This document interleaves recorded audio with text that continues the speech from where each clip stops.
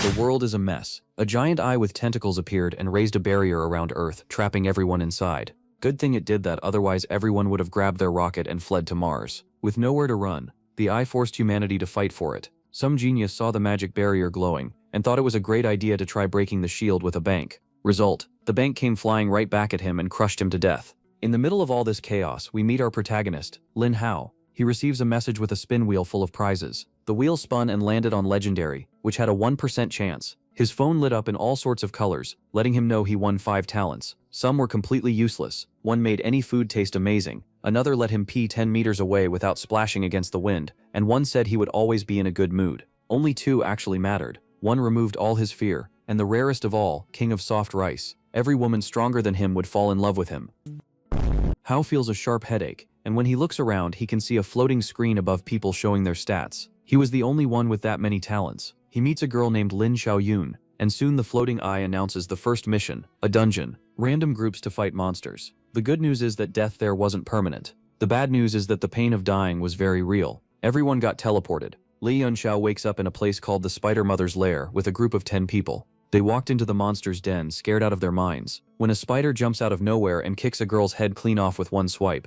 Everyone panicked and ran away, leaving Hao behind. He decided to fight back, grabbed a rock to smash the thing. But when he looked at the spider, it was making the cutest little face, and its status said friendly. Hao couldn't even bring himself to attack. The little spider started rubbing against him, and he quickly figured out why he wasn't being attacked. It was his crazy talent of being loved by stronger women. Knowing the power worked on monsters too, the ability became completely broken. MC went to explore the dungeon. Along the way he finds piles of bodies, and more spiders started showing up following him around. It got to the point where he had a whole spider gang. Suddenly he finds the boss spider sleeping on top of a treasure chest. The big booty spider wakes up holding a scythe, completely confused. When the little spiders carried the boy over to her, his talent had already taken effect on her, and the spider started tearing his clothes off. MC tries to scream in desperation, but she covers his mouth to do some very questionable things to him. All I know is that by the end he's wearing a web outfit and she's having the best day of her life. He spotted the chest just sitting there and touched it. The goddess Agatha awakens in his mind, congratulating him for clearing the dungeon as a pacifist.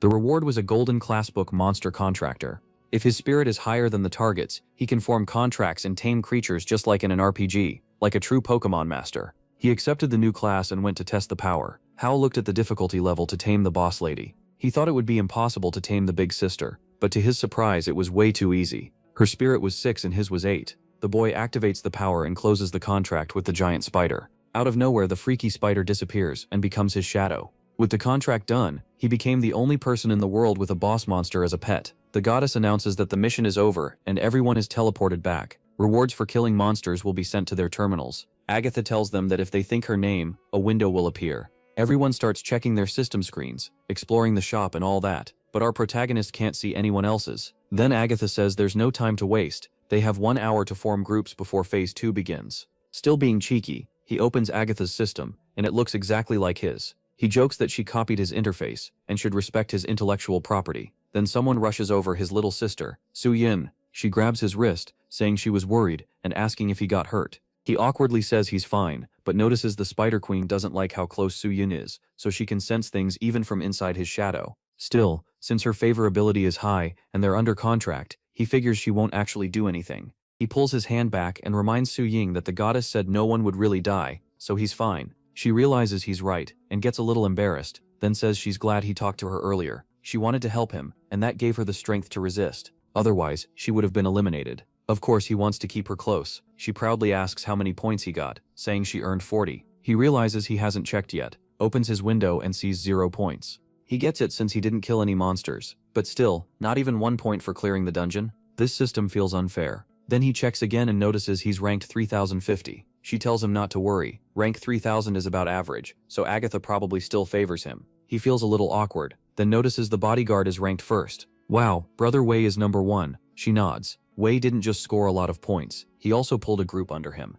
In this world, people need allies to stay alive. Holding his arm, she urges him to come along with her around. Nothing will happen to him. He's puzzled. She's only a little weaker than Wei, so why is her score so much lower? Something feels off, especially after hearing he already gathered followers. He figures she may become a problem later, but since she's been nice, he decides to see what's going on first. They head into an alley, where Wei and the others are waiting. He turns and says he wanted to speak with Miss Lin. In this new world, your old status means nothing. Back in the dungeon, both she and that so-called big shot knelt before him. Now only strength matters. Lowering her head, she says she knew something was wrong with Wei Kai. In the dungeon, he used kids and old people as bait for the spiders. She hated it, but he claimed it was for better results. Now she sees that wasn't true, and he admits it. He wants power to get whatever he wants, and the men behind him prove people already obey him. Then he says she'll be his woman. Together they'll become top servants of gods and demons, and gain rewards beyond imagination. She rejects him right away. He's completely wrong, and she never thought he'd become this kind of person. Without laws holding them back, men like him show their true side. After just a few hours, he's already acting rotten. The protagonist takes her hand and tells her it's fine. These people are the problem. At least he promises he'll never become like Wei. That hits her hard. Wei sneers at Hao, saying he got 0 points and is useless. If he has to hide behind a woman, he doesn't belong in a world ruled by strength. He stays calm while she steps forward. She calls Wei Kai disgusting. He doesn't care. This is the new world, and since she's strong, she should join him. Staying with this weakling will only drag her down. She turns her back on him, says they're done, and tells him he changed way too fast. Then she walks off, hand in hand with Howl. Xiao Bei isn't about to accept that. He calls out that Xiao Bei is the person he likes most here, and he won't just let her leave. There are many strong people now, and only by standing with him can she survive. She fires back that she knows he's only using her. She refuses, but he coldly tells her it's not her choice. Even if killing is restricted in the main city, he can still stop her. Without waiting, she grabs Hao and runs. One thug yells that if Xiao Bei were alone, she might get away. Then someone leaps at her, and both of them hit the ground, rolling apart. Wei mocks her for sticking with trash. She knows she could escape alone, but she can't leave Hao. The thug says her heart is too soft. Even now, she's still protecting a loser. He says he'll teach the kid a lesson. Without strength, nobody survives here. Then he orders the others to kill the protagonist. One of them hesitates, asking if killing in the main city is really allowed. Wei brushes it off. The Elder God never banned it, and MC has 0 points anyway. He plays dumb, asking if they're really going to gang up on a kid. They almost feel bad, but say he's useless, and they're following orders. Xiaoyan is shaken, but someone holds her back and tells her not to interfere. He wants her to watch the protagonist get beaten. The protagonist, meanwhile, thinks he doesn't know whether killing has a penalty, but he's not going to let them kill him. Since they came for his life, he doesn't care what happens next, and quietly starts his jutsu. Then the Spider Queen appears, scythe in hand. Everyone freezes, asking if that's the same boss from the dungeon. They try to run, but she raises her scythe and cuts them down. Wei is stunned, wondering why the spider boss is here, and why she seems to be helping Hao. On top of that, she's massive and insanely fast. One survivor drops to his knees, begging for mercy, and calling himself blind and stupid. Another hurriedly takes back everything he said, praising MC, and begging to be spared too, but the girl behind them isn't having it. The man starts whining to Xiao Yan about all the years he served her, but she punches him in the mouth and calls him trash. Then she keeps hitting him. Punches, kicks, everything. How can a man like that even call himself a man? He makes her sick. Watching how righteous she is, Hao becomes even more interested in teaming up with her. She apologizes for dragging him into this mess, and he brushes it off. Then she asks what he plans to do about the unhinged Wei Kai. He thinks it over. Wei is dangerous. He gave up the second things turned bad, and someone like that can't be left around. Wei starts begging Hao for mercy, but the system warns that his real thoughts are all about revenge, crushing the protagonist and burning his ashes. It tells him to kill Wei now. The Spider Queen is already moving in. Xiaoyan realizes MC might really kill him. Even if it feels wrong, she knows she can't step in. Wei did try to murder him. Hao, being as sly as ever, notices she wouldn't like him killing Wei, so he says Brother Kai has already paid enough, and claims he'll forgive him. Wei immediately thanks him over and over. He then turns to the Spider Queen, telling her not to attack Brother Kai. He explains that because of their contract, she strikes anyone who means him harm, and he can't fully control it. Wei drops to the ground, yelling that it's unfair, and insisting he doesn't want to hurt Hao, but the scythe is already coming down.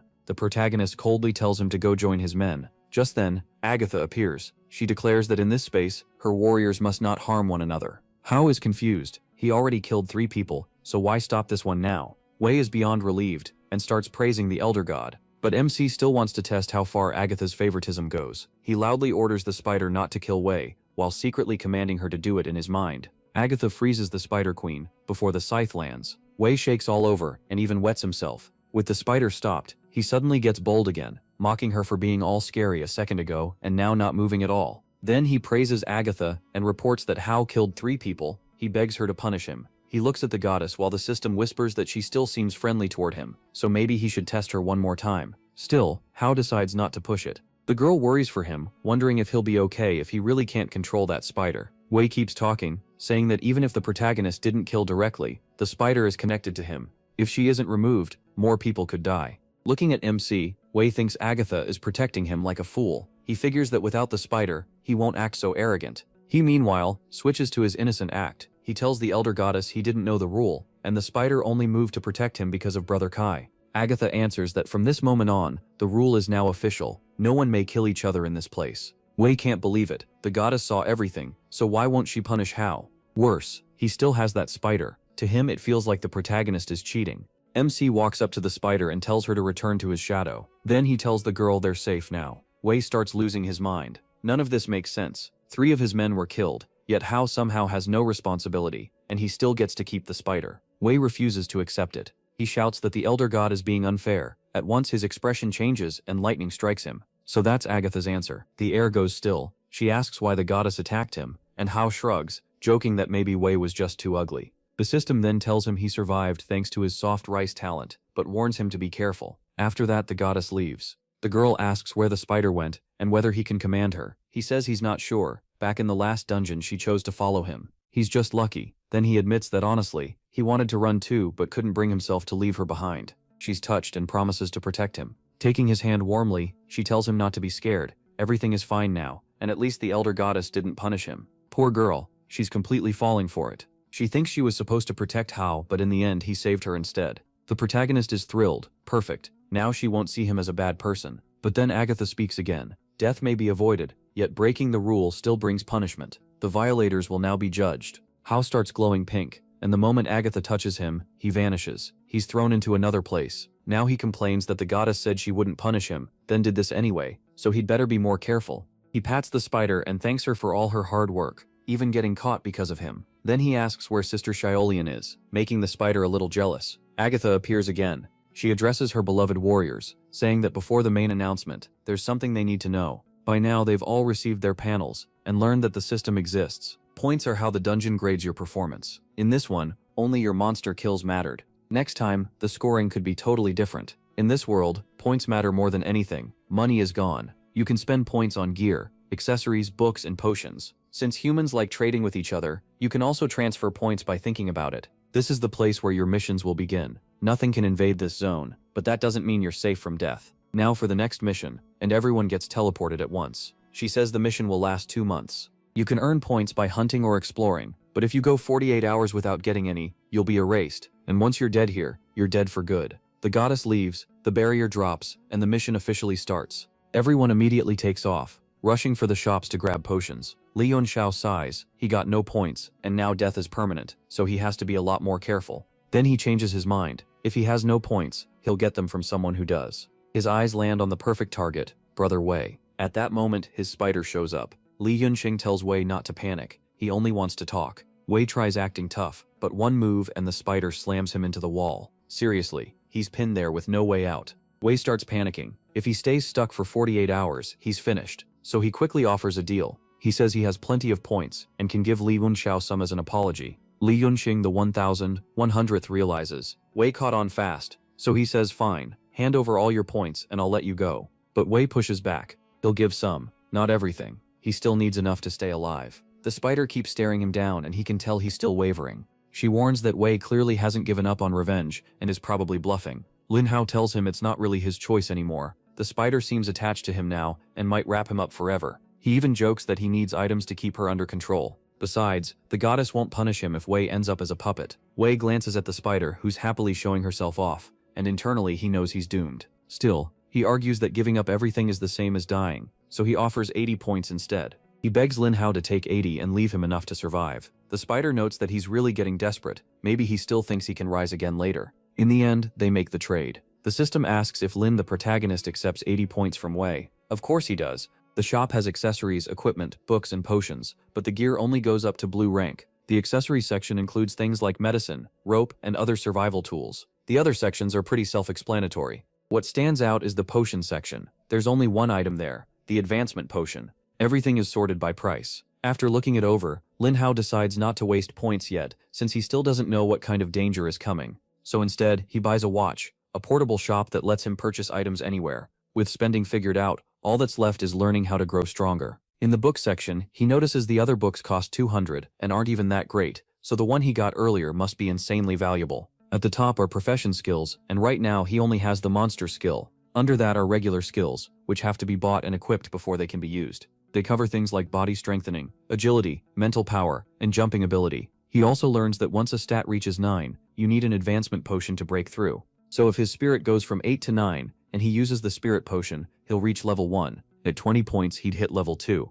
and it keeps going from there. But then he notices a problem. The books only raise stats up to 17, so how is anyone supposed to reach level 2? And that old man over there is still stuck at level 1, so there must be other ways to gain stats, probably through mission rewards or treasures. Since the king of soft rice can only make contracts with targets stronger than him, and monster contracts need more spirit, that's the stat he decides to focus on. So he buys a normal quality level 0 mental training book. The moment he uses it, the knowledge enters his mind, and he starts meditating, until someone suddenly interrupts him. A stranger pops up and introduces himself as Zenshi, even handing over a business card. Lin Hao stares at it in confusion. A second-hand house salesman. Why would anyone be passing out cards in a world like this? The man awkwardly apologizes and says it's just a habit. Then he gets to the point. He wants MC to join their group. The system warns that since he's a salesman, he'll keep pushing even if you reject him 10,000 times. He says he's already with his sister and turns him down. The guy still tries to press him, but then someone steps in from behind and tells him to back off. The kid clearly isn't interested.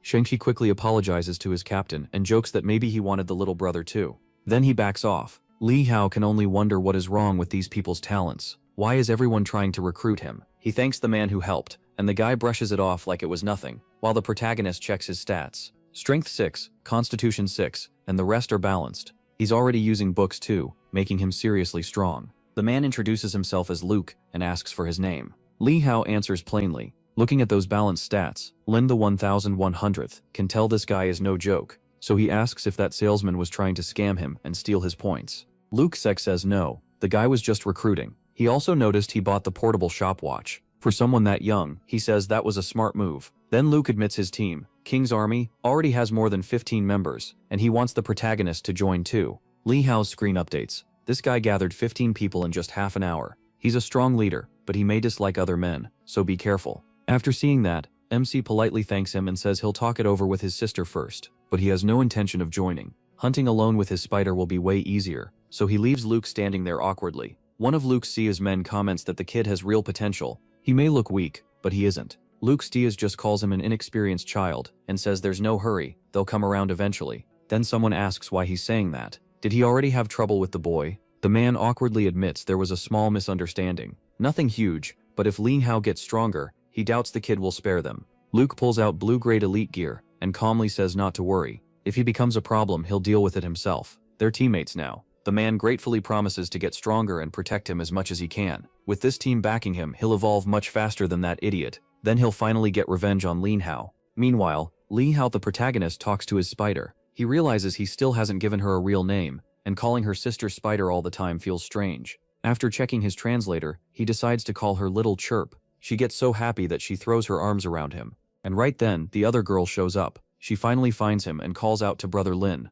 Li Hao asks why she's still here, and she says she came to apologize. Then she asks for his hand. He gets confused, wondering if she's trying to give him something, and tells her she doesn't need to. But she insists, and places an item in his hand. It's an amulet that can block even a fatal hit. She tells him to keep it for exploring dangerous places. Li Hao instantly feels awkward. He saw that item in the shop, and it costs around 40 points. She's spending almost everything on him. Then she turns to leave. She says goodbye, and tells him to stay safe because she still has other things to do. Feeling shy, he tells Little Chirp that if she ever needs help later, they'll help her too. After that, he gets serious. Little Chirp pulls out her scythe. As the barrier is about to come down, the crowd bolts forward like shoppers on Black Friday. They glance back and spot Li Hao lagging behind, looking exhausted. Of course he's faking it so nobody learns what he can really do. The others think he's dead weight, and rush off to grab exploration points first. Once they're gone, MC checks around and sees no one nearby. So he tells Little Chirp she can come out now, and she immediately scoops him up. He's getting pretty spoiled by this. Still, it helps. She bursts forward at full speed and tears across the map. In no time, she's already explored a huge area, leaving everyone else confused. People notice a line cutting across the map right where they wanted to go and panic, since that means fewer points for them. Meanwhile, in Little Chirp's arms, Lin Hao starts planning. After 5 kilometers, he only has 1 point. Exploration pays way less than he hoped, and they still haven't found any monsters. The safe zone must be much bigger than expected, even though the goddess said this place had all kinds of creatures. So this mission isn't just about fighting, It's also about surviving in the wild. Thanks to Little Chirp, they've already covered a huge distance, but other than exploration points, they still haven't run into any monsters. Right now, he needs 200 points for the advancement potion. Nearby, a group of goblins is roasting a pig. Forest Goblin, Strength 5. The system marks them as part of this mission's monster set. Lin Hao isn't very interested, since they're weak, but the spider is dying to start slaughtering them. Then a new quest pops up. Wipe out the Forest Goblins for 5 points. If they attack from stealth, he'll get bonus points from the panic too. He calls for Little Chirp, and she drops from the tree upside down. He tells her to sneak in and strike quietly while the goblins are busy eating. A giant spider suddenly lands on their backs. They never had a chance. She kills 2 right away, and the others turn and run. He gets 5 points, then realizes they can't be allowed to escape. He tells her to finish them all, and she throws webs over the rest. They try to get away, but there's no chance of that. Not happening. But more goblins rush in almost at once. These reinforcements are stronger, and since they're archers in a group, Little Chirp starts having a hard time. Hao hesitates. Should he jump in and help, tell her to retreat, or run somewhere else? Any move feels risky in a place packed with monsters. Worse, even more goblins are closing in, and these ones are great at tracking. He realizes hiding won't work anymore. He basically kicked the whole nest. So he checks his watch for options and finds 2 items. One is a 10-point pot that makes a smoke screen. The other is a 2-point scroll that teleports you to a safe spot within 1,000 meters, after a 10-second chant. Since he's still safe in the tree, he buys the scroll, uses it, and counts down. Little Chirp keeps fighting hard until 0, then she vanishes. He lets out a breath. They should be safe now. She appears beside him and immediately hugs him. Poor thing got pretty beat up. That also lets him figure out something important. If she gets too far away, she's pulled back to him automatically. She looks down for not doing more, but he comforts her. There were just too many goblins, and she's okay. Then he checks the map and sees the area from earlier wasn't marked at all. Looks like monster zones change how exploration works, so all he can do is keep moving. Later, he comes across a goblin fortress that looks half empty, because many of them left to chase them. A new quest appears: destroy the goblin fortress. The more damage he causes, the more points he'll get. He's thrilled. This is exactly what he wanted. Now he can get revenge and earn points too. He pulls out fire dynamite from the shop. Junk in most places, but perfect here. After laying out the plan for Little Chirp, he sets the place ablaze. As goblins run through the fire, she cuts them down. By the end, he's burned 5 fortresses and earned 30 points. Points are hard to get here, but he's fired up. If this keeps going, he can buy the advancement potion tomorrow. The downside is obvious. His attacks are drawing more goblins, and now they're tracking them. Little Chirp suddenly goes alert and asks if he felt that too. Then the newcomers show up. Luca gone away draw. At least Chirp caught them fast. Hao stays calm and figures the old man joined up with these guys. Wei is right in the center. The system notes that he's enjoying the power boost from using his team's items, and he's clearly aiming for revenge later. The bad news is his stats are high. Their plan of funneling resources into a few people really worked. A small goblin jumps from the bushes, and in one instant Wei cuts it down. Hao notices the strike was even faster than Little Chirp's, and that clearly annoys her. But her status shows something huge. Because she's overflowing with love for him, she has a trait that lets her one-shot anyone with lower stats. The system warns him not to let this guy live. He doesn't need the warning. He already decided that. Luke's group is feeling good, saying they just need to keep killing monsters, so the exploration team will reward them with better gear later. Wei is thinking the same in a colder way. Since these fools don't share things evenly, he just has to stay strongest to get the most resources. Once he gets 100 points, he'll buy monster suppression oil, coat his weapon with it, and kill that spider.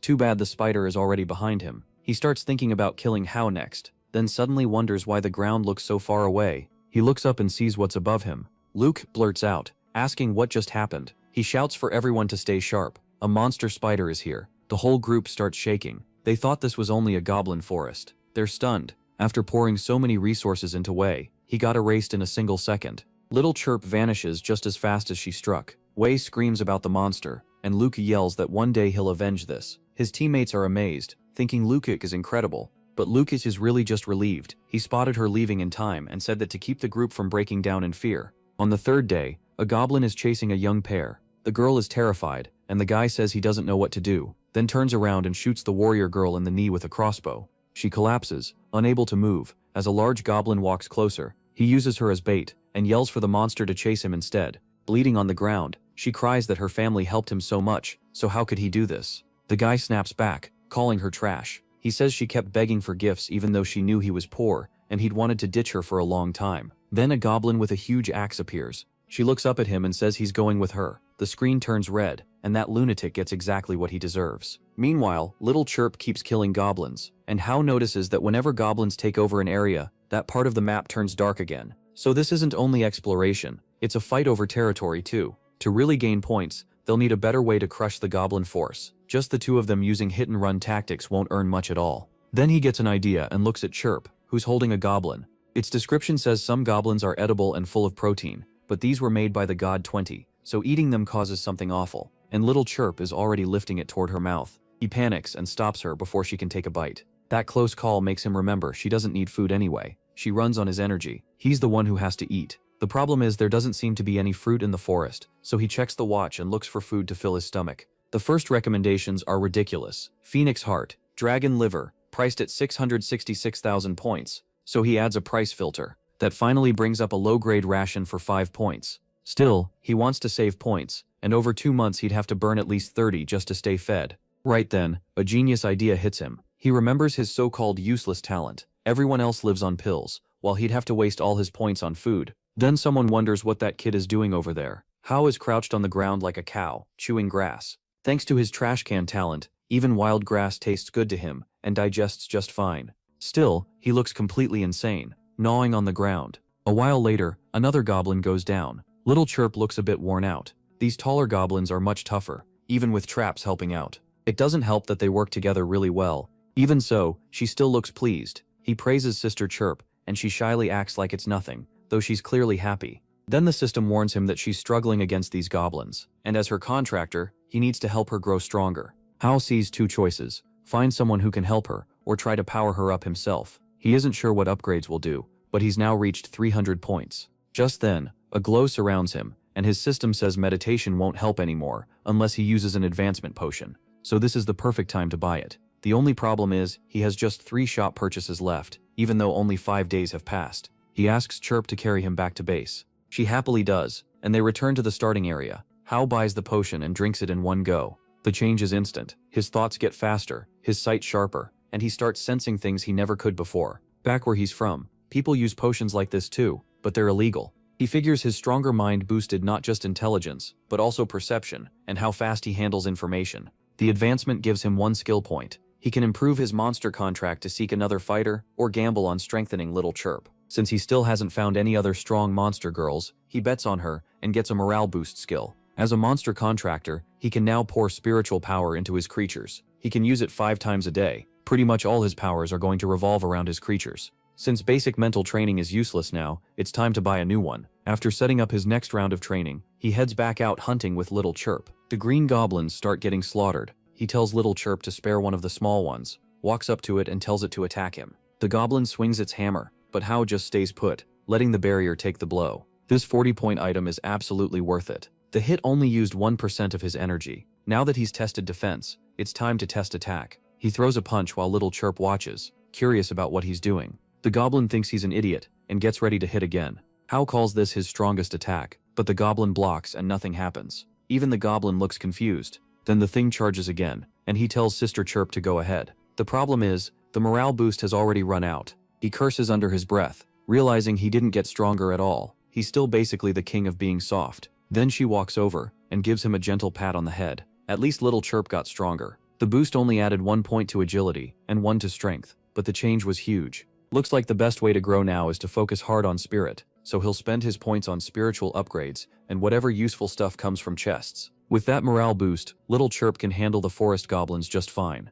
Meanwhile, the goblin is getting completely destroyed, while the poor mother and daughter beg for help. The goblin raises its huge hammer to attack, but someone jumps in at the last second. Our hero shows up and saves them like a superhero. Over with Luke, he warns them the goblin fortress is just ahead, so they prepare to strike. But when they get there, the fortress is already burning, and goblin bodies are scattered everywhere. In the flames, Lucas sees who's behind it, and quickly tells everyone to stay calm. The last time he saw this monster, it wasn't nearly this strong. Even with better gear now, he still isn't sure they can beat it. Little Chirp suddenly dashes past them all and disappears. It's insanely broken. Luke lets out a long breath, while his men start asking questions. Captain, where did this monster that keeps wiping out forest goblins come from? Luke has no clue, so he guesses the gods summoned it to make things harder for them. Still, he tells them not to worry. Once they're stronger, they'll take it on. For the past few days, warriors have been spotting a purple blur racing around and killing goblins. Some were afraid of it, while others thought it was a helper sent by the gods. Others were mad because it kept ruining their missions.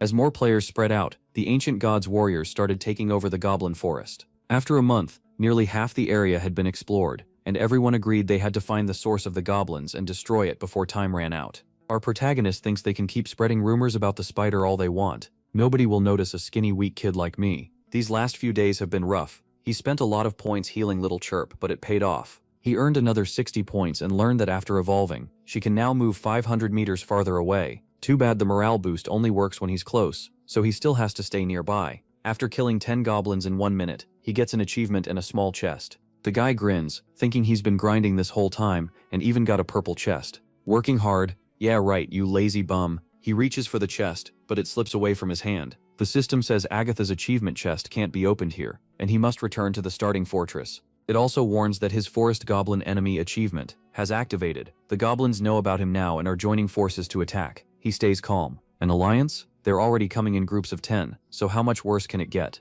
Inside the goblin base, a shaman starts casting, and soon an army marches out. There are even centaur warriors among them. Meanwhile, our guy calmly chews grass and thinks a huge group must be coming, so it's better to stay out of the moonlight. Little Chirp keeps getting stronger, and he's bought some new items too. Too bad he still has to hide in the back. Standing by a pile of rubble, he plans a trap with Little Chirp's webs. Since he's killed so many goblins here, he knows they'll search this area first. She also spreads extra webs around to warn her if anything breaks through. He's got a return scroll ready too, just in case. Then Chirp warns him, the monsters are coming, and the army arrives. Centaurs are smart and fierce, but the slave collars on them have sealed away their minds. Right now they're just beasts forced to obey the goblins. Then the goblin cavalry appears, forest goblins riding centaurs. Fighting them head-on is rough, so the smart move is to knock the goblins off first. A mission pops up: defeat the cavalry force for 20 points. He sees the centaurs and decides to use the morale boost right away. Little Chirp launches herself forward, cutting through them, but it isn't easy. More enemies circle behind her, and she takes a hard hit as blasts go off everywhere. So she pulls back to our protagonist.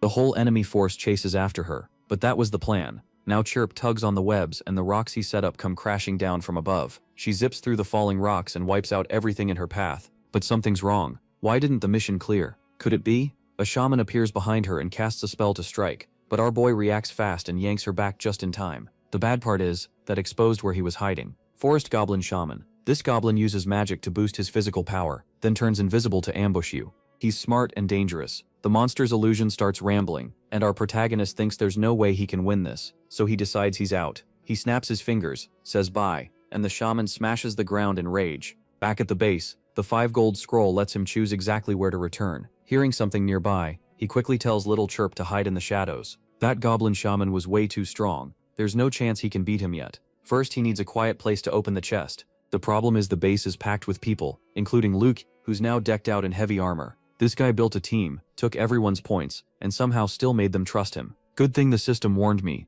or I might have fallen for it too. But while some people were doing great, others were doing terribly. One man who used to be rich is already begging. Kid, I own houses back in the real world. I'll give you boxes of cash. Just give me some points and protect me. The protagonist tells him to get lost, and heads into a shady alley. Looks like nobody followed me. Now I can open this thing. He hopes for something that boosts his fighting power, or at least raises his spirit to level 2, and makes Little Chirp stronger. The chest starts to glow. Item rarity goes from white to gold, and the shop mostly sells blue rank or lower. But what he got is purple, a purple substitution pill. This pill makes others see the user as a different being. The user doesn't actually change, but to everyone else it's a level 5 illusion. Prophecy skills can detect it, and it lasts 24 hours. He thinks, perfect, the shaman was only level 1, so this should fool anything up to level 4 or 5. That means he could turn into a forest goblin, sneak close and take the shaman out. The only issue is talking, so he asks the shopping assistant for something that lets him communicate with monsters. The shop offers goblin flavor translator gum. Eat it, and you can talk with any goblin for 24 hours. Cost 5 points.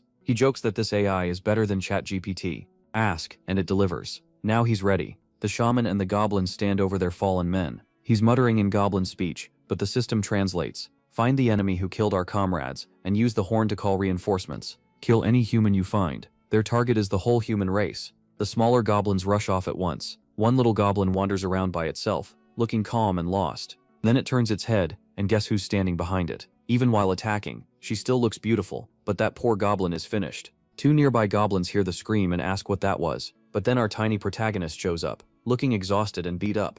The goblins are totally confused. Of course, that's the item's effect. Right now they all see him as one of them. He tells them he spotted the enemy nearby, and they blow the horn. The shaman comes over with the others, and looks at him like he's just another goblin. Did you see the horrible spider and her master? He answers fast. Yeah, I saw them. They went that way. He's thrilled. This is working perfectly. They don't suspect a thing, and the shaman is so relaxed he doesn't even have his skills active. Then the protagonist says he has something important to tell the shaman about that person. The shaman insists they need to keep chasing him right now. Then our boy declares he's here for revenge. The shaman turns in confusion, but the protagonist is already behind him and takes him down. Some goblins rush in to avenge their leader, and he uses morale boost. Without the shaman, it's just centaurs and turtle goblins. Now, nothing he can't deal with fast. He even wonders what his next ability will be, since this boost is crazy strong. One goblin tries to scare him, saying goblins are blessed by the gods, and killing them will bring a curse. He doesn't care, until the system pops up. He killed the leader of this forest goblin tribe, survived their attack, and earned the achievement Intermediate Goblin Enemy. Its effect means every goblin,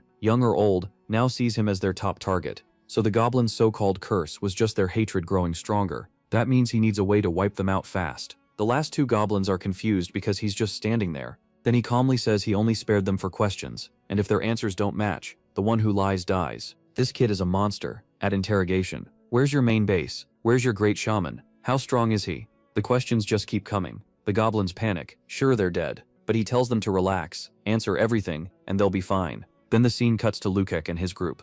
Have you noticed the goblins we've met lately are way stronger than the ones from the start? The army's getting stronger? So what? We're getting stronger too, and there's still no match for these fists. No one at the meeting looks worried, but Lukek cuts in. His team pushed deep into the forest and triggered something called a main mission. He explains it can be shared, and others can join in. He's not trying to scare them, but this time they probably need to work together. Everyone checks their screens, but since they aren't in Lukek's party, they still don't fully trust him. Main mission: cleanse the goblin forest. The goblins were never part of this world, and the altar is what brought them here. To end this, the source has to be destroyed. Objective: wipe out the goblin thunder tribe. Any soldier of the ancient god who gets this mission can share it, and rewards will depend on contribution. The guy with glasses says Lukek should lead, but Lukek doesn't want all the pressure on himself. So he proposes a parliament, where everyone gets a vote. The blue-haired girl isn't happy with that. If the group makes a choice she doesn't like, she's out. Lukek accepts it. People can act on their own, as long as they help finish the mission. Meanwhile, back with the girl's master, even this defended base can't handle Little Chirp after the morale boost.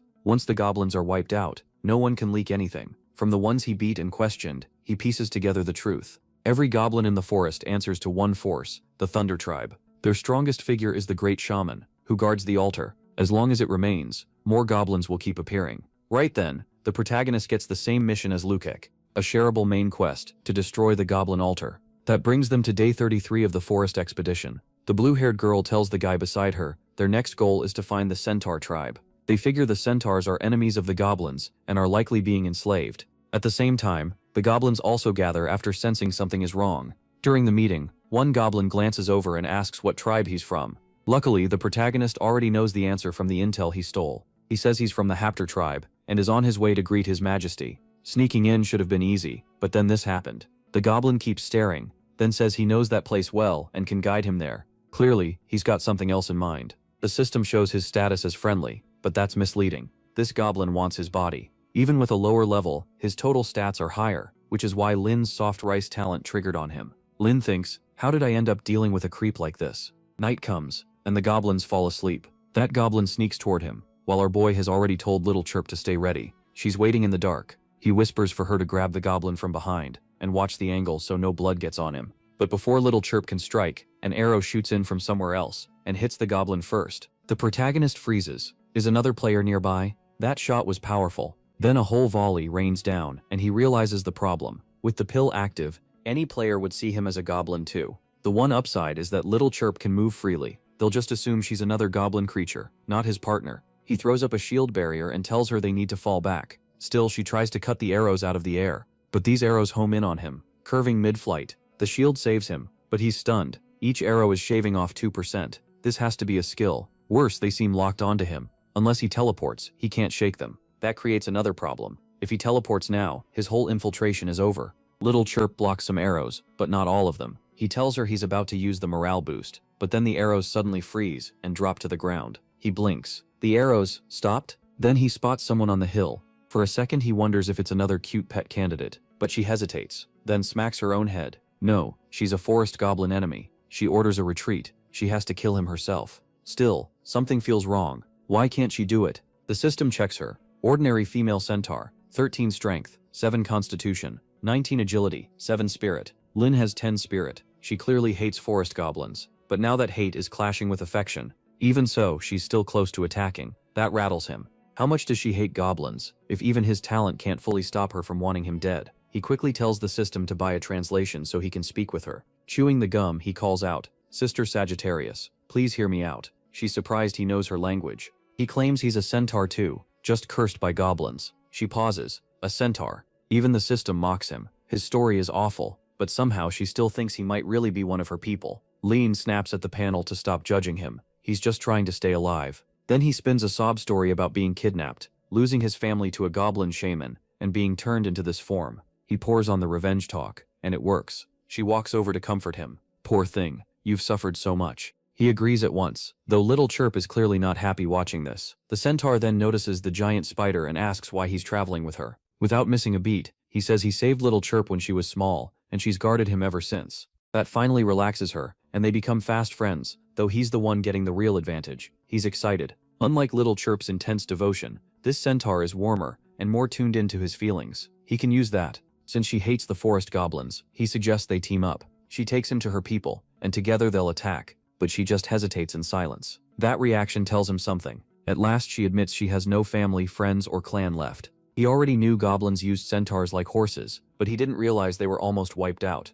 Trying to comfort her, he rises on his toes and pats her head. He tells her that when it's time for revenge, the survivors have to stay strong. Then he gets to the real point. His goblin curse gives him an edge, because it lets him sneak into their base. She's not exactly sharp, but she buys it fast. An inside attack could work. He happily tells Chirp to return to the shadows so they can move. Then the centaur stops him. She wants to hide in the shadow too. He says that won't work because Chirp has a contract with him. If she wants to infiltrate, there's another way, though she might not like it. She doesn't even pause. Whatever it takes for revenge, she'll do it. So he shows her the plan. Wear a slave collar and pretend to be his slave. She recoils, worried it'll make her stupid because it's cursed. Linhao says this one already had the curse removed, so now it's just metal. Apparently that's true. When she touches it, nothing happens. He explains what happened with the centaurs they fought before. Once the collar broke, the curse moved into the centaur, driving him mad. He had to put him down, though the centaur thanked him. That's how he ended up with these uncursed collars. His first idea was to gather several centaurs and invade with all of them, but now one will do.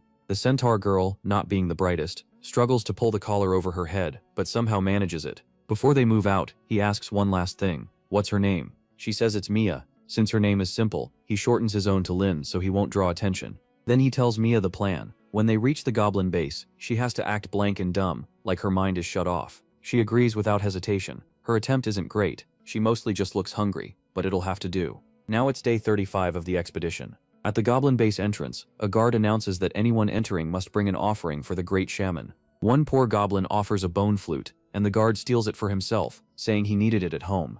Then another goblin steps up with his wife and daughter. He begs for mercy, saying they're poor, and these are their most valuable goods, just a few small roots. The guard slaps him for daring to offer such trash to the great shaman. He orders the sinner seized for disrespecting the shaman. Surrounded, the goblin pleads for mercy for his wife and daughter. The guard's grin makes his plan obvious. He says he's been needing 2 women at home, and if they agree, he'll let the man go. Right then, another goblin rushes over with news. A traveler has arrived with a centaur, and he looks rich. Standing beside Mia, the protagonist notices her dumb act has gotten a lot better in just one day. Then the guard steps in front of him for a routine inspection, and the system gives bad news. The very first guard he met here is hostile. The Thunder Tribe sees other goblins as weak and dumb, so this guard will squeeze you for everything he can. Watching that family get held back, the protagonist realizes what happened to them. But Mo Xiaobei came prepared. His pill doesn't make him look like some random goblin. It makes him look like that messenger. He tries to explain. Actually, I'm from. The guard cuts him off. The great shaman ordered that only nobles or those who pay can enter.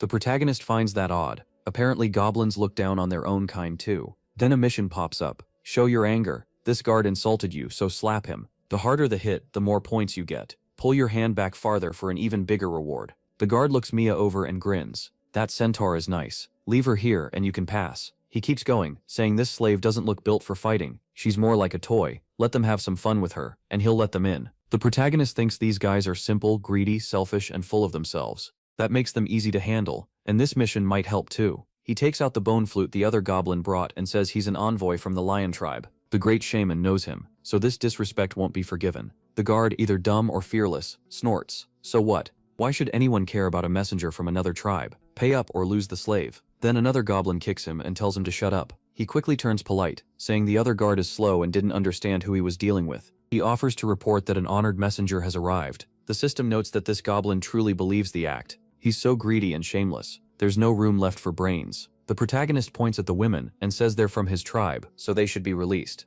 The guard agrees at once. He waves them off, leave already, and don't make him repeat himself. The family thanks the protagonist and hurries away. Still, he's confused. He thought humiliating the goblins counted as a slap in the face. Did the mission really mean an actual slap? Looks like he missed part of it, because it clearly wanted a hard one. He hesitates. Right now he's just posing as a messenger, and slapping a guard could cause a huge mess. So he tells them there's no need to announce him yet. He'll speak with the great shaman later. The guard replies that this idiot won't interfere again. In the end, he decides to skip the slap. The reward is too small for the risk. Smart move. Inside, he studies the Thunder Tribe, the biggest tribe in the Goblin Forest. If he remembers right, it's split into 3 levels. At the bottom are the non-combat goblins, most of them hungry and barely getting by. The second level belongs to the fighters. And at the top live the noble goblins, who enjoy everything without working for it. Other than being green, they're basically the same as everyone else. Stories say the nobles are more connected to the forest and can use special powers. In a place like this, where power decides everything, the strongest shaman rules. At the top sits the great shaman's home. When they reach the stairs, a guard stops him. No one can enter the sacred area, not even a top messenger. Once everyone arrives, the great shaman will hold a meeting. The protagonist decides not to push it. Acting arrogant now could expose him, so he'll look for another way to get close. At least his messenger status gets him a place to stay. He tells Mia she can drop the dumb act now. She answers okay. She's moved after watching him save that family. He tells her their real target is the great shaman, not the worker goblins. To him, she's an innocent centaur, showing pity even to the race that hurt her people. Little Chirp had already started laying traps, but he stops her. He has another plan. Originally, he meant to act as a messenger, lure the great shaman over, and stab him there. Mia liked that idea, but now it's clearly useless. He's figured out the great shaman doesn't respect messengers at all, so there's no chance he'll come to him. Sure, he could ask for a meeting, but it would be packed with guards, and even with both of them fighting, killing the shaman wouldn't be certain. So now he wants to throw the whole place into chaos first. He tells the ladies he's got a new plan. He heads for a huge drum, the great war drum of the Goblin Forest. If it's struck, everyone gathers. By tribe law, it should only sound in emergencies, or by the great shaman's order. He hits it anyway. The guards shout, asking why he's beating the great war drum. More goblins rush in, expecting an attack. The protagonist thinks his disguise as a messenger buys him time. The guards won't move too fast. Some nearby goblins start looking nervous, scared they'll be exposed. Good, he thinks. Everyone's here. Now it's time to start. He raises his arms and announces that today will be different. The goblins look around, confused, wondering where the great shaman is. Then he launches into a speech, saying the ancestors spoke to him in a dream. He claims he'll now guide them by the ancestors' will and bring happiness to all goblins. The guards are shaken. Did he really receive a revelation? He asks if life has been getting harder, more work, less food. Then he turns to the warriors. They shed blood, but never get rewarded for it. The goblins shout yes. He asks if all of that is because of other races. Again, they yell yes, but he says they're wrong. That throws the crowd off. They've always been told other races were to blame. Now they're lost and can't follow what he's saying. The protagonist realizes his speech is failing. Maybe they're just too dumb to get it. He already knows about an item that can help with persuasion, but it costs 70 points, and he's short on points right now. It's a high-grade simple megaphone. Speak through it and your negotiating skill rises by 1, while your words hit people harder. Right then, the goblin who triggered the mission comes back. He yells that he checked with the shaman, and the shaman says he doesn't know this guy. The protagonist thinks the timing couldn't be better, and throws a punch. Even though the goblin is about to fight back with his club, the protagonist whips out the megaphone and shouts for him to stop, calling him a shameless thief. The goblin freezes. He roars that this guard is supposed to protect the tribe, yet only cares about greed and stuffing his own pockets. His behavior is vile and humiliating. Everyone here wants to see his blood spilled. A man like that doesn't deserve to guard this tribe. The megaphone works instantly, and the crowd starts murmuring. They agree this guy really is garbage. He shouldn't be a guard. One goblin says he only got the job by selling his wife. Another says they should replace him with someone better. The guard loses it and screams that he'll kill them all. But before he can move, one of the great shaman's successors arrives. The system points out that this shaman should be strong, but he's drained himself by spending his life drinking and chasing goblin women. He's so pathetic the system almost can't be bothered to insult him. then sarcastically tells the protagonist to go see for himself. The guard drops to his knees and says he's trying to keep order, but this stranger is causing trouble. The shaman brushes him aside and demands to know who he is, what tribe he came from, and why he's stirring up chaos here. Thinking fast, the protagonist declares that he is a saint, chosen by the great ancestor of the lion tribe, sent to revive the goblin people. The crowd is stunned. Some goblin women even start blushing and swooning. One says she doesn't know why, but he looks like the most handsome goblin in the whole forest. Her husband is completely baffled. Keeping the act going, he says the great ancestor gave him an oracle. That oracle said all goblins come from the great gods and deserve fairness, happiness, and freedom. The crowd is shocked, wondering if the ancestors really cared for them like that. The shaman gets furious and yells that he's no shaman, so how dare he claim the ancestors spoke to him. The guards move in, but 3 arrows hit the ground in front of them. His allies fired them. He keeps speaking, saying some goblins twisted the ancestors' words. That lie created injustice, letting some call themselves nobles and exploit everyone else. The shaman orders the guards to stop him, but the protagonist refuses to back down, blaming the nobles for the suffering of the workers. Now the fat goblins living off this system start to panic, while the guards keep shouting for him to be silenced. Before they can reach him, the citizens he stirred up step in front of him, saying anyone who wants him dead will have to kill them first. The whole crowd turns wild and rushes to defend him. The goblin women are completely charmed, even the noble women who would lose the most from all this. One of them cries that the nameless goblin is telling the truth and no one is allowed to hurt him. The male goblins push back, saying he must be a noble too. Only nobles carry the shaman's blood, so they deserve more rights, and he should be killed now. The soldiers waver. One tells the captain not to attack yet in case they're making a mistake. Another joins in, saying his own mother is out there in the crowd. The protagonist thinks this is going perfectly. The goblins are so split apart that stirring them up was easy. Still, there's a problem. Only the poor and the women are backing him, while the fighters still haven't picked a side. That's not enough to take down the great shaman. He needs to fire them up even more. So he shouts for everyone in the tribe to listen. Then he says he's willing to give himself up, and asks the great shaman to arrest him. The goblin women panic, crying out for their hero not to surrender. He goes on, saying he's exhausted. He came to bring hope and fairness to the tribe, but all he sees now is fighting. So he tells them not to protect him anymore. He doesn't want them suffering because of him. He'll surrender, take the blame, and let himself be locked up if it stops the bloodshed. But he says everyone will remember he gave himself up to fight the injustice here. The women break down, begging him not to do it. They can't believe a man like this could even exist. He walks up and tells the shaman to take him away. The women warn the shaman that if he harms him, they'll never speak to him again. The shaman doesn't care, and says he wants him dead. A soldier quickly warns that killing him now will make the whole crowd explode. He says it's safer to lock him up and wait for the great shaman king to handle it later. Annoyed, the shaman finally agrees and orders them to take him away. The protagonist smirks to himself. This is exactly what he wanted. The story then cuts to Luke, who has just finished off some goblins, and is checking a map. It looks like the enemy is getting ready to lay siege to the goblin city. A messenger arrives, saying reinforcements finally showed up, but the group is irritated because their ally came way too late. She says the only thing she found was the ruined centaur city. It had already been wiped out. Luke gets at least stunned that an entire race was erased. The soldiers get excited, but he stays cautious. He explains their elite troops can beat goblin warriors, but if the enemy really has a full army, nothing is guaranteed. Stats only rise through training and skills, and without enough levels, better gear can't be used. That keeps people from becoming overpowered too fast. Since the centaurs won't be helping, they need a new plan, so he says they'll pool their points again and give the best gear to the strongest fighters, though he's not sure everyone will agree this time. On day 36 of the exploration, the story returns to the protagonist's cell. The shaman comes in and orders the guard to stay at the door and let no goblin inside, no matter who it is. The guard agrees, and the shaman steps in to face the prisoner. The protagonist is surprised he actually came.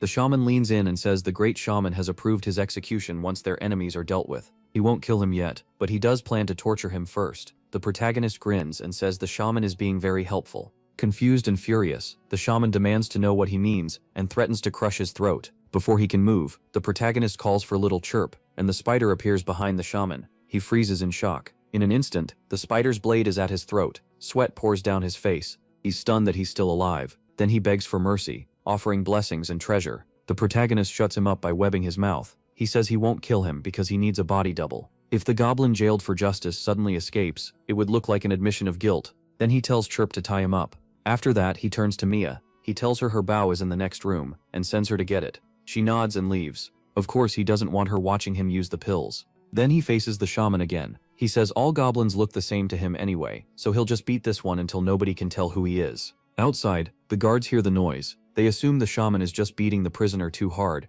and say that's what he gets for causing so much trouble. Inside, the protagonist takes everything the shaman has, jams a shoe into his mouth, and smiles. Now no one will know who he is. The real shaman panics, thinking they'll notice once he doesn't come back. The protagonist glances over and says he almost forgot. He wants to crush that last bit of hope too. He pulls out a pill, and the shaman stares in fear, not knowing what he's about to do. Then the protagonist takes the pill and transforms. The shaman is horrified, realizing for a split second that this prisoner is an enemy of their race. The protagonist has become the shaman. The real one starts breaking down, convinced this has to be a nightmare he'll wake from. Satisfied, the protagonist notes that the guy has completely lost it. Then he checks one of the items he took, and remembers it should raise agility. Since the shaman used it, there probably isn't a curse on it, so he decides to test it. After opening his status, he sees his agility didn't change. At least his mental stat is almost 11. Then an idea hits him. He turns to Chirpazina and says he wants to try something. Calling her big sister, he offers the item as a gift. Since it doesn't work for him, he figures he can at least make her like him more. To his surprise, it actually works on her. That means these items can only be used by monsters. The system explains that people rely on gear, while monsters use magic items instead. But because he gave it to her like an accessory, she got attached to it, so taking it back would be a bad idea. In short, he lost it. Still, he decides it's worth it since her agility was already high, and one more point helps a lot. The shop has plenty of gear for warriors, but none of it works for monsters. So if monster items work like this, boosting his monster ally is way better than boosting himself. Now she's thrilled. She's not just faster, she can also spin webs quicker. She slips back into the shadows, and Mia returns with her bow, but she stops and asks who he is. He calmly says it's him, Lin, and that the curse only changed how he looks. Mia still asks if it's really him, calling it a terrible curse, but she's gullible enough to accept it. He tells her to hurry, they need to move. He goes outside and tells the guards he already dealt with the prisoner, so no one is allowed inside. When a guard asks why he's taking the centaur, he says the prisoner offered her as a gift to win favor. With that, he walks out of the prison and heads straight to the shaman's main area. With this disguise, he thinks he might be able to profit big, but the second he sees the great shaman, he knows he's in trouble. The guy's stats are insane: 21 strength, 23 constitution, 20 agility, and 12 spirit. Even the system warns him that this tribe's great shaman is the real deal, and taking him down will need a perfect strike. He only came to report on the prisoner, so now he has to leave and figure out a new way to destroy this place. Then he spots two young captives tied to a pillar. One boy complains that they never should have gone so deep into the forest, while the other snaps that it's his fault for running and ruining their formation. The goblins talk around them, but the boys can't understand a word. One goblin asks what happened, and another explains they found these two-legged creatures wandering near the tribe like spies. The protagonist wonders if the other warriors have also been watching the Thunder Tribe. One captive quickly tries to bargain, saying the shaman looks reasonable. He begs to be spared and offers to show where the other warriors are. His companion is furious that he'd betray everyone, but he fires back that he isn't dying for someone who only gave him a few points. The protagonist realizes Lucas has already started acting, and is even sharing strength with some people, which normally isn't like him at all. Laura calls him an idiot, and says leading the goblins there could get the warriors killed and ruin the mission. The other boy doesn't care. The protagonist notes they already know about the mission, and Luca must have needed more fighters if he was handing out points. Laura keeps begging the shaman to spare him. The protagonist studies them, and decides he can use these two losers. He tells a goblin he's taking them, and the goblin agrees, saying he'll surely find a good use for them. Watching this, Mia thinks he's rescuing more captives, and decides he's kind. He ignores that, and turns back to business, asking a goblin about the nameless god. He asks what should be done with the goblin, who stirred up all this chaos. The goblin says that Scum should confess his sins before the great shaman, but the system notes that, despite sounding respectful, he's unhappy with the tribe's unfairness, and was deeply shaken by the nameless god's speech. That night, inside a tent with Mia on watch, the protagonist speaks to the captives. He tells them not to be afraid. He only arrested the nameless god because the great shaman would have been furious otherwise. One goblin quickly agrees and says he understands. If he's acting on the nameless god's behalf, then it must be for everyone's good, right? He realizes he'll need to push a little more to win them over. Good thing he came ready. He takes out the simple high-quality loudspeaker and starts talking. This sacred weapon came from the Nameless One. Whenever I see it, I remember his noble sacrifice. When I look at this village, I see common goblins working themselves to the bone, while the nobles enjoy an easy life. It breaks my heart. He hides the loudspeaker as best he can, so no one gets suspicious, but he's still using it. One of the warriors asks if he really agrees with the Nameless One. The system jokes that his great acting is really just the speaker making this goblin think he's a comrade. The soldier sighs. Even if the stats are bad, what can he do? The Nameless One rebelled and got locked up for corruption. No one can go against the great shaman, and a warrior like him is powerless. They all look discouraged, but Hao tells them not to give up yet. As long as hope remains, it's not over. Curious, the goblins listen as he says he once visited the Nameless One in prison, and there he heard a story. He asks them to picture a huge curse circle that's hard to break. Inside it are several goblins, slowly having their life drained away. They're under a sleep spell, so they won't feel anything even if they die. Then another goblin shows up outside the circle and shouts that they're about to be sacrificed. His yelling might wake some of them, but waking up means they'll suffer inside that circle. So what would they do in that situation? The soldier thinks it over. Maybe he'd wake them up anyway, but if they died in pain, that would be awful. He admits he wouldn't know what to choose. Hao asks if they know what that goblin outside the circle did. He ran into the flames himself, woke them one by one, got hurt in the process, and together they broke the curse circle. The goblins are stunned. That sounds insane. And would it even work? He says yes. The Nameless One told him this story himself, and if they stand together, they can fight back too. Then he reveals the point. The Nameless One was that goblin who jumped into the circle. He's already awakened a few people. Now the question is whether they'll follow his path. The group answers at once. They'll follow him. Just like that, the sly devil pushes the rebellion even further. He grabs a goblin's hand and says they're equals now. There's no need to call him Great Shaman. Moved by that, the goblin agrees. From there, the revolt spreads through the warriors, and a new faith called Davarishi starts to form, built on goblin unity. Now everyone waits for the uprising to begin, as Hao heads out with Mia. That's when several goblin women come up to him. They're furious, accusing him of doing something terrible by imprisoning the Nameless One. The protagonist is caught off guard, and thinks this is getting messy. He tries to explain, but before he can, another goblin jumps in to defend him. It turns into a contest of who can talk smoother, and even the system notes she's backing him because she fell for his sweet words. Still, she clearly misses the other smooth talker he locked up. The whole thing becomes a confusing mess. He finally tells them to calm down. They should settle this somewhere else. Privately, he's pleased. He'd been wanting a chance to talk to the goblin women of the forest, and with his usual silver tongue, he soon convinces them he had no choice but to imprison that guy. Now they're in tears, saying they had no idea things were so hard for him, or that he suffered so much just to protect the Nameless One. He bows his head and says there's only one way to save him. They ask what that way is. He explains why the Great Shaman ordered the Nameless One imprisoned. The nobles ruined his name, so if they want to save him, they have to make the Great Shaman see that the Nameless One was truly a good person. One of the women agrees. The Great Shaman made a mistake. Another asks how they can tell him that. Ho pulls out the loudspeaker and tells them not to worry. If it comes to that, he'll speak to the nobles himself. He declares that he inherited the sacred weapon of the Nameless One, and he'll rescue him.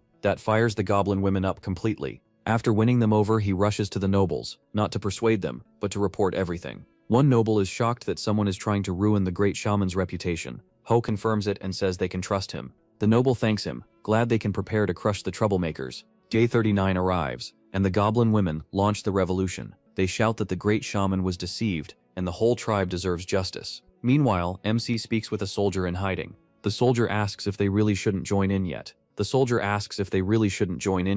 MC tells him to stay calm. If they show up armed now, the nobles will think they came to start a fight. The goal is to unite people, not split them further. The goblin is impressed by how smart he is, but then the nobles show up, furious that anyone dared make a move without informing the shaman. They call it a crime, and order everyone arrested. The women are confused. They thought the shaman was supposed to speak with the nobles, but the nobles are already planning to seize the leaders of the movement and force the rest to surrender. Even some goblin nobles get detained, shouting that they carry ancestral blood and can't be treated like this. Hao watches and decides the time has come. He brings in his forces. The goblin women light up when they see him. One noble stares in confusion, asking if he wasn't the one who warned them. Hao cuts him off, acting shocked that they came here to arrest their own people. The noble tries to defend himself, and starts to explain to everyone.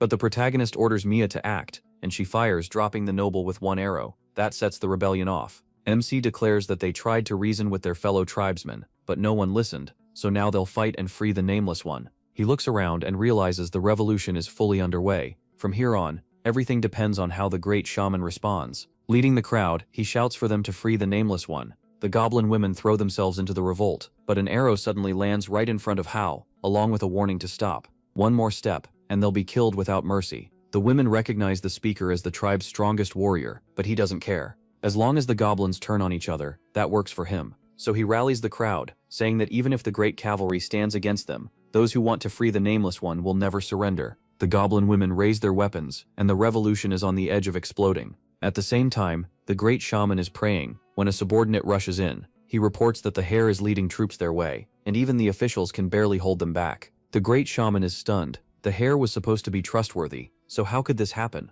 He even asks if the report is a lie, but the subordinate swears it isn't. Still calm, the tribe leader tells him to answer something first. Even with a revolt going on, why can't they suppress it? The goblin explains that it's not just civilians anymore. Some warriors and even nobles have joined in. Now angry, the leader demands to know how an outsider's words swayed so many. He hands over an ancestral totem and gives an order. Take the totem and get things under control. Preserve as much as possible. And the totem bearer answers at once. Perfect, great shaman. He already knows what to do. But hidden nearby, Lucas' group is watching the whole tribe. One of them excitedly tells Captain Liu that the goblins are falling into civil war, which makes this the perfect chance to strike. Below them, goblins and centaurs are already clashing. The armies are trying to stop the chaos, and Hao is surprised. He expected to exploit the main army's weakness and finish them off, but his own side seems to be winning instead. Then all at once, everything stops. The protagonist wonders why no one is moving. The goblin carrying the totem has arrived. He announces that he bears the totem of the great ancestors and will deliver an oracle. The system warns that this guy hates the hair and thinks Hao is unworthy of the great shaman's favor.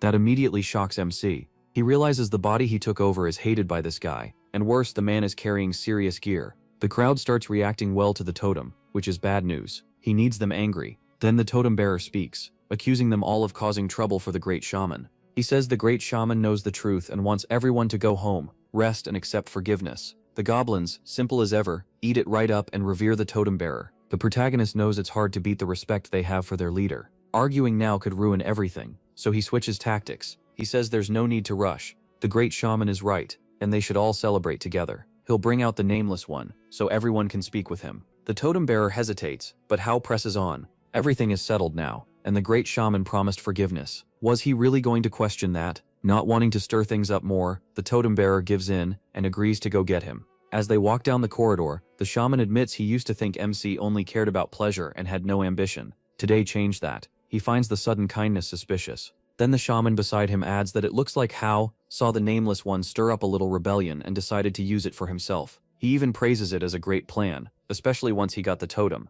Then comes the warning. Leave the Thunder Tribe now, before he decides not to let the protagonist go at all. Annoyed, MC says the man sure loves giving advice, so now it's his turn. Without warning, he sends his spider companion at the shaman. The spider gets ready to eat the item, but Hao stops her. He has another use for it. Outside, the goblins wait eagerly for him to return. One goblin spotted him first and yelled, "He's back!" But the protagonist came out carrying the beat-up goblin from earlier and shouted, "The nameless one was murdered by the shaman. This tribe executed him for nothing." Just like that, he found a new way to fire up the rebellion, and the crowd froze in shock. The guards pushed back right away. "That's impossible. You were the only one who questioned him. And where's the totem bearer? Why isn't he with you?" He answered that the shaman never planned to spare the nameless one. He only wanted to cover it up. Then he pulled out the megaphone and cried, "I swear on this sacrifice, we'll avenge the nameless one and tear down this system." He threw up his arms, and the goblins were completely fired up. Now blinded by rage, they ignored every excuse and rushed forward screaming, "Kill those bugs! Tear this place down! This tribe is unjust!" The soldiers were swarmed and panicked. "What are you doing?" The protagonist smirked. Chaos was exactly what he needed. That was the moment the rebellion truly caught fire. The civilian goblins were far weaker than the armed riders, but this fight was different. They were charging in for freedom. Even with arrows and spears hitting them, they kept pushing until they reached the army guarding the great shaman. A noble shouted for them to stop, but the soldiers hesitated. The protagonist kept pushing them on. Ahead of us is the great shaman, and that's where our awakening begins. While the battle raged, he focused on his real goal: destroy the portal bringing in goblins and finish the main mission. He waited for a chance to slip up the stairs to the temple. A goblin struck one of the guards, but the weapon bent. The guard had used an elite defense skill that made normal attacks useless. Then another shaman stepped in and offered the protagonist one last chance to surrender, saying he could still be forgiven. He asked what would happen to his comrades if he gave up.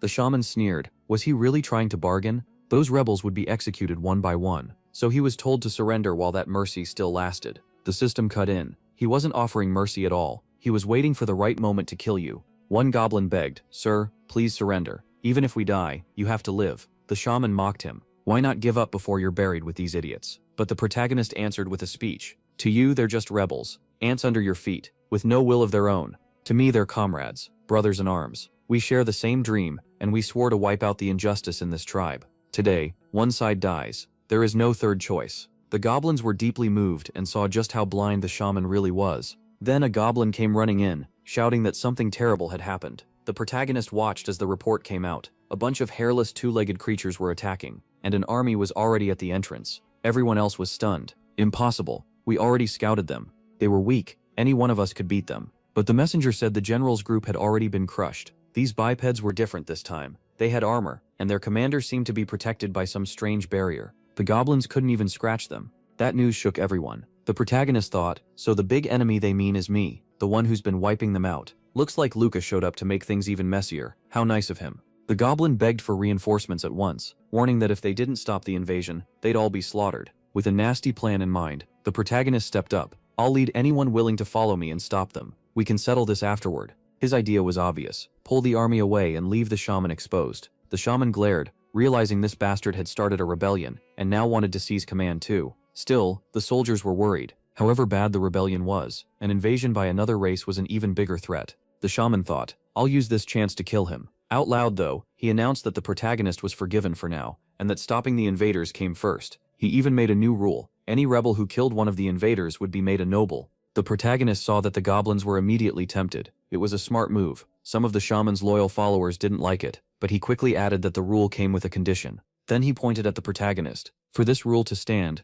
you must face me in a secret duel and repay your crimes. His supporters understood right away. He had no real plan to reward anyone with noble status. He just wanted the protagonist in a duel, where killing him would make crushing the rest easy. The protagonist realized the shaman was judging him by the weak body he had taken over, which was why he sounded so confident. He looked around at the crowd. Now that becoming a noble was on the table, they were wavering. The system sighed. Greed had taken over. They'd rather become the new oppressors than stay the oppressed. They all wanted him to accept, but the protagonist actually liked it. He had been looking for a way to face the shaman anyway, so he agreed to the challenge. The ones loyal to him were shocked. No, you can't, the girl cried. He knows you're weak in a fight. This duel is just a trap to kill you. But the protagonist calmly answered that stopping the invaders had to come first. If I refuse this duel, the tribe will be destroyed. Sadly, this is the only way. Never forget, we fight to end inequality here. If my death can bring safety and justice, then I'll die with no regrets. Then he turned to his followers. Followers of Davries, don't fear my loss. Just hold on to your ideals, and remember what we're fighting for.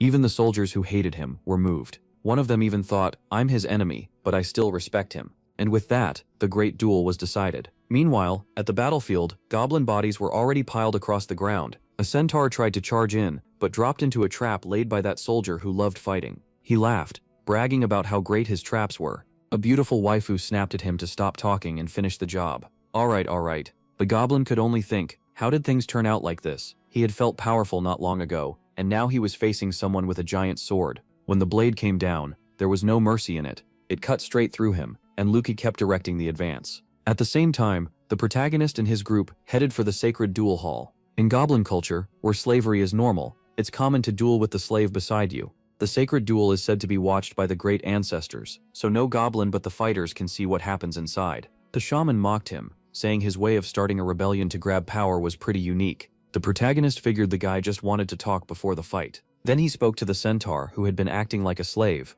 You don't need to pretend anymore. Take this and make yourself stronger. The shaman stared, confused. Why give that to her? A centaur slave couldn't use abilities. Was he that desperate? Before he could finish, a storm of arrows flew at him. The shaman was stunned. How was she using a centaur ability? Was his centaur actually aware? The protagonist ignored him. Sister Mia, no need to hold back. Use the special arrows we prepared. Mia fired a full volley of curving arrows, and one had a special tip. The shaman's centaur tried to evade, but the arrows chased the target. 2 arrows slammed into each other in midair and exploded. The protagonist chuckled. Those explosive arrows from his assistant were worth it. Now more careful, the shaman admitted he had underestimated them. The system warned that the surprise attack worked, but the ancestors' protection had blocked serious damage. He'd be careful now. That trick wouldn't work twice. Power started pouring off the shaman as he spoke. He never expected that lazy, pleasure-loving act was hiding someone so ambitious and greedy. The system added that with his barrier up, another explosive arrow would only drain about 25% of the shield.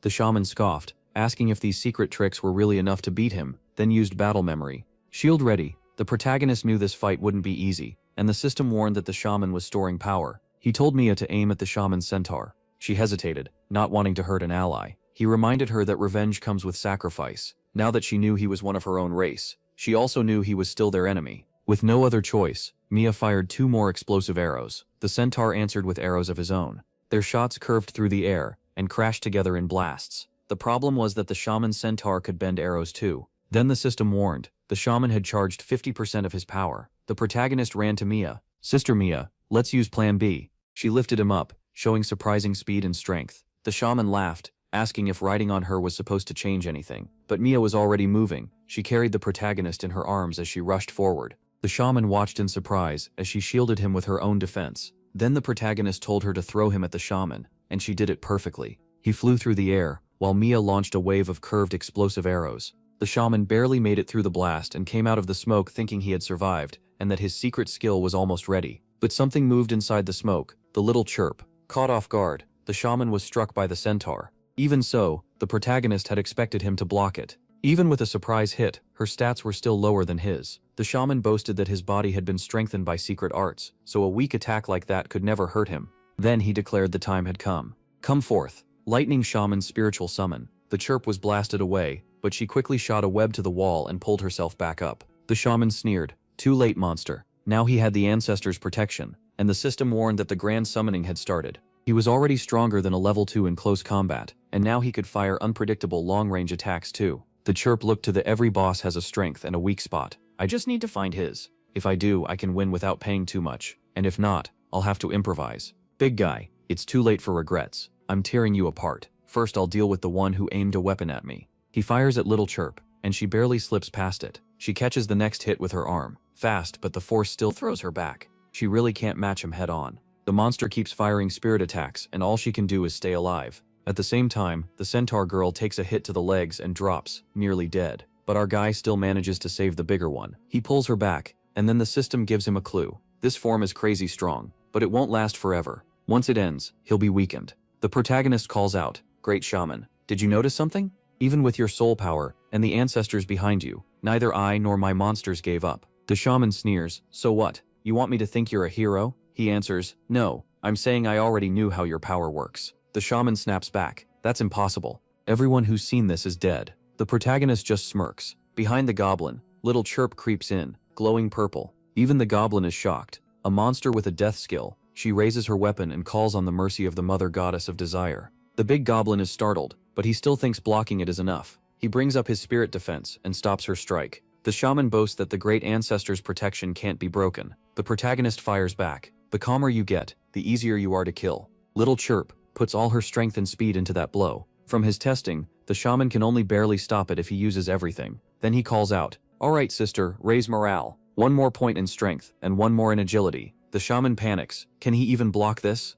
Then an explosion goes off. Fire spreads, glitter falls, and chirp unleashes her forest skill too. That finishes him. She drops from exhaustion. The system warns that the spider girl used her boss skill, leaving her badly weakened, though she's still stronger than him. The protagonist groans at the system, then walks over to what's left of the goblin. He saw her split the guy in half, so why are there pieces everywhere? He must have had gear that toughened his body. Little chirp walks over, takes the teeth he had, and gives them to the protagonist. Another pendant. Do all goblins wear these things? Then she gives him a hungry look, like she wants it for herself. He asks if she does, and her face makes the answer obvious. She doesn't even need to ask. Of course she gets the best gear. She's thrilled. The system says that because she's weakened, she only has 10 agility right now. It doesn't look like much changed, but the system explains her body already absorbed part of the item's power, giving her growth and evolution normal spiders don't get. Basically, he got lucky. The downside is that this power is hidden, marked only as 20, and the protagonist is completely confused by that. Still, if the system says it's good, he lets it go and calls over the little centaur. But when she turns back, she's grieving. The friend who got crushed. She says the goblin is dead, and begs him to save him before it's too late. The protagonist sadly realizes the centaur still hasn't truly come back to his senses. What happened was battle memory. It didn't break the curse. He apologizes and says that after using the collar, there's no saving him. She cries, while he's already wondering if bringing her into another fight is worth it. Since both of them can still battle, he says, "Sister Mia, there's something more important now. We have to destroy the altar in the center of the temple. As long as it stands, goblins will keep invading, and centaurs will keep dying." That lights a fire in her, and she says she understands. It's their duty to help. He keeps watching her, judging if she's worth making a contract with. She's emotional, but when it matters, she moves. Outside, some goblins from the army are talking. They say the warriors below are all fired up and probably won't return. Their troops will move in and wipe out those hairless. Then someone points out that goblins are hairless and two-legged too. The general calls them idiots, while the little noble says it's their choice. Outside, the protagonist walks on with his two companions. They already got past the group outside, He didn't expect guards to still be posted at the temple during a war, so this place must be important. Meanwhile, for the army, Luca gives a speech. They found the source of the goblins' creation. If they break the enemy force blocking the way, they can finish the mission from the ancient gods and claim victory. They've all tasted the pain and glory of war, and this battlefield is nothing new to humans now. With their new gear, Luca urges them toward the enemy base. The guy with glasses notices the troops are getting stronger from the speech. Apparently that little trumpet really works. Then he points out the goblins are already charging. This is the right time and place. They have to win. Everyone shouts back and rushes forward. While the goblins charge like mad, the protagonist stays calm. With his 2 fighters and shield, he heads for the altar. No traps, it seems. Just break it. Then he suddenly freezes when he sees a purple energy pouring over the altar. It fires a bolt of lightning into the sky, and that strikes the goblins on the battlefield. Right away, they get a buff from the elders, and the battle starts turning in their favor. Lucas sees that if he waits, he'll lose more men, so he hands command to someone else and charges into the front lines himself. Leaping ahead, he shouts, "Brothers, follow me." Back at the altar, the protagonist watches that strange aura. He doesn't know what it is, but it's clearly bad news. So he decides to rush in and smash the altar fast. The spider girl is already there, slashing at it. Cracks spread across the altar, but the aura is dangerous, and neither the centaur nor the spider has a shield. Then he notices something odd. They aren't being hurt, they're being powered up. The system warns that this energy can speed up a creature's growth, but they shouldn't take in too much. The centaur asks if they should help Spider Sister, but he says no. Even her injuries are healing, and she's getting stronger. If that's true, then there's no need to avoid the energy. Still, he notices Mia is only being healed, not strengthened. Little Chirp, on the other hand, looks like she loves it. She's getting close. The system speaks again. She can absorb traits from the X breath. Her stats are rising, but again, not too far. The protagonist wonders what this X thing even is. It came up before with the collar too. Then the mark on his hand turns red, and he realizes something's wrong. She's taking in too much and can't handle it. Her strength jumps from 13 to 15, and agility from 18 to 21. The system warns that the dark energy is forcing her past her limit. If she doesn't reach level 2 or stop absorbing it, she'll explode. He yells for her to destroy the altar now, so they can get out. She hits it with everything she has, but it still doesn't break. He tells the centaur to fire arrows too, but Mia is too worn out to react. Frustrated, the spider girl gathers what's left of her strength and cuts the altar in half, making it explode. On the battlefield, the goblin's aura vanishes, and now Lukic pushes forward. Glowing with power, he punches a goblin and sends it flying, and the enemy starts fleeing. Later, Luke checks the mission. Clearing the goblin forest is done, but destroying the altar still shows 0 of 1. Then, to his shock, it suddenly updates as completed. He looks at his men and says, "Brothers, we finished the first part. Now come with me to the tribe and destroy that altar. The rewards will be ours." Meanwhile, the protagonist is taking it easy beside his big spider, who sadly lost her power-up the moment the altar was destroyed, right when she was getting really strong. His own mission now shows 1 of 1 for both goals. The system tells him rewards will be counted after everything ends. Seeing the tribe wiped out, he figures Luca and his unit already crushed the goblins, which means he needs to leave fast because those guys are already coming up the stairs. Luca, eyes shining, finally says he's come too far, spent too many points, and risked too much not to get the best reward from this mission. But as he climbs, a message appears. The main mission has been completed, and personal contribution will be calculated soon. Luca's face drops. What? He hasn't even reached the altar yet. He looks back, thinking someone used the battle with the goblins as cover to destroy it. At first he suspects someone from his own side, but everyone looks just as confused. Then the system tells Luca he ranks second, and his rewards will now be given out. He's furious. He worked for days to come in first, and whoever stole that reward is going to pay. Now imagine if the protagonist's name appears on the list. His personal contribution ranks first. Arms crossed, he sees the system was right, while the hungry spider girl keeps staring at the centaur's necklace. Hold on, glutton. His reward is a red Agatha treasure chest, the highest rank possible. Are the ancient gods really this generous? The spider can see the item, but the centaur can't, probably because she doesn't have a contract. The system says mission rewards have no limits, so he can open the chest whenever he wants. A red chest gives a 90% chance for a gold item, and 10% for a red one. He grins. If a blue chest gave him a purple item, what could a red chest give? There was no reason to wait, so he opened it right away. Golden light burst out. Was it gold or red? The chest popped open, and a small item appeared. It was a flying cloud. It could cross mountains, but at level 1, it could only hover near the ground. He was thrilled. This was great. Now he wouldn't need the spider girl every time he had to run. When he activated it, the cloud floated a little above the ground. The centaur reacted in surprise and said something he couldn't understand. Then he remembered it had been a while since he took the pill, so its effect must have worn off. She was totally confused. A second ago he looked like a goblin, and now he was human. The system points out that even after seeing the change, she still isn't afraid of him. She's really that innocent. He takes another pill so they can talk, figuring he avenged her tribe and helped her get what she wanted. Even if she learns he lied, she probably won't be too upset. He tells her he's fine, and that the curse must have changed again, this time for the better. She actually seems to believe him, and the system calls her hopelessly gullible. Then she points at the cloud and asks what it is. Of course he lies again, and says that after they wiped out the tribe, the ancient centaurs gave him a vision and gifted him the cloud. She asks where those ancient centaurs are. He quickly brushes it off, saying it was only in his head. That makes her a little sad. She wanted a message from them too. Feeling a bit bad, he pats her head. Watching all this, he starts thinking a contract with her might be useful. The problem is his level is still too low. Another issue is that her role would overlap with Little Chirp's, so someone more balanced might be better. Right then, Little Chirp shows up acting proud, and he calms her down, promising there'll be more rewards later. She happily accepts that and enjoys the attention. Now he has to figure out what to do with the centaur. She has no tribe left, but he still can't make a contract with her. She looks at him like he's some mighty hero for saving everyone, when really he's the weakest one there. Then a blue aura starts glowing around her, and the true spirit of the ancient centaurs appears. It tells its descendant, who carries the king's blood, that her wish to protect the clan has awakened it. If she truly wants to save her people, she must go in the direction it's showing her. There, she'll return to their homeland and face the trial to inherit the title of Centaur King. It adds that she'll find the lost treasure and gain a power, then vanishes before finishing. He's stunned. This centaur girl has royal blood. If she clears the test, she'll become the ruler of the centaurs. That instantly excites him. He loves the idea of a stronger ally. She, on the other hand, is still unsure and timid. Later, she explains the history of the Centaur King and their old kingdom. Back then, centaurs ruled the land, expanded their territory, and built a rich, powerful nation. Even with a king, they valued skill over blood. Anyone who wanted power had to pass trials. That changed after the first king disappeared. The centaurs began fighting each other, and around that same time, the goblins arrived. He listens with real interest, but she lowers her head and looks discouraged. She says the test is too hard, and she can't pass it. Still believing he's a centaur, she tells Lin to take the test instead, since he beat the great shaman. He puts a hand on her shoulder and reminds her the Centaur King chose her. He says he can't go against that will, and defeating the shaman was only possible because of her help. She's more than qualified. Then he urges her to go become the ruler of the centaurs, promising to support her. Of course, he's also thinking that once she becomes king, making a contract will be perfect. While Little Chirp watches, the centaur feels happy and a little shy as he explains he can't stay with her yet. Her trial will take time, and he still doesn't have the level needed for a contract. Still, he doesn't want to send her off empty-handed.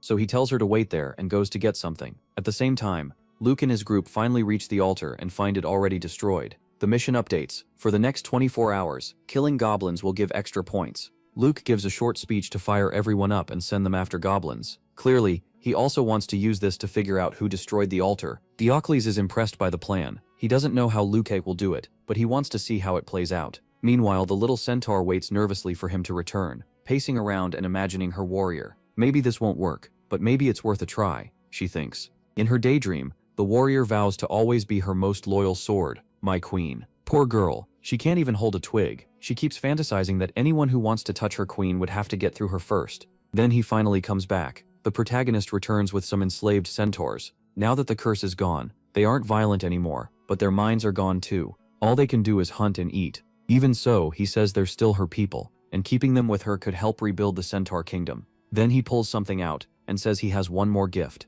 It's a communicator so she can contact him later. She lights up immediately. He explains that if she ever runs into trouble, she just has to hold it and say his name, and he'll hear her. But it only works a limited number of times, so she should save it for emergencies. It was a white-grade communicator that could reach him 10 times. He thinks to himself that sadly, this was the best he could afford, and now his points were gone again. She takes it gratefully and hugs it to her chest, then throws her arms around him. After that, they say goodbye, and as always, someone else gets jealous. The story cuts back to Luke's team handling the new mission. Everyone who joined got 50 points, and now the rankings are about to be revealed. Inside a tent, Luke and the others talk about how all their teammates seem accounted for, so Luke suggests the person who killed the boss and destroyed the altar might not be one of them. That makes the group nervous, especially since the protagonist could be the one. Cunning as ever, Luke says he'll handle finding that person himself. He claims it's too risky for anyone else, since whoever beat the boss must be strong. Then the guy with glasses points to a suspect. He says to check the rankings. Someone had 0 points before, then suddenly jumped up.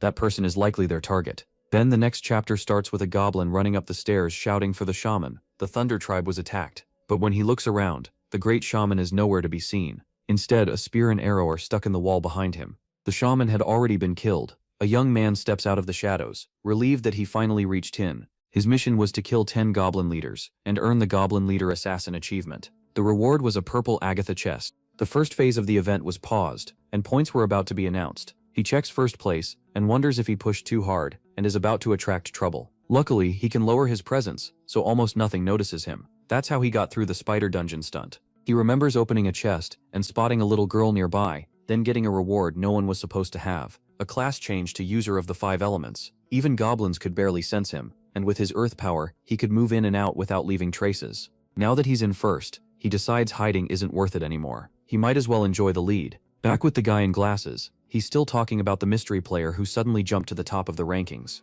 He asks if anyone has seen that person, or if they're hiding on purpose. The others all say they have no idea who it is. But the blue-haired girl suggests it might just be someone who got lucky with a great mission, not the person who destroyed the altar. The mood in the group gets tense. They clearly aren't working well together. Luke mentions the blue-haired girl used to be a cop, so maybe she can break it down. She reluctantly agrees and says that from looking at the bodies, the victims were killed by arrows and blade strikes, so the attacker uses those weapons. Since the village was attacked around the same time, whoever did this had to be there too, so the culprit must be. Then we cut back to the protagonist, now dressed in spider-themed gear because he had to change clothes. After finishing the mission, he returned to the shop to see if anything good had shown up, even though he had no points left. Sadly, there was nothing useful. As he walks out, he notices a crowd gathered around a notice. People around the notice were shocked. Who was this guy to get a 400-point reward? Curious, the protagonist went over to read it. The notice said one warrior had taken down the goblin leader alone and saved their army from major losses. To thank him, they wanted help finding that warrior, and whoever did would get 400 points. He liked the reward, but not enough to expose himself.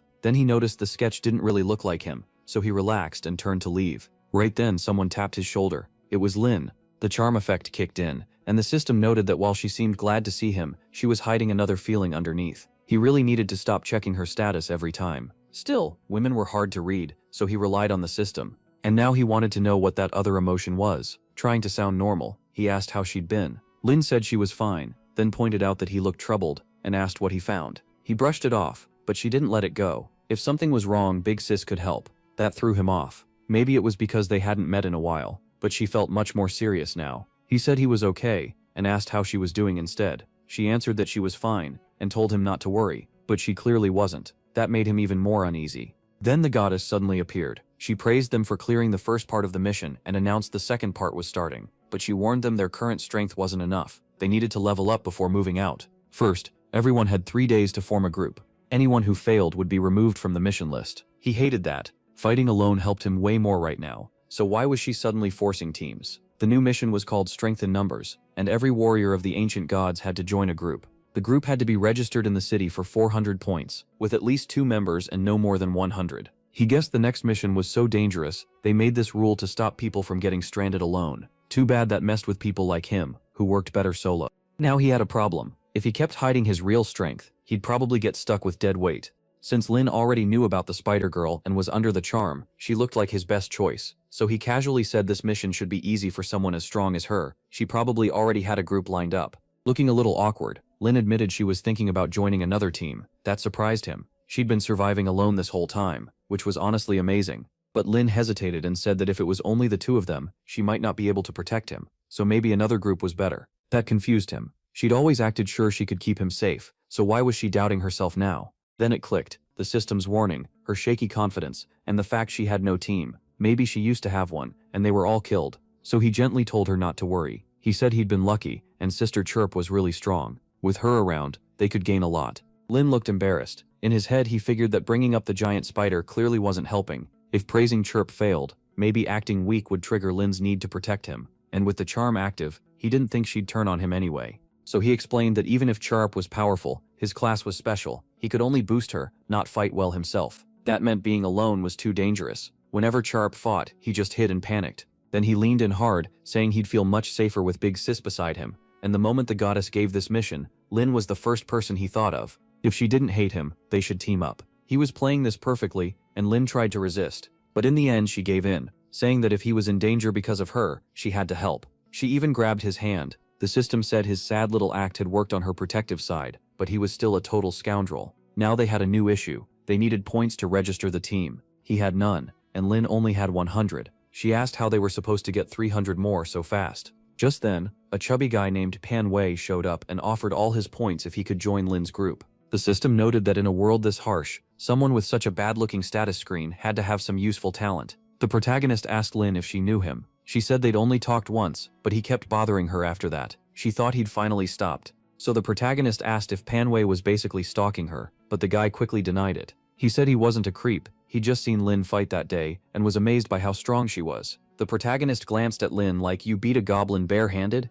She started to deny it, but Pan Wei kept going, saying the most unforgettable part was how she protected her fallen teammates even while getting hurt herself. Lin cut him off and told him to stop dragging it out and say what he wanted. Pan Wei explained that battle was so brutal, Lin was the only one left standing. He'd been too scared to move, but after seeing that he believed she was worth trusting his life to. That confirmed the protagonist's guess. Her old group had probably been wiped out. Pan Wei added that as soon as he heard the goddess's message, he ran over to find her. He had no real combat power, and if Lin rejected him, he'd probably die in some other group. The protagonist noticed this guy was also leaning hard on her kindness. The system instantly snapped back. "What do you mean also, you scoundrel?" Pan Wei kept pleading, saying he believed Miss Lin would never abandon him, which was why he was offering all his points. Lin still looked unsure, like she wanted to refuse but couldn't quite do it. Then Pan Wei transferred exactly 1 point. The protagonist was stunned. After all that, just 1 point? Still, a sneaky idea came to him. Maybe this chubby guy had some kind of talking skill. If so, the protagonist could use him later and let Pan Wei take credit for the group's achievements instead of drawing attention to himself. Pan Wei kept selling himself, saying he might not help in combat, but he was good at planning and logistics. The system checked him and said Pan Wei didn't seem ambitious at all. He honestly just wanted someone to keep him alive. If even the system thought he was okay, then maybe he was. So the protagonist said joining them wasn't impossible, but Pan Wei had to do something first. Pan Wei jumped at it and said he'd do anything. Lin asked if he really planned to let this guy into the team. He told her to relax. He had a plan. Then he told Pan Wei to go to Liu Qi's group and claim he was the man they were searching for. Pan Wei froze and asked if he really meant pretending to be that guy. Yes, exactly that. Pan Wei worried they wouldn't believe him, and it would only bring trouble. The protagonist bluffed that the so-called boss they wanted was his friend, so there was nothing to fear. Pan Wei still hesitated and asked why. If that was true, he didn't just tell his friend himself. Little Chirp gave him a small smack, and the protagonist answered that his friend moved through the shadows and couldn't be detected. Then he told Pan Wei to cut his hair a bit and go. Pan Wei touched his head in confusion, but gave in. The protagonist promised that if anything went wrong, his friend would protect him. With that, Pan Wei reluctantly agreed. He sighed and said he had no choice. If he wanted into the group, he had to take the risk. After he left, Lin looked at the protagonist and asked if he was actually the boss. He quickly denied it, then told her to keep quiet. Even with the spider, he said, he was still weak, and letting people know about him would be dangerous. It was better for Pan Wei to collect the points for their group. Lin, now fully fired up, promised nothing would happen to him while she was around. Pan Wei soon reached Liu Qi's camp. There were a lot of people there, but he tried to stay calm, telling himself that even if he got exposed, the boss would save him. He also had a communicator, so the protagonist could coach him through the lie. He'd already been told that since the real target was a solo player, Pan Wei had to enter alone to make it believable. As he held the communicator, Liu Qi and his people were discussing how to divide things, now that everyone had to build one big group. Then someone came in and announced that the man tied to the bounty had arrived to collect it. Pleased, Liu Qi told them to bring him in. Pan Wei stepped inside and said he'd been out hunting, only just learned they were looking for him, and wanted to know if they were friend or foe. Inside, he was panicking.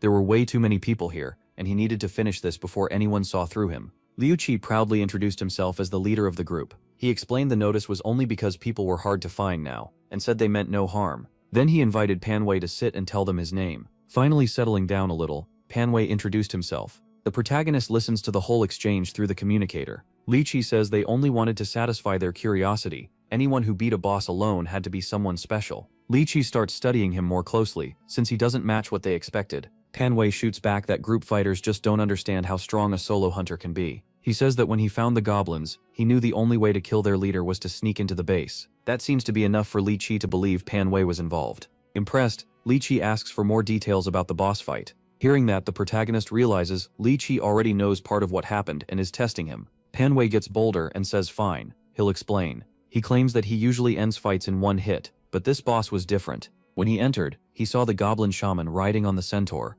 Most people would have frozen, but he says he felt no fear at all. According to him, the centaur fired arrows first, and he knocked them away with ease. Someone blurts out that he blocked the leader's arrows with a one-handed sword. Pan Wei mocks him for being clueless. He explains the centaur was weakened by the slave collar, so its arrows weren't that strong. Then he says he used explosive arrows. Maybe the boss blocked them, but they still did damage. When the smoke cleared, the boss rose into the air and called on ancestral power in a desperate rage, but Panway says he'd already activated his dimensional slash. He finishes by saying the last thing he saw was the boss's brain falling out. Some people look impressed, but others think the story sounds off. The blonde man beside them says rank info isn't everything. People can hide skills and strength. The protagonist is relieved. Panway is thinking fast and keeping them on the hook. Still, Luke hasn't bought it yet. He says it's a good story, but asks how Panway got there without fighting anyone, since there were no battle traces on the way. That question makes Panway nervous. The protagonist quickly tells him through the communicator not to panic, and to repeat what he said about the Goblin Temple.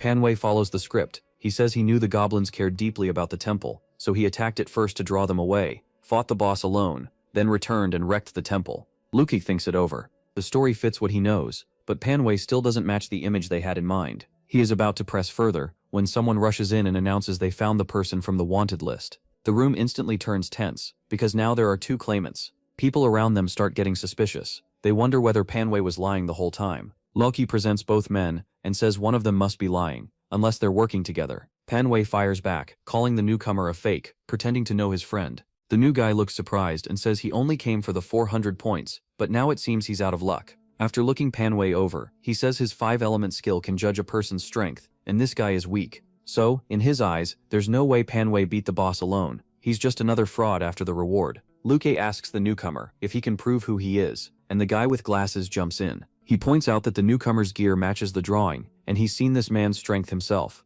If Panway is telling the truth, he needs proof too. Panway, now acting confident, says they're only doubting him because they haven't seen his weapon. Luke tells him to show it, so Panway pulls out a bow, a small knife, and some arrows. That was the protagonist's idea. Anyone in that fight would likely need a bow for the centaur, and a cutting weapon because Little Chirp tore everything apart. Panway thinks this will settle it, but then the blue-haired girl speaks up. She says the one who killed the goblin had to have used a sword. The protagonist is thrown off. Little Chirp killed with raw force, so why did they decide it was a sword slash? Realizing their read is wrong, he tells Panway to leave now. Panway slams the table and snaps that this is no way to treat a guest, so he's done staying there. He leaves the communicator behind and walks out of the tent. Right then, Hu Yang receives the 400 points from Lokik. Lokik feels relieved they didn't get fooled by Panway, though he still isn't fully sure about Hu Yang either. Even so, he thinks Hu Yang looks talented enough to recruit.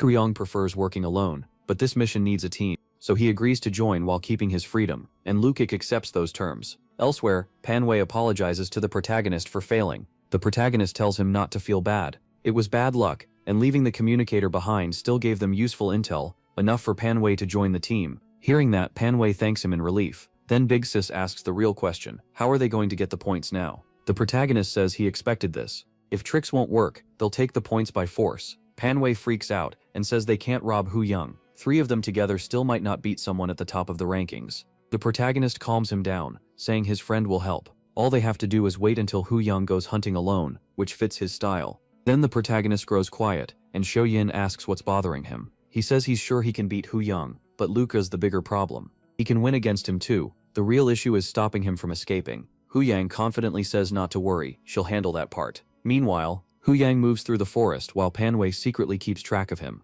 Then, without warning, Hu Yang appears behind Panway and presses a huge sword to his throat. Panway freezes and stammers that he only wanted to talk, but Hu Yang cuts him off, calling him a liar who can't be trusted. Panway hurriedly says to relax. He explains that he knows Hu Yang only went to Lukdak for the points, and claims he has info that could get them far more if they work together. Tian lowers his sword, deciding this weak guy probably isn't a real threat, so he tells him to talk. Panway lets out a relieved breath, while Haeying stays wary. Still, since Panway looks so weak, Haeying figures it might be worth hearing him out. He asks where this so-called opportunity is. Trying to act smart, Panway says he's not an idiot. If he gives the location away, Haeying will just take everything himself, so he wants a 50-50 split. Haeying, clearly annoyed, starts drawing his sword again, and Panway quickly begs him to stop.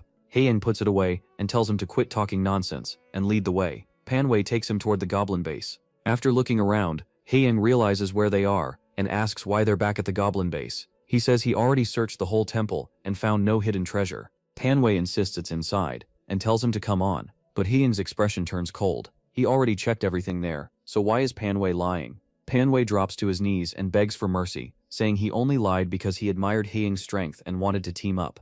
Haeying doesn't buy a word of it. Then Panway's attitude suddenly changes, Now it doesn't matter. At that moment, Haeying realizes he's walked into a trap. Panwei smirks and starts to gloat, but then Haeying vanishes. He has already escaped the pitfall, and appears right behind Panwei. Taeying wonders why this weakling would try such a childish trap. Deciding Panwei must want to die, he raises his sword, but before he can strike, Little Chirp suddenly jumps in and saves Panwei. The hit sends Haeying flying back. He curses to himself, shocked by how strong the monster is, and wonders why it's protecting Panwei. Still, he decides to retreat for now and get revenge later. Then he realizes something's wrong. His body won't move. Looking back, he sees Dinyu used a taunt skill that forces him to stay and fight for at least 5 minutes. Before he can react, a blade touches his neck, and a voice warns that he's not going anywhere. The protagonist steps out from behind a tree. He tells Haeying not to be afraid. They want wealth, not his life. Then he adds that Haeying trained like a bandit anyway. By the next moment, Taeying is already taking the 400 points. Haeying thinks that since he earned them easily, losing them isn't the end of the world.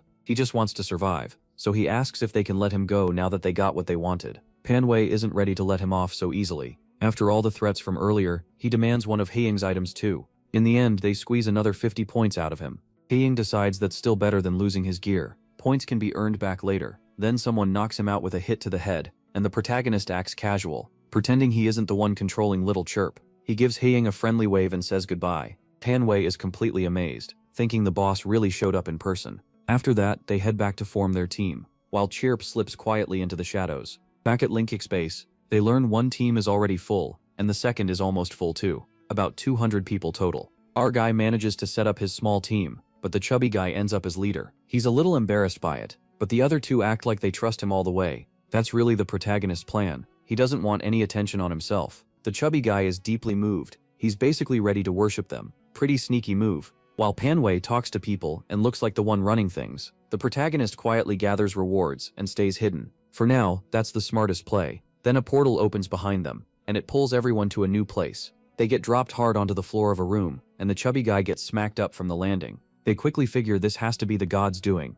The protagonist says the place feels like a shopping mall. Right after that, the goddess appears and says this is a starting reward. Access to the team station. Each team gets its own private area, and if they use it well, they can earn a lot more rewards. The kind of residence they build gives different buffs, like spirit. They also get discounts on old station items, and rare gear can be bought here too. For now though, every team station is empty, so they have to choose a base style first. It also seems they can come here anytime from their base, since they're sent back to the starting point afterward. Every room has a qualification rank, and stronger teams get better ones. Thanks to Chirp and the soft rice, the protagonist team gets a diamond rank room. They're the only team with one that high. The bad news is that adding any room traits costs 1,000 points, and the protagonist is completely broke. Meanwhile, Lucada's team has 200 members and plenty of points, but their strength is spread out too much, so they only get platinum and gold rooms instead of diamond. Lucad can't believe it. They gathered all the strongest people, so why no diamond room? Only diamond rooms can buy the best station with all the buffs. The blue-haired girl guesses the only one who might have gotten diamond is Hao, but he only got platinum. He receives a call from Luke, but the story cuts back to the chubby guy. The protagonist tells him a story. The boss the chubby guy thinks is Chirp gave them the diamond room. That's why their room is so good. But Saiching points out it still doesn't help much. They don't have enough points to buy the residence or the bonuses. So the chubby guy suggests selling the room to someone rich, like Luke. The protagonist would rather sell it to Hao, so Luke's group won't get suspicious. And if the protagonist is tied to that group, he may get support from Luke, which means profit without exposing himself. The chubby guy heads out, thinking it might be risky to contact the guy he just extorted. But before long he runs into him, and Hao grabs him by the collar, ready to settle the score. The chubby guy quickly blurts out, "Wait, MC, I was actually looking for you. We got a diamond room, want it?" He pauses, and the chubby guy slips free. Then he lays it out. If Hao wants it, he needs to show some respect. He offers the room for 500 points, because the protagonist already figured out that's exactly how much the protagonist has. MC thinks that would wipe him out, but he's already cooking up a trick. Once the chubby guy is alone again, he thinks maybe he should just kidnap him and force the room out of him. But the chubby guy sees it coming, and warns him he might get another hit to the head. Either Hao doesn't want the deal, or he's broke. Some people really don't know how to grab a good chance. The protagonist grabs his shoulder and agrees to the trade. So they lose the diamond room and end up with a normal one. But at least they can style it like a cinema. The protagonist looks around. Why are only the three of them here? Where's the boss? Then he smoothly says the boss is shy and just isn't here right now.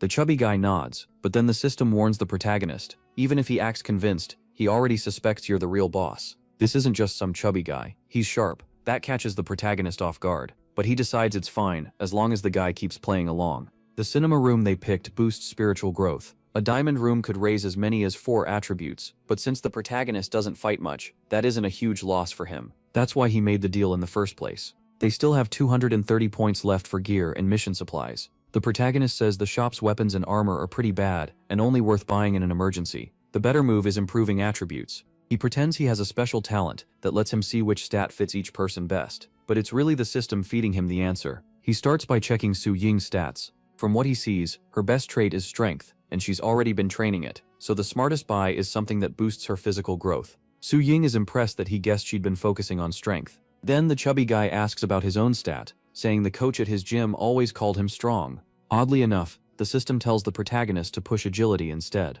So to sell the idea, the protagonist says agility is what he needs to impress girls. Su Ying glances over and thinks there's no way this chubby guy has a shot. In the end, they buy Su Ying a book for physical training, the chubby guy a book for agility, and thanks to the residents, everyone's spirit keeps improving too. They also buy potions and return scrolls, leaving them with 130 points. A few shady guys who know the chubby guy are stunned to see he joined a team, became leader, and even bought a style for their residents. When he steps outside, they start tailing him. "Brother Pan, is that you?" They mock him for moving up so fast. Now he's captain, and his place even has a style. So where did all this come from, and who's backing him? The chubby guy tells them to get lost. They used to bully him, and now they want to bother him again. One of them cuts him off and warns him to introduce whoever's helping him, or else. The chubby guy quickly reads the situation. They think it's weird that someone as weak as him got a fancy residence and became captain. The ancient gods may stop them from killing him, but they can still beat him up, and he'd rather not go through that. So he lies, saying his team has some super strong members who want to stay hidden. The guys don't buy it. Then why make him the leader? He says those people don't want to deal with this kind of mess, and only care about farming and leveling. So he handles things while they focus on getting stronger. It's a weak excuse, but it works long enough for him to get away. After that, he tells the protagonist everything, and asks if this could become a problem. The protagonist says he expected attention the moment they bought a resident style. The good news is, those guys only know the team name and who goes in and out, and since they've only seen the chubby guy, they still don't know the protagonist or Su Ying are on the team. Then the goddess appears, and says they should understand how the stations work by now. Part 2 is about to start. Their next mission is to explore the misty mountains past the forest, and the first goal is clearing the fog. Everyone will be sent to different spots. Good luck. Soon portals open in the mountains, and our group arrives. The whole place is buried in fog. Seeing how huge the area is, the protagonist immediately understands why teams matter. The main quest is clear. Remove the fog from the mountains, find its source, and bring sunlight back. But one part confuses the protagonist. If each team has to clear a fog, how is that supposed to work? The chubby guy is still recovering from the trip, when a very suspicious man suddenly shows up and greets him like an old friend. It's the leader of those shady guys, and he brought his crew. The chubby guy stands, but they start closing in on him. He claims Panway talked about a bunch of strong teammates, yet all he sees is one woman and one kid. Panway apologizes to the protagonist, saying he didn't think they'd find them this fast. The protagonist stays calm and says he expected trouble anyway. Su Yun quietly points out there are a lot of them, and wonders if they should run. The leader then tells his boss he had reported 100 people, but now it's just these 3. The boss had wanted an alliance, but with such a tiny group, things look different. Still, he can't figure out how they had enough points to make a team and buy a style. He realizes the woman and the kid must be carrying Panway, so he shouldn't take them lightly. Even so, like any cocky thug, he decides to test them first. He reaches out his hand. His name is Wang, and he suggests they be friends. The system warns that he's arrogant, but careful, this is a test. The protagonist wonders what exactly he's planning. He reaches back and gives his name as Lin Ha. It turns out a handshake can reveal someone's power. The glow stays white, so Wang judges him to be as weak as Panway. Then he reaches for Su Ying's hand, and the system explains that his special skill scale hand glows white for weaker targets and red for stronger ones. When he tests Su Ying, it gives off a faint red light, meaning she's only a little stronger than him. So he decides their gains must have just been luck, and there's nothing to fear. He looks at them and says they shouldn't explore the valley alone. His team is big, and if they join up, they'll be safer. Panway fires back right away. They're not joining a bunch of backstabbers with hidden plans. Xiao Yeyun backs him up, saying Hao is their leader, and if he says no, that's the end of it. The thug's tone turns sharp. Panway, he says, you really don't get it. He wasn't asking, he was just telling them. Then he grabs MC's wrist like he's about to pull something. Hao lets it happen, then glances back and winks their signal for everyone to stay still. A moment later, he is tied up, while Xiaoyan and Panway are forced to lead the group. The thug smirks at the protagonist and says people always die on these trips, so it's good his 2 friends are walking in front to keep their side safe.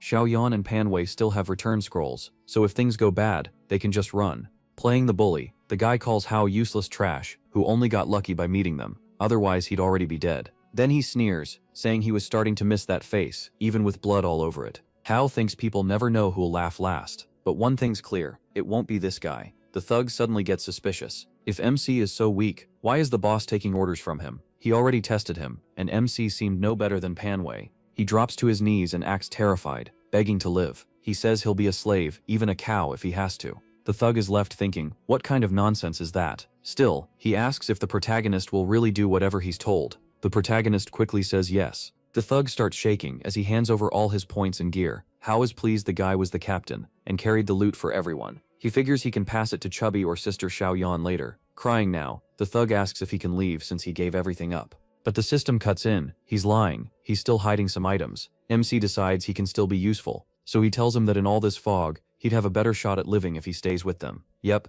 the thug is coming too. As they keep moving, Hao spots a mark he left earlier. That means they're somehow looping back, even though they've been walking straight. He had thought Shorp made everyone vanish, but now he realizes a barrier is splitting people up and sending them back to where they started. While he thinks it over, Shorp catches a scent and fixes her eyes on a tree. She quickly calls Hao over, and as they get close, a mission appears. This tree watches over the area, and destroying the formation it guards will break the barrier and bring sunlight back to the valley. So mission, destroy the barrier's formation. He immediately notices the thug got the mission too. That tells him Chirp wasn't the reason his team got separated. So if he breaks the barrier, maybe he'll find them again. Except now he's tied to this tree. The thug glares at Hao, who acts like he couldn't care less. Then the thug suddenly uses a shadow clone style trick, leaving a scarecrow behind, and popping up behind the protagonist. He rushes for the tree, trying to finish the mission himself, but a huge monster bursts from the ground, and sends him stumbling back in fear. He's instantly panicking. They're in serious trouble. The monster is a troll-like creature about 2 meters tall,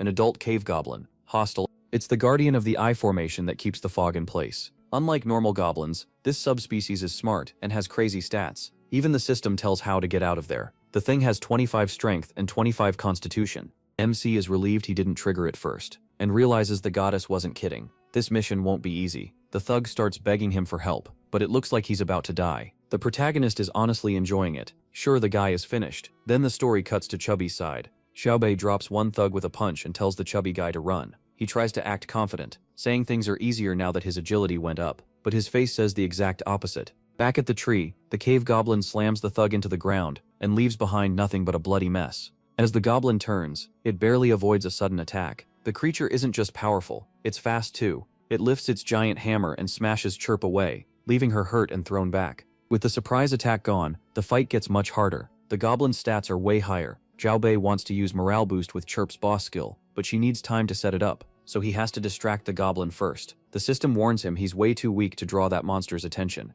All he'll do is make it mad. So how is he planning to pull this off? MC grumbles about the rude system, but he knows it's right. He needs something that will really tick the goblin off. Then he remembers a skill he thought was useless. Uh-oh, he's cooking up something weird again. The goblin smashes Chirp with its hammer and sends her flying, but right then some liquid splashes over its head. Perfect timing. Did it start raining? You already know the answer. Yep, it's Hao's long-distance P skill. He even sticks out his tongue and taunts the big guy, asking if it likes the smell. The goblin sniffs it, narrows its eyes, and charges. Its hammer crashes down, and Hao's shield breaks in one hit. That was way too close, but he uses that opening to trigger morale boost. Chirp rushes in from behind with her boss buff and cuts the goblin clean in half. The protagonist realizes he only lived because of the amulet Sister Xiaobei gave him at the start. Then Chirp hands him an item, the same amulet the thug used to switch places with a decoy. It's a rare scarecrow item. Once a day, it lets the user jump a short distance and leave a scarecrow behind. Hao is thrilled, so that's how Wang escaped before.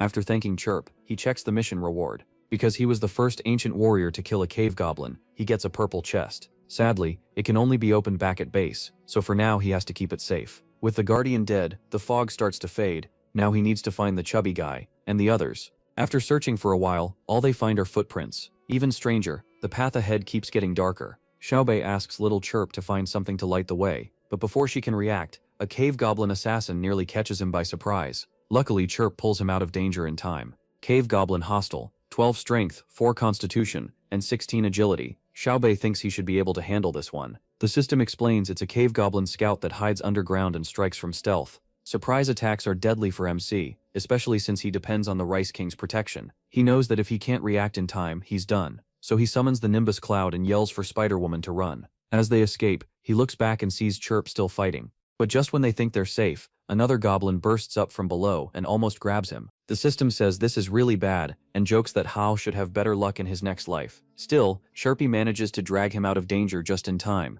As she keeps fighting, one more goblin appears behind her, and again she protects Hao from the attack. Things are getting desperate, and he realizes he's never been this close to dying. What makes it worse is his teleport takes 5 full seconds, and can't be stopped once it starts. Then one of the goblins suddenly freezes and stares at him. Right when things are about to get worse, red rain starts falling over the area, a sign that Sister Xiaoyan has arrived to save them. She immediately tells everyone to fall back. Hao orders Chirp to help Big Sister. As the fight continues, the chubby guy watches in shock. He says they're already struggling, and if one more monster shows up, they're done. The protagonist grimly agrees. They can't use the return scrolls if it means leaving Xiaobian behind. Pan Wei, shaking now, pulls out a smoke bomb they took from the enemies earlier. It blinds everyone for 10 seconds. As he throws it, he yells for Sister Xiaobian to run. The blast goes off, and the goblins scatter in confusion. That gives them time to use their scrolls, and in an instant they're back at base. Once they return, Xiaobian scolds Hao for getting captured by that thug in the first place. He admits she has a point. MC says he wanted to see whether Wang had another trick planned, but things got out of hand fast.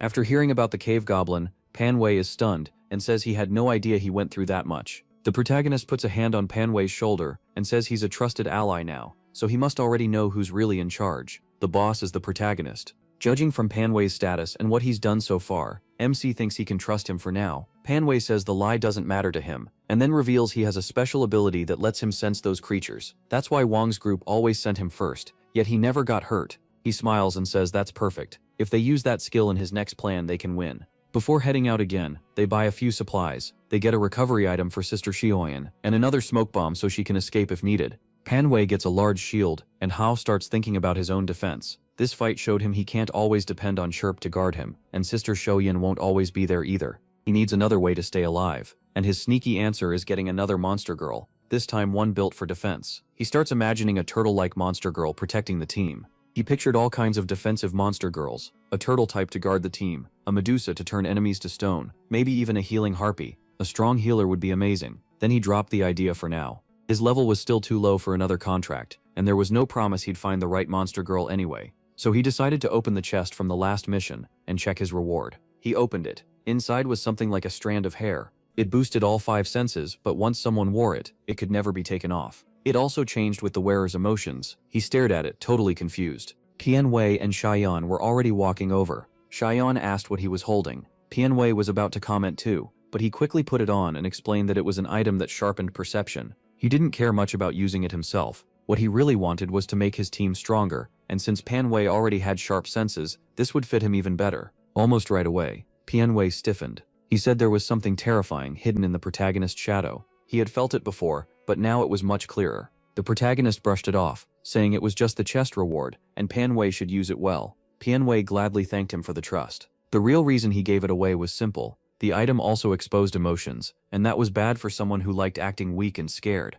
Once they got back into the field, Pan Wei could already feel it working. He warned that if he took one more step, goblins would attack. Going left felt safer, while the right side was more dangerous. So Pan Wei took the lead and tossed a stone ahead. Something was definitely hiding there. A goblin burst out and lunged at them. The system identified it as the same one from before. Luckily, it had gone for the fake bait, which made things much easier. Xiaoyan used her lure skill. The goblin locked up, and Chirp swept in from behind to finish it. Then the mission screen popped up. It was like the earlier village raid mission, except this time they had to destroy the stone goblins' underground bases. The more bases they wiped out, the more rewards they'd get. So this was basically a cleanup job. The protagonist quickly laid out the plan, which was pretty much their usual routine. Pan Wei would find the enemies, Xiaoyan would pull their attention, and Sharp would hit from behind. The three of them rode the cloud and kept hunting. The mission was harder now, and lots of people were dying. Luke and his team had gotten the same mission too, and they were already ahead. Just like them, the next part skips the visuals and rushes through the results. They hunted for a while and got several attribute potions, enough to help Pan Wei and Xiaoyan level up.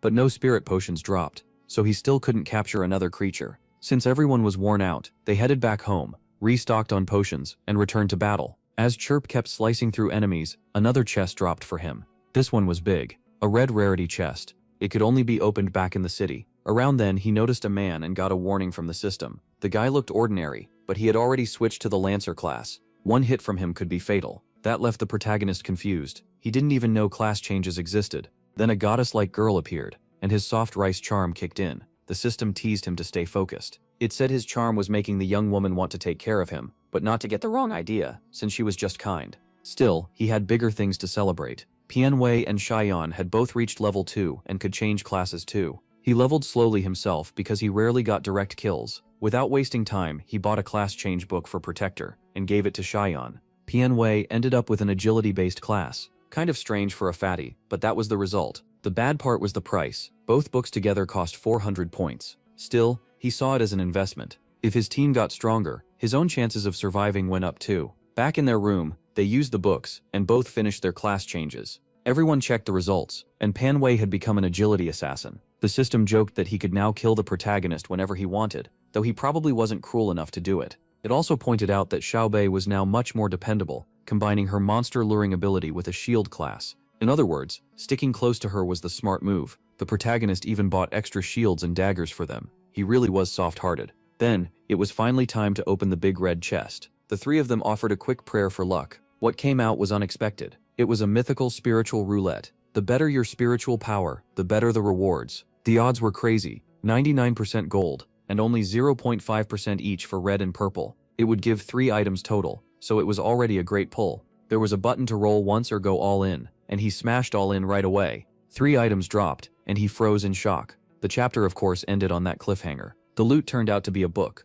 a crown, and a scroll. He had wanted a spirit potion, but this still looked promising. Pianwei was stunned because the crown was gold rank, the first gold item they had ever seen. It was the Goblin Prophet's crown, a treasure tied to the goblin race. When worn, it added 3 spirit. He was definitely going to keep that for himself. The skill book was called Alien Body. It let the user turn spirit points into temporary power for someone else at a 5-to-1 ratio. With 20 spirit points, he could give another person 4 extra attribute points for 1 minute, as long as they stayed within 10 meters. He was thrilled. Everything looked made for him. The book boosted spirit use, and the crown boosted spirit too. That pushed him to 21 spirit points. But there was still a catch. To advance, he had to train spirit to the max naturally, not just raise it with gear. Kijoyan cut in and told him to stop showing off and read the scroll. The scroll gave a clue about the evil goblins. Among the cave goblins were some with special powers who wanted to become great prophets, but their lives were short. Then a leader named Su Sheng created a way to steal bodies and live longer. The other goblins saw it as unforgivable. A war broke out and the survivors hid away at the coordinates listed on the scroll.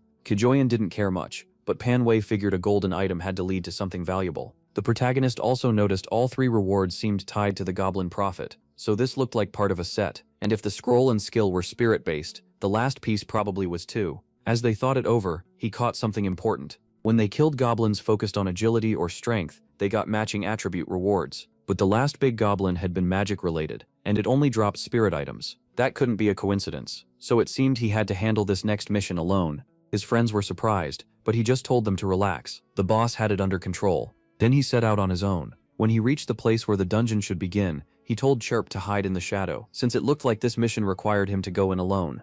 Of course, he still kept her with him that way. He searched for the goblins and found nothing at first, until he spotted a figure. But it wasn't a spirit goblin, it was a transformed human. The system explained. This was a dead human body, being controlled by an evil goblin through some secret method. A whole group soon surrounded him, so he used the language beans from earlier and called out to them. He demanded that the evil goblin show himself, and a large one stepped forward. It was a cave goblin adult shaman, surprised that he could speak their language. The system explained that even though it was a shaman focused on spirit, its body was also heavily strengthened because it was controlling many bodies and borrowing their stats. Then 2 more cave goblin shamans appeared. These 3 were the only survivors. The system guessed they were competing with each other, and the protagonist realized power was all they cared about, so he chose to bluff. He claimed he was a shaman too, and said he had come to show them the results of his research. Then he suddenly called out Chirp and sent her at the shamans. One shaman tried to buff the 2 humans in front, but the protagonist answered with his own skills and morale boost, blasting them back. The problem was that the enemies were tough. To kill one for sure, Chirp would need to use her boss skill, and that would leave her drained and him exposed.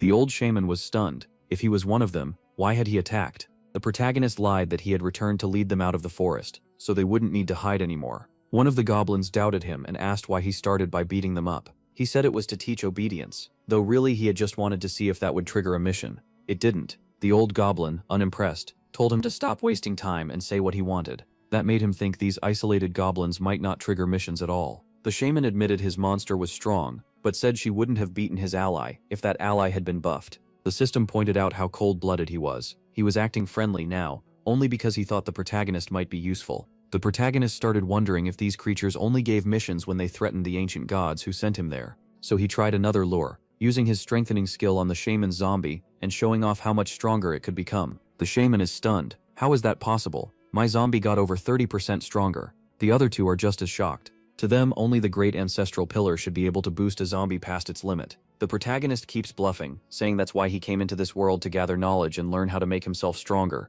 The old shaman freezes, and the protagonist thinks to himself, they fell for it. So now, can we talk? Or are you still going to threaten me? He gestures at the goblin they beat earlier. The goblins look at each other, then finally agree and sit down to talk. At the table, the shaman says only 4 of them from the old days are still alive. So what can they even do? The protagonist answers that, besides the ones here, there's nobody else they can trust. Still, he says he'll only share what he knows after they calm down. He already knows these goblins only care about surviving and becoming the goblin's prophet. Then he points at his crown and asks, "It's been so long you don't even know what this is anymore, right?" The goblins stop cold when they realize it's the prophet's crown. They immediately think about taking it, but the protagonist cuts in first. He says the great ancestral gave him that crown, so there's no reason to steal it. That only makes them slam the table in anger. So you became the prophet? Then what's left to discuss? I'll take that title from you. One of them even gets ready to attack, but the protagonist stops him. He says he already knows how to become a prophet, and if they want the answer, they need to do something for him first. He also wonders if these human-using parasites count as a threat to the ancient gods, because if they do,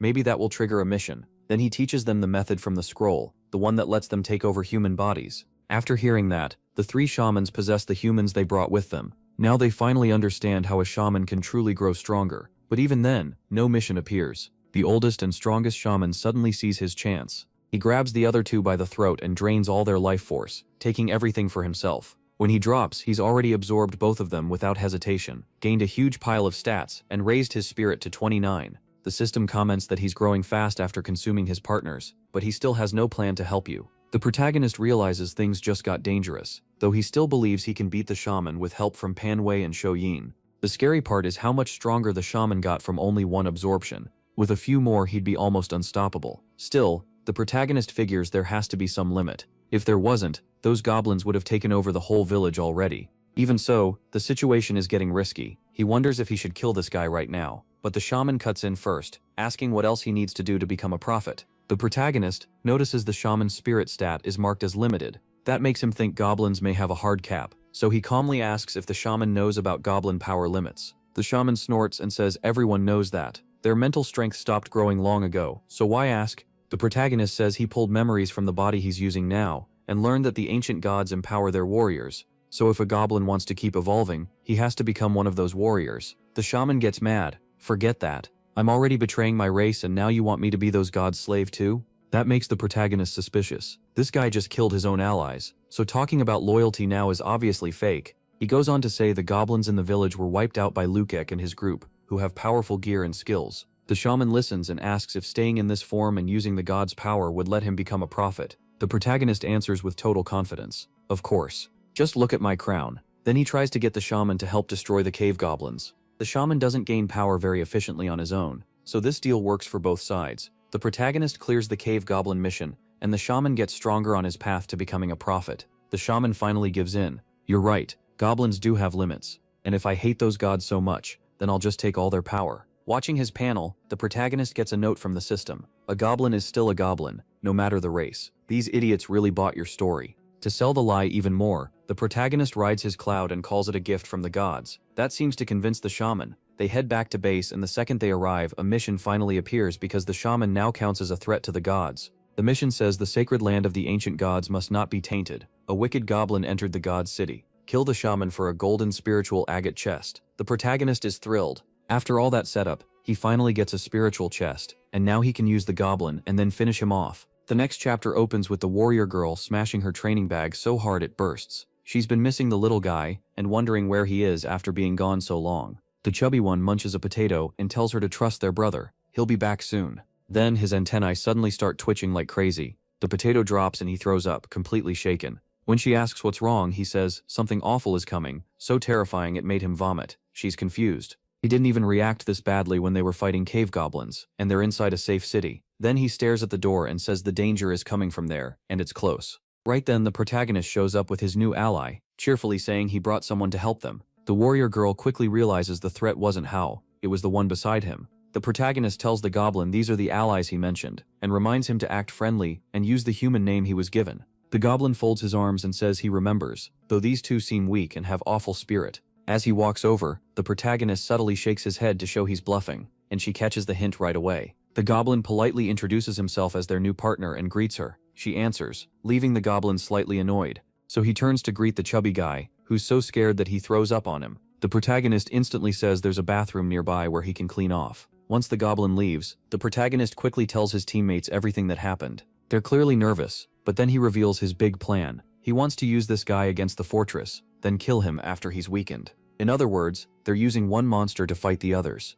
The two of them get fired up by how evil smart that plan is. A little later, the chubby guy says that as team leader, he'll go with Lin Hao's idea. The protagonist says this guy is strong and can help with their next mission, so he's in. The protagonist gives the goblin a look, and the goblin awkwardly thanks the leader. But inside, he thinks these humans are complete fools. They trust MC, and MC trusts him, but in the end, he plans to be the winner. Later, some cave goblins attack in the forest. The warrior girl warns the group, and they start making a plan. The shaman hates that they're wasting time planning around such weak enemies. At this rate, he thinks he'll never become a prophet, so he grumbles and stands up. The chubby guy asks where he's going, but the goblin ignores him. He powers up, jumps high, and fires 2 cursed arrows straight through the goblins' heads. They die instantly. He sneers that cave goblins are pathetic and still act like savages. Just like the protagonist hoped, the team still gets points from the kills. The only downside for the shaman is that absorbing these goblins barely raises his stats. Meanwhile, the protagonist team happily collects the loot.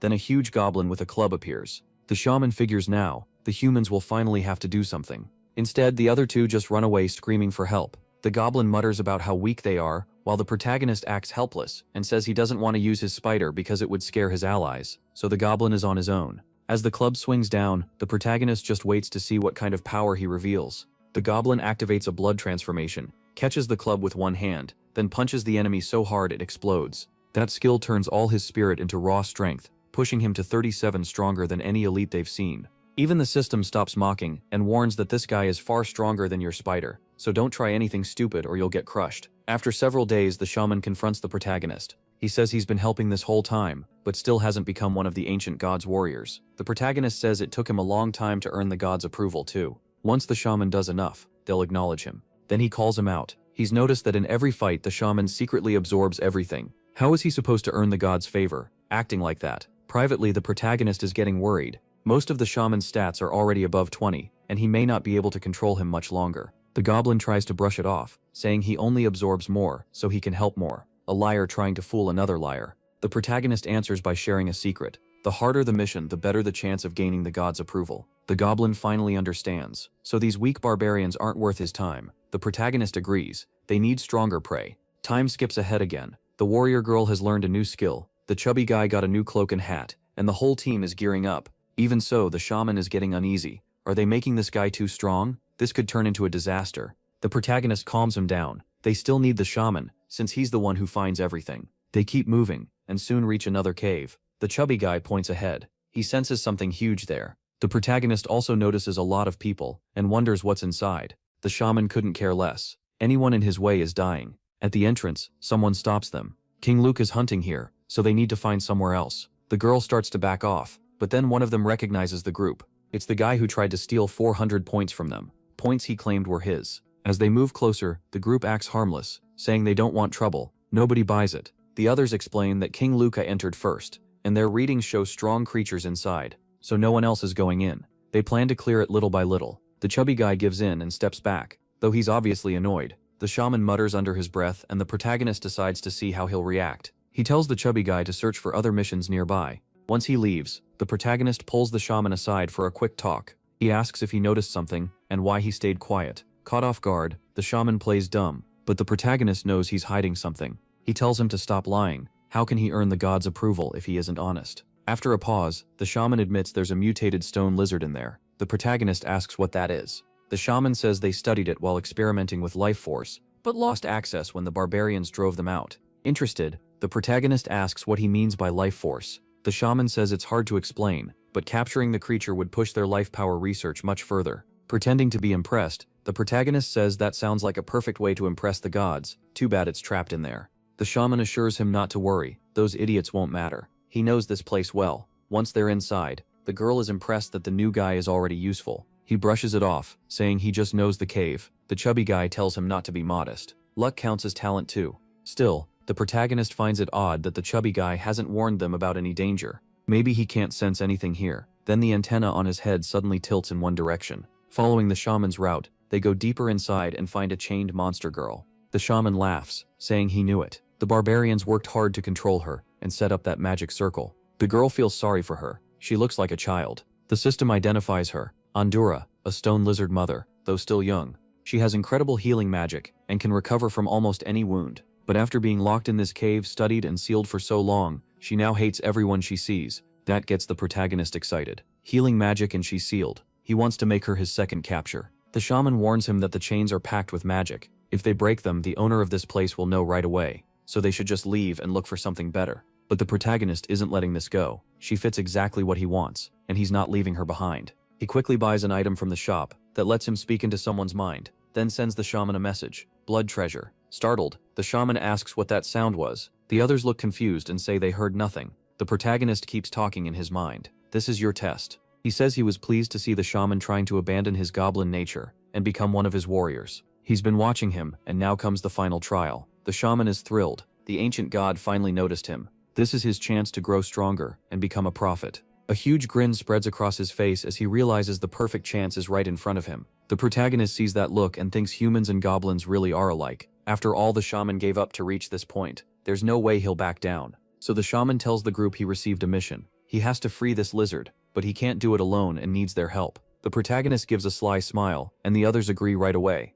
The chubby guy says of course they're a team, and the shaman always helps them. Andura starts to wake, thinking, so they sent humans for her to feed on. Everyone moves in excitedly, but the protagonist notices his Rice Emperor skill didn't make her friendly this time, only neutral. The system warns him that talent isn't unbeatable. Andura's hatred runs too deep, so if he's thinking about making a contract, he should forget it. He realizes this contract won't be easy. The shaman calls out to Andura, saying they've come to save her and that the ancient gods gave him this mission. She doesn't believe a word of it. Freedom was used to trick her once before, and she refuses to fall for that again. The chubby guy freaks out, yelling that she's talking to herself, and Andura immediately orders the cave goblins to attack. The problem is, her magic has strengthened all of them. The three companions share a look like they have a plan, then jump in front of the shaman. He asks what they're doing, and they answer that they want to prove they're useful too. The shaman is stunned. They suddenly seem much stronger, and he wonders if they were acting weak the whole time to test him. If so, even better, maybe he won't have to fight much. But then he sees the two of them already clashing with a goblin, so he tells the protagonist he'll handle the other three while he breaks the circle.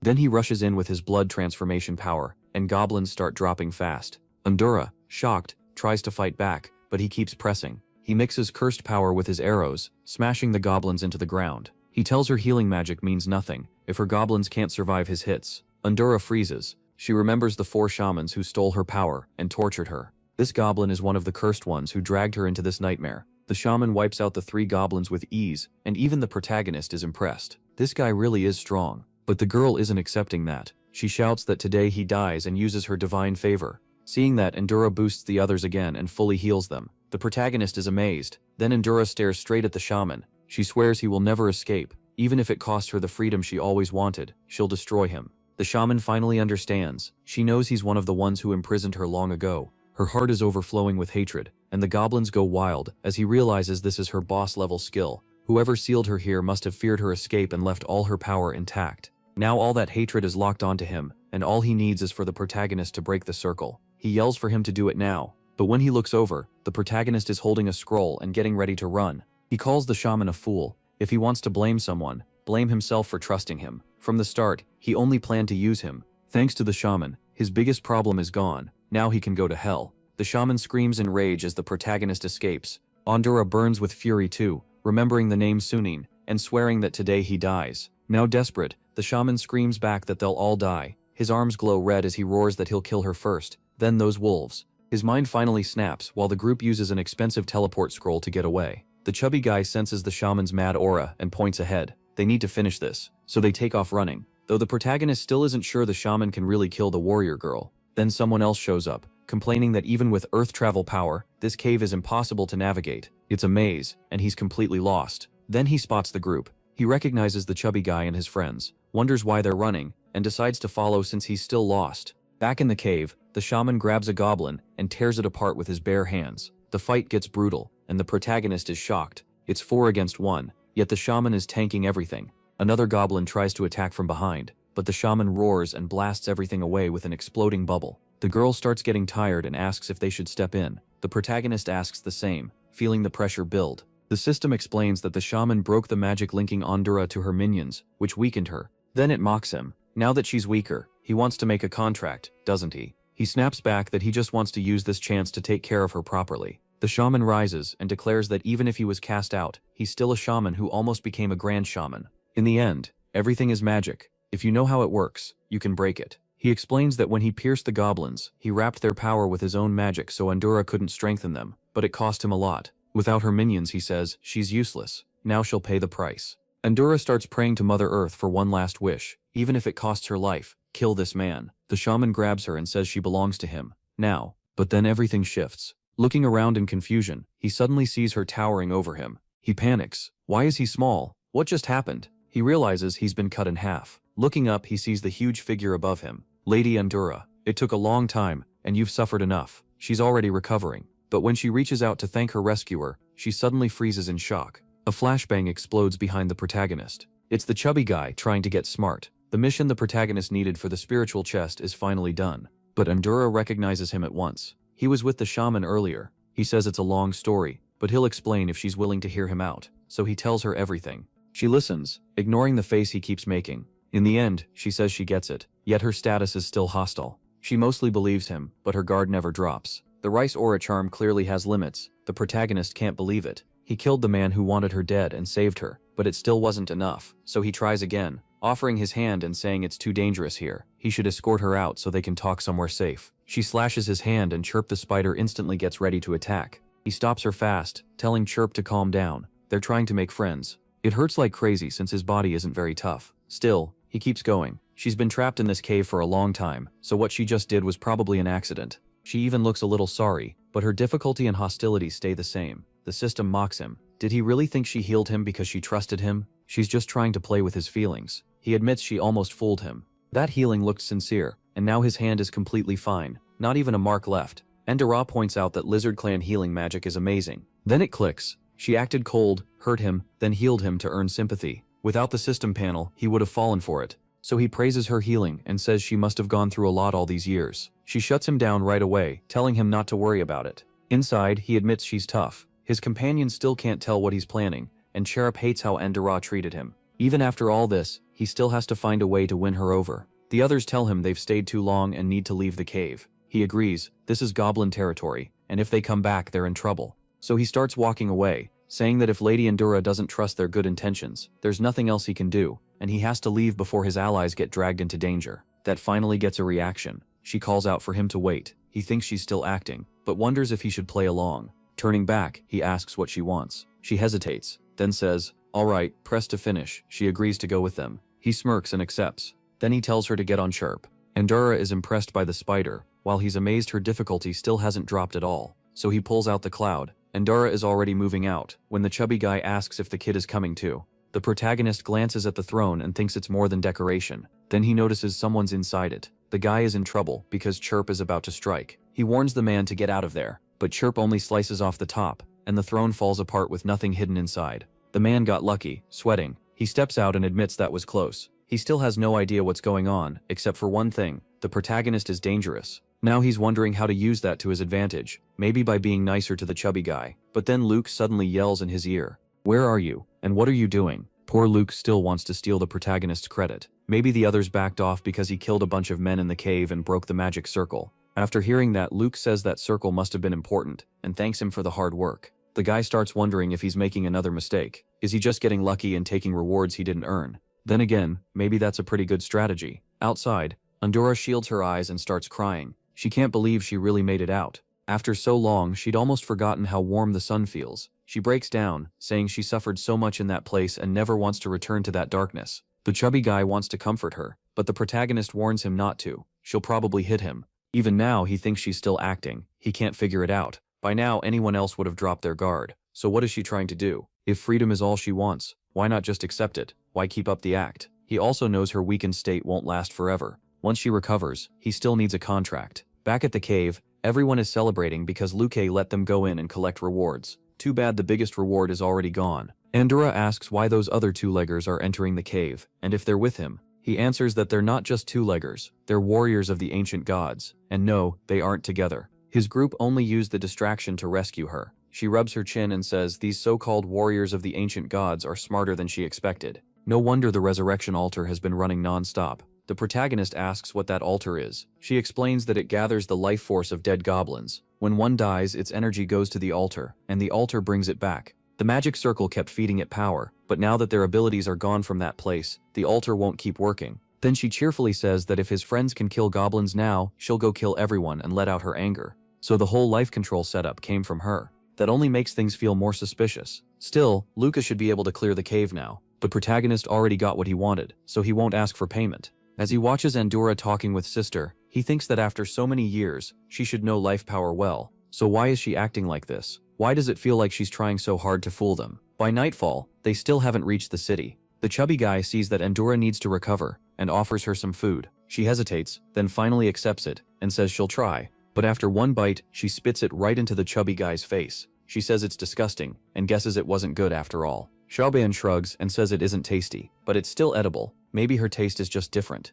The protagonist guesses food from the ancient gods probably doesn't work for monster girls. That makes him think of Chirp and a special item he could use on her, like a collar. Then he gets an idea. Jumping onto the cloud, he says he'll be back soon with something better. As he speeds off, he remembers giving Chirp a plant she liked once, only for it to crush her mental state. Maybe that could work again. It wouldn't lower her strength or speed, but it might make her easier to tame. So yes, he's basically trying to drug the monster girls. After looking around for a while, he finds the Snoop Dogg plantation. Almost right away, Chirp tries to eat it, but he stops her just in time, knowing it would leave her completely useless. He tells her to relax, he'll get her something else. Since he agreed to let her wear webbed clothes, she holds back for now. With the Snoops in hand, he heads back to the city to open the spiritual chest. Inside is a potion that gives him 2 spirit points. Naturally, he drinks it right away, then uses the advancement potion and levels up successfully. A light, breezy feeling spreads through him. This advancement is much clearer than the last one. His vision sharpens instantly. Then his passive skill activates. Monster Education. It tells him Chirp is an extremely agile monster built for ambushes and assassination. He should raise her strength first, then agility. To upgrade her, he needs relics from ancient spiders. Now he understands this passive exists to help evolve his monsters. The only problem is figuring out what ancient spider relics even are. Still, that can wait. Right now, he needs to raise his contract with Chirp to level 1 and capture the lizard girl. Meanwhile, that soap opera lizard keeps up the act, wondering why he's taking so long and why he still hasn't come back. Shaolin asks what she used to eat. She says fruit, but there isn't any on this island. While imprisoned, she was forced to eat meat. She keeps acting until the protagonist returns with the magic herb. She devours it like it's the best food ever. When the chubby guy reaches for some, she smacks him away with her tail. Even then, her status is still hostile. The system says she did like what he brought, so when she eventually enslaves him, she'll probably treat him nicely. It's like both sides are trying to capture each other. But while her spirit keeps dropping, the protagonist still isn't buying the act. Cold looks, hurting him, healing him, crying, acting weak. He sees it all as a careful plan to distract everyone. Chubby and Xiaobei and already believe her, so now he waits to see her next move. Then she suddenly acts sleepy, blaming the herb, and lies down. Xiaobai says that despite how she looks, she's basically like a human child. The protagonist tells the others to rest while he takes watch. As everyone sleeps, he wonders if it's trauma from all those years. A good person would try to heal that, but he admits he isn't one. Poor Andorra starts having nightmares. She cries out for someone to get away from her, waking everyone up. Panicking, she screams that she doesn't want to be imprisoned again and tells them not to come near her. Shaolian thinks it's just a nightmare from her terrible memories, but the protagonist still sees acting. To him, this is what a level 2 monster does. So he puts on his own caring face and says the poor thing must be dealing with trauma. Chubby asks if there's anything they can do, or if she'll suffer like this forever. The protagonist says probably not, but he's already planning ahead. Maybe she's using her trauma to lower their guard. But if she wants them to believe it, she'll have to expose herself too, and that's when he'll move. He gathers everyone and says he has a plan that might help her get past her fear, but he'll need all their support. If they all play their parts, making a contract will be much easier. They agree, and when Andorra wakes up later, she finds nobody there. She waits until dawn, and still no one comes. So they really left a girl like me alone in the forest. Not like I expected much anyway. Still, she wonders if they figured something out. But her act was perfect, so that shouldn't be possible. Then she spots the chubby guy lying in a puddle of ketchup, and freaks out. What's going on? What happened? The protagonist steps out from behind a tree. Yep, that guy wasn't dead. He came back for revenge. First he attacked me, then Pan Wei, and he took Xiaoyan. This is a complete mess. Endura blurts out that it's impossible. Back in the cave, she checked again and again. He had to be dead. Still shaken, she hears a voice cut in. At last I found you, my dear Endura. She stares at the figure. You didn't die in the cave? How is that possible? Her thoughts spiral. He should be dead. Maybe this is a trap. But he really looks like Xiaopol. Should she run or fight? The system notes that even if she's still acting a bit, deep down the shaman is what scares her most. Right now, she's truly terrified. Of course, it isn't really the shaman, it's Xiaoyan, after using a transformation pill. I couldn't leave you wandering alone, so I came back from hell to bring you with me. Then the protagonist jumps in. Andorra, watch out. She looks at him, wondering if he's really trying to protect her. He takes a blow to the face and keeps acting. Even if I die, I won't give up. Andorra, run. The fake shaman sneers that none of them are getting away. Using that chance, Andorra runs. He told me to go, so I can't stay here. Meanwhile, the other three start talking. The protagonist says, Xiaoyan, make it more believable. She almost saw through it. Xiaoyan says sorry. Hidden behind a tree. Andorra thinks they're hopeless. There's no way she can stop that guy, so they can die if they want. But then the protagonist falls right in front of her, while the shaman's voice says Andorra is fast but weak right now, so she couldn't have gone far. The poor girl is almost crying. The protagonist lies there with empty eyes, clearly at the limit. Andorra, it's okay. You don't have to do anything. At last, her status changes from hostile to neutral. The system comments that watching him risk himself for her still only moved her to neutral. This girl is really hard to deal with. He weakly says he's cold and asks her to hold his hand before he dies. Andorra hesitates, then reaches out. The contract flashes and it works. He had assumed the monster needed to accept it, but as long as there's an open slot, touching hands is enough. Andorra jerks back. Wait, what did you do? What kind of magic is this? Xiao Beijing rushes over, asking what happened. The contract is already complete, and the warrior girl is about to lose it. Even the protagonist is surprised. He didn't think a simple touch would be enough. When he contracted Chirp, there had to be at least some agreement. But whatever, it worked. Now he just needs an excuse. Andorra explodes. One faked being dead, one pretended to be the shaman, and another lied about the contract.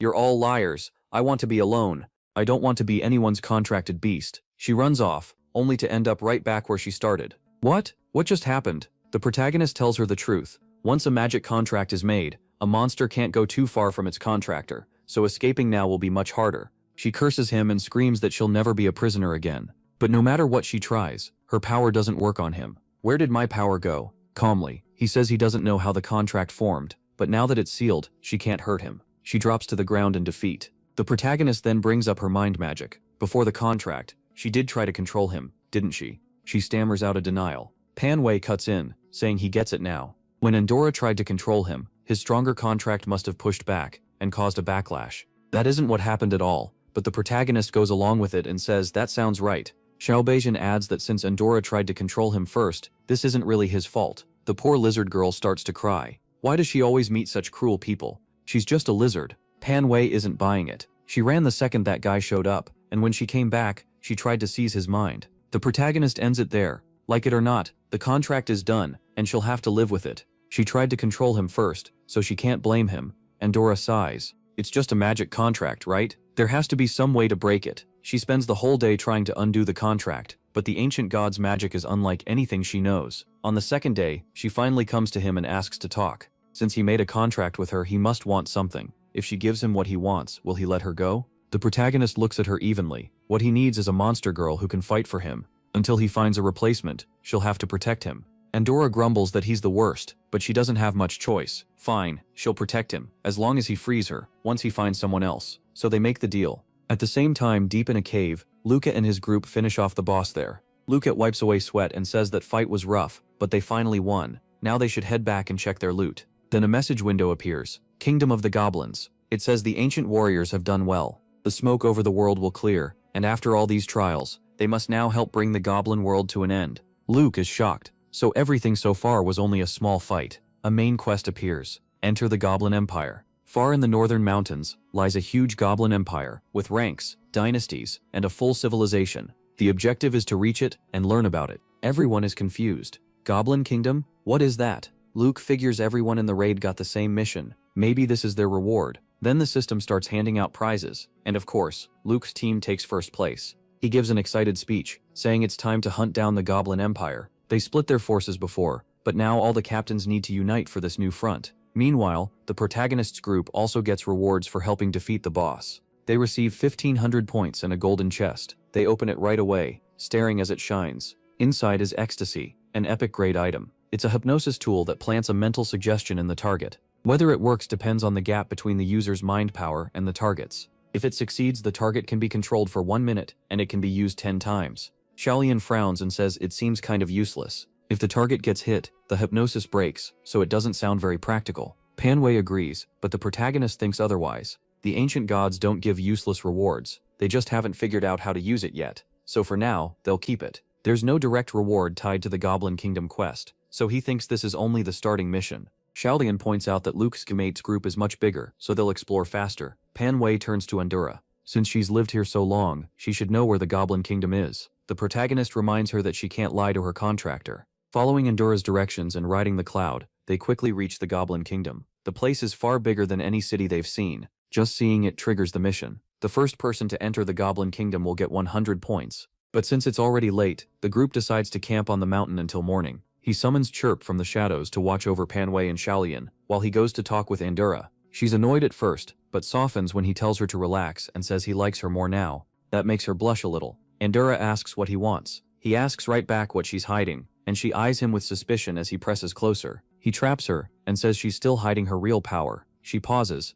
then asks how he knows. He says it's obvious. She's still trying to enslave them. If she's this confident, she must have another trick. He tells her it'd be easier if she were honest. With a sigh, she reveals a small spell in her hand and admits he'd have figured it out anyway. Her plan was to plant seeds of life. The protagonist asks what that means. She says it's a spell she created after a lot of research, but it only works on someone who fully trusts her. Once it takes hold, they become her puppet. The spell's conditions are very hard to set up, so she acted pitiful to earn their trust. She never thought it would end like this. The protagonist thinks it over. The conditions for her magic really are strict, but with the hypnosis item, they could control almost anyone. The system notes that because he's guessed her plans so many times, she's starting to fear him. A friendly partnership would have been better, but fear can also help him use her power. Well done, boy. The protagonist gives a crooked smile. He wanted to handle everything the easy way, but things turned out this way, so only the outcome matters now. The next morning, they watched the goblins working inside the Empire. Its defenses were tight, ballistas, spearmen, and a fortified base.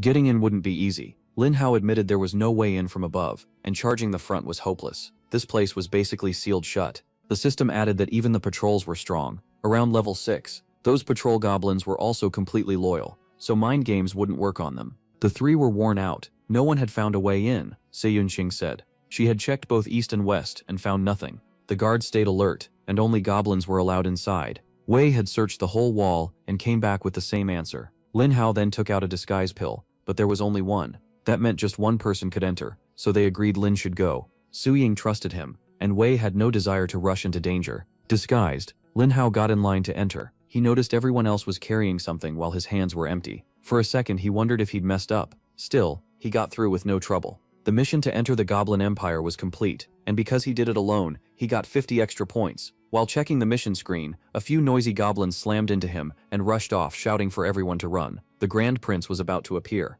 To them, seeing him was the highest honor a commoner could get. Then they ran into a guard who stopped the crowd. The system identified him as a temple guard, whose church brainwashing had turned his faith absolute. A priest had blessed him, so his physical strength was low, but he used support magic. The system warned Lin Hao to be careful. There were also the prince's guards, even stronger and able to cast magic too. 2 of them sounded trumpets, and 2 carriages rolled in, pulled by huge beasts. Because of the drawn curtains, Lin Hao couldn't see who was inside, so no new panel popped up, but the system gave him a mission anyway. It told him to become the blade that destroys the Goblin Kingdom. These creatures didn't deserve civilization. He had to hide inside, gather information, and bring the kingdom down. The longer he stayed, the more unrest he could create for bonus rewards. Current unrest, 0. Lin, the protagonist, guessed everyone got this mission after entering, but then he felt eyes on him and started to panic. Had someone seen through his disguise, he decided to leave before he got exposed. But as he turned away, he ran into another goblin who knocked him flat. The goblin sneered at him for being a cave goblin and said trash like him had no right to come see his highness. They belonged in caves forever. Chirp wanted to jump out and cut them apart, but Andura stopped her. Outside the kingdom, the two monster girls were already arguing. Chirp was mad because Andura kept acting like she wanted Lin Hao's favor, while Andura snapped back that she didn't care about pleasing him, she just wanted out of the contract. Then they saw Lin Hao 1100th coming back. He stared at them, confused about what was going on. Chirp immediately lunged at Andura, and Andura calmly used her boss skill. Chirp landed a hit, but Andura healed almost right away. Andura mocked her, saying she was pretty average. Without her leader skill, she couldn't even outdamage Andura's healing. Chirp was just about to activate that leader power when Hao stepped in. He stopped her, saying she couldn't use boss skills on an ally. Then he added that Andura was petty and awful. Sure, but Chirp was still his favorite, so she should try to be more patient with her. Andura silently fumed, thinking she could hear every word, but after watching them fight, Hao realized how much weaker Chemp had become. She was only level 1 now, while the goblins inside were already level 3. Even being a boss wasn't enough anymore. He decided it was time to check her talent tree and follow it. His passive pointed him toward collecting sacred spider relics. The only route that matched was Power of Faith, a special evolution line. That path required recovering different spider relics. As Chirp restored her bloodline, she'd become more and more saint-like, and the powers she'd gain would depend on the relics. But it was an extremely hard route, so he had to choose carefully. Hao knew this was the toughest option, but he was already learning that the ancient gods rewarded risk with the best prizes, so he opened the method for restoring Power of Faith, just to see how it worked. It said the power had to pass through a special magic circle, and couldn't be transferred directly. First it had to be stored in an object, then given to the spider monster, who could turn that faith power into extra strength. Hao focused on the words magic circle, and looked at Andora. She was the only one here who might know that stuff. He let out a breath. He needed to stay in the Goblin City for the mission, but to evolve Chirp, he also needed Power of Faith. Then an idea hit him. In the future, Wei and Su Ying could enter the kingdom too, and help. He started talking it over with them. They both blinked in confusion. Enter too? What was he planning? Hao explained that inside the city, the rulers and the church were already fighting over faith. So what would happen if a third force appeared? The two looked puzzled. Did he want them to start preaching to goblins? He said it would be hard if the factions were united, but they weren't. The place was full of power struggles. If they introduced a third religion, it might actually work, especially since they could perform miracles. Chirp would become the face of their cult, and Doria would handle the miracles. He decided to call it the Cult of the Sacred Spider, and Doria hated the name and said they couldn't use the lizard like that, but Hao knew how to talk. Taking her hand, he told her not to get upset. She would benefit too, while Chirp handled the image of the group, and Doria could move freely and get revenge on the goblins. She immediately pictured herself all dressed up, wondering why the goblins got to enjoy life. Even so, she still hesitated. Then Hao reminded her the city was full of fanatic priests, knights, and crazy goblins. She could get captured again. That finally made her agree, though she clearly had her own plans. In her head, she figured he wanted to build this religion with her healing magic, and maybe she'd find a way to break the contract later. But when she looked at her own hands, she remembered the truth. Her healing took a little life force from the target each time. It was like trading away years of life for quick recovery.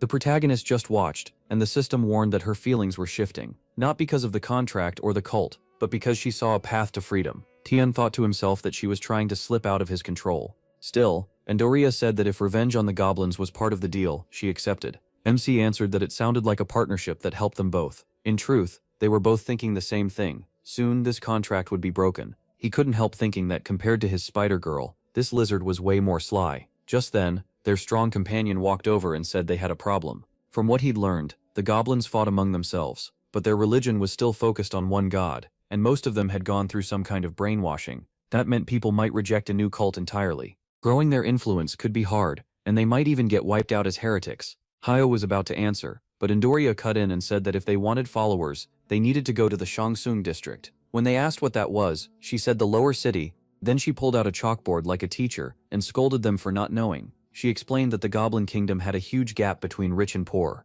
The wealthy lived in the upper city, and everyone else was pushed below. Life there was brutal. People worked just to eat while the temple and royal family squeezed them dry. In a place filled with that much suffering, miracles would draw people in fast. Everyone clapped and praised her, and Endora smugly said of course she was impressive. But Hao wanted to know how she knew so much. After hesitating, she claimed she'd been trapped there for a long time and didn't want to talk about it. The protagonist only had 11 hours left on his disguise pill, so they settled on the poor district of Shaxing as the first place to spread their religion, while MC kept infiltrating the city. From outside, Su Ying and Wei would try to support them, however they could. With the plan set, they moved through the Goblin City. Unfortunately, Andoria didn't actually know the way to the lower city. Then Chirp said she could smell something strange, a heavy corruption. Following that scent, they found what seemed to be the entrance to the lower city. Reaching it was rough, a long staircase that took about an hour to descend. At the bottom, they found crushing poverty and ruined goblins, but they also noticed a crowd gathered nearby. It was some kind of assembly, and one poor goblin was being whipped.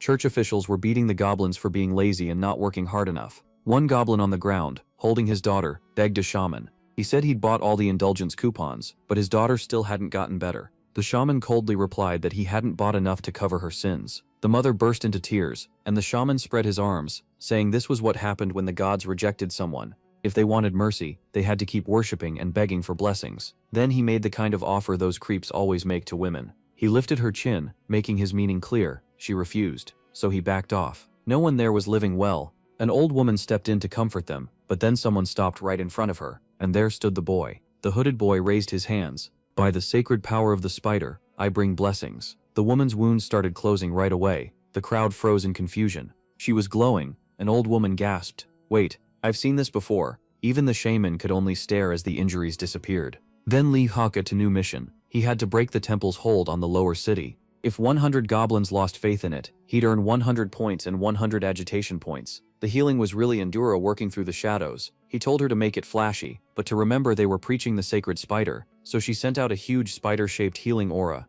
It looked holy, but creepy too, and the goblins were stunned. Still, for the mother whose daughter had just been saved, it was a real miracle. An old goblin woman stepped forward and asked, "Messenger, who are you?" Li Yunxing noticed his pill was wearing off, but figured this was the best moment to lock in their faith. A second later, his true form was exposed. The goblins flinched, but the mother calmed them down. She recognized him as one of the two-legged beasts, yet since he saved her daughter, she wasn't scared. Still, if he failed to pass himself off as a divine messenger, he was in trouble, so he went with one of his favorite moves. "Alright everyone, don't panic. This form is the price of being God's messenger. I was chosen to carry everyone's pain, no matter how heavy it is." He added that the sacred spider wanted him to know even human suffering, because this faith loved all living beings equally. For goblins abandoned in the lower city, hearing about a religion that treated everyone the same hit hard. One by one they dropped to their knees and pledged themselves to the sacred spider. Li Hao could only think how easy this was. They even made a hand sign for the sacred spider. Later, Li Hao protagonist was invited into a goblin home, where a young girl awkwardly apologized for how poor they were. He didn't care at all. Then a blonde goblin girl passed by and dropped a stone from her basket. Li Hao picked it up and asked about it. She said it was just something she mined and didn't know much about. Since the temple wouldn't take it as a tithe, she kept it as decoration. From the shadows, Endura's tail brushed his foot, making it clear she wanted him to keep it. The blonde girl headed off to make dinner. Once she was gone, Endura slipped out of the shadows. She reminded him she'd already helped plenty and wanted that stone as payment. Lin Hao, in his usual way, immediately guessed the stone mattered. Endura snapped at him to hand it over, calling it useless to a human. Then the system cut in, reminding him her real goal was still breaking their contract. Since rare magic crystals mattered to her, she'd behave for now, but the system clearly doubted he'd give it up. Lin Hao the 1100th pocketed it instead. If Endura wanted a magic crystal that badly, there was obviously a reason. She cursed under her breath, shocked he even knew what it was. Endura lunged for it, but Lin Hao dodged back and caught her in a headlock. A lizard lock, really. A magic crystal was exactly what he needed, so he offered a deal, help him again, and he'd have the new followers search for more crystals. The next one they found would be hers. She didn't buy it. From her view, she was doing all the work and getting nothing. Lin Hao realized he'd need a different approach. Endura narrowed her eyes at him. He switched to sweet talk, acting weak, lonely and helpless, begging her to make things easier. But that soft approach didn't impress her at all. Even so, Endura knew he was messing with her, and the system was helping. Humans were full of tricks. At last, tired of the back and forth, she told him to just say what he wanted. Lin Hao explained that he wanted to carve a magic circle into the crystal. It looked like this. He drew the pattern and asked if she recognized it. Endura said it resembled the circle used to trap her, one that absorbed energy, but she didn't know how to recreate it exactly. That was enough for Lin Hao. Now he knew he needed an energy extraction circle. But Endura warned him not to try using that circle on this crystal. She'd been the core of the magic that imprisoned her, and only survived because her vitality was almost endless. A magic crystal, though, wouldn't last long at all. At best, it would be drained and destroyed in 15 minutes. Lin Hao stared at the problem and blurted out, "So this is the wall of magic? Man, this is complicated." If that was true, then they needed a much bigger crystal to store enough energy. His whole plan was to gather power from faith and use it to help Little Chirp evolve. A little later, the blonde goblin girl returned with food that looked awful, but proudly called it delicious. Lin Hao forced a smile and acted grateful. Just as he was about to eat, an explosion shook the area, and they rushed outside. What caused that blast? Lin He looked toward the noise and asked what was over there. The girl said it was the mining area, and at this time there should still be plenty of goblins working inside. She wanted to run over and check. Lin Hao stopped her, telling her to stay calm. If anyone was hurt, he'd bring the sacred spider's blessing. That alone deeply moved her. On the way, Lin the protagonist grabbed a cloth, thinking he should change his look a little. This was the perfect chance. Besides growing the cult, he could search for magic crystals too. At the collapsed mine, injured goblins were pouring out in panic. Inside a hut, healing was already underway, and some goblins were starting to worship the one saving them. One goblin knelt beside his fallen brother and begged the great sacred spider to save him, promising faithful devotion in return. As warm energy flowed into him, he realized it had to be the spider's blessing, but he still begged for his brother to be saved first. Watching from inside, Lin He realized this method was way more efficient. With Endura healing from a distance, they'd already gained 39 followers. Of course, Endura wasn't doing it out of kindness. Each time she healed someone, she used their life force and secretly kept a little for herself. The system mocked her for being calculating, pointing out she was skimming energy during every treatment. Clearly, she still didn't see Lin the 1100th as one of her own. Lin He didn't care. No matter how much energy she stole, ancient god magic worked differently from hers. The real problem was the mine entrance had collapsed, so he couldn't inspect it. Once the injured were treated, Lin He declared the healing complete, and Dura slipped back into the shadows, worn out. Then he checked the ranking and saw all this chaos had raised the city's agitation by only 0.01. So if he wanted to finish this mission, he'd need to cause a lot more trouble.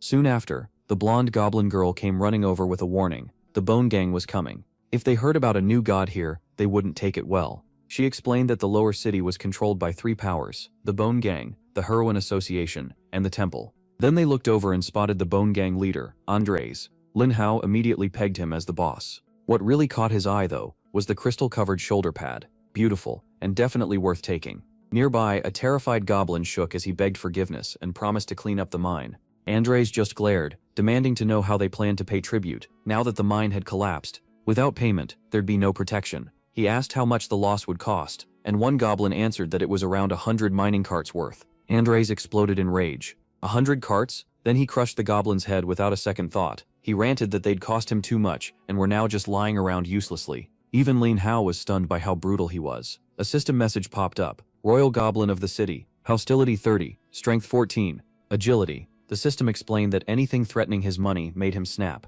He'd wiped out the whole mine over it. If the protagonist wanted the route to more magic crystals, he should make this guy happy. Lin the 1,100th could tell one thing right away. Andres was obsessed with money. The system added that he probably knew where the crystals came from, so following him quietly could pay off. Andres then turned to the workers and barked that this delay was their fault. Everyone would now bring 100 extra carts of minerals or suffer the consequences. The goblins shook in fear. Then Andres shouted for his men to move out. They had more mines to inspect. Lin Hao told the goblin girl to stay behind. He had something else to handle. After tailing Andres for a while, he figured out the pattern. Problem or not, the gang boss kept showing up to bully everyone just to remind them who was in charge. Eventually, Andres entered a mine with no goblin guards outside, which struck Lin Hao as odd. Could this be the magic crystal mine? The blonde girl had said the temple wouldn't accept magic crystals for miracles, so this had to be important. Sadly, to go further, he'd need to wake Endora. Little Chirp reluctantly drags her out of hiding. Endora looks mad. You better have a good reason for waking me up. Lin Hao tells her to relax. There's a magic crystal mine here. Endora checks it out. She puts a hand on the ground, uses her magic and finds a huge crystal deposit right away. Lin Hao is stunned by how many there are. He expected a lot, but not this much. Right away, he starts picturing massive armor sets for Little Chirp. The problem is the mine still has plenty of guards. If he does anything here, the Bone Gang will notice, so he can't handle this quietly. That means it's time for a scheme, and Lin Hao is great at those. Endora looks doubtful, but the protagonist just smiles and says she's about to learn how human greed works. By the time they head back to the tent, he already has a plan. He leans in and whispers something to the goblin girl. The next day, she goes around saying a messenger of the gods helped everyone, and now they should repay those miracles by helping too. Lin Hao only smiles and keeps the rest to himself. Back with the Bone Gang, Endora's gets a report. After the mine incident, everyone started worshipping some strange thing, and the injured were fully healed. That leaves Endora's confused. How could all of them recover? Then the goblin shows him a Little Chirp statue. Endora's takes it, confused. It clearly didn't come from the temple. The goblin says it's from some sacred spider cult, and Endoras wonders why they're making these statues at all. He's told the statues can heal people, and the bigger and prettier they are, the stronger the healing. The goblin points out that if Endoras armed his men and could heal them too, he'd be unstoppable. Since the blue stones seem worthless, Endora starts to like the idea. Smirking, he says the report was useful and asks what reward the goblin wants. The poor guy nervously starts to answer, but Andorras kills him before he can finish. He even licks the blood off his hand while muttering to himself. That fool clearly forgot these are his uncle's treasures, meant to trade with the temple. Still, he figures this new idea might be useful. Meanwhile, the blonde goblin girl updates Lin Hao. The Bone Gang is already gathering blue stones. Since the church won't trade for them, they don't value them much. Just like he expected, they walked right into the trap, and now all they can do is wait. 10 days later, Andorras meets with the temple shaman. The shaman asks about this surprise, and Andorras proudly says it's exactly what the great shaman needs for healing. He presents a giant little chirp statue, and the shaman stares at it like, "You expect me to kneel to this?" Andorras insists it works. To prove it, he orders some injured goblins in the back to kneel and pray.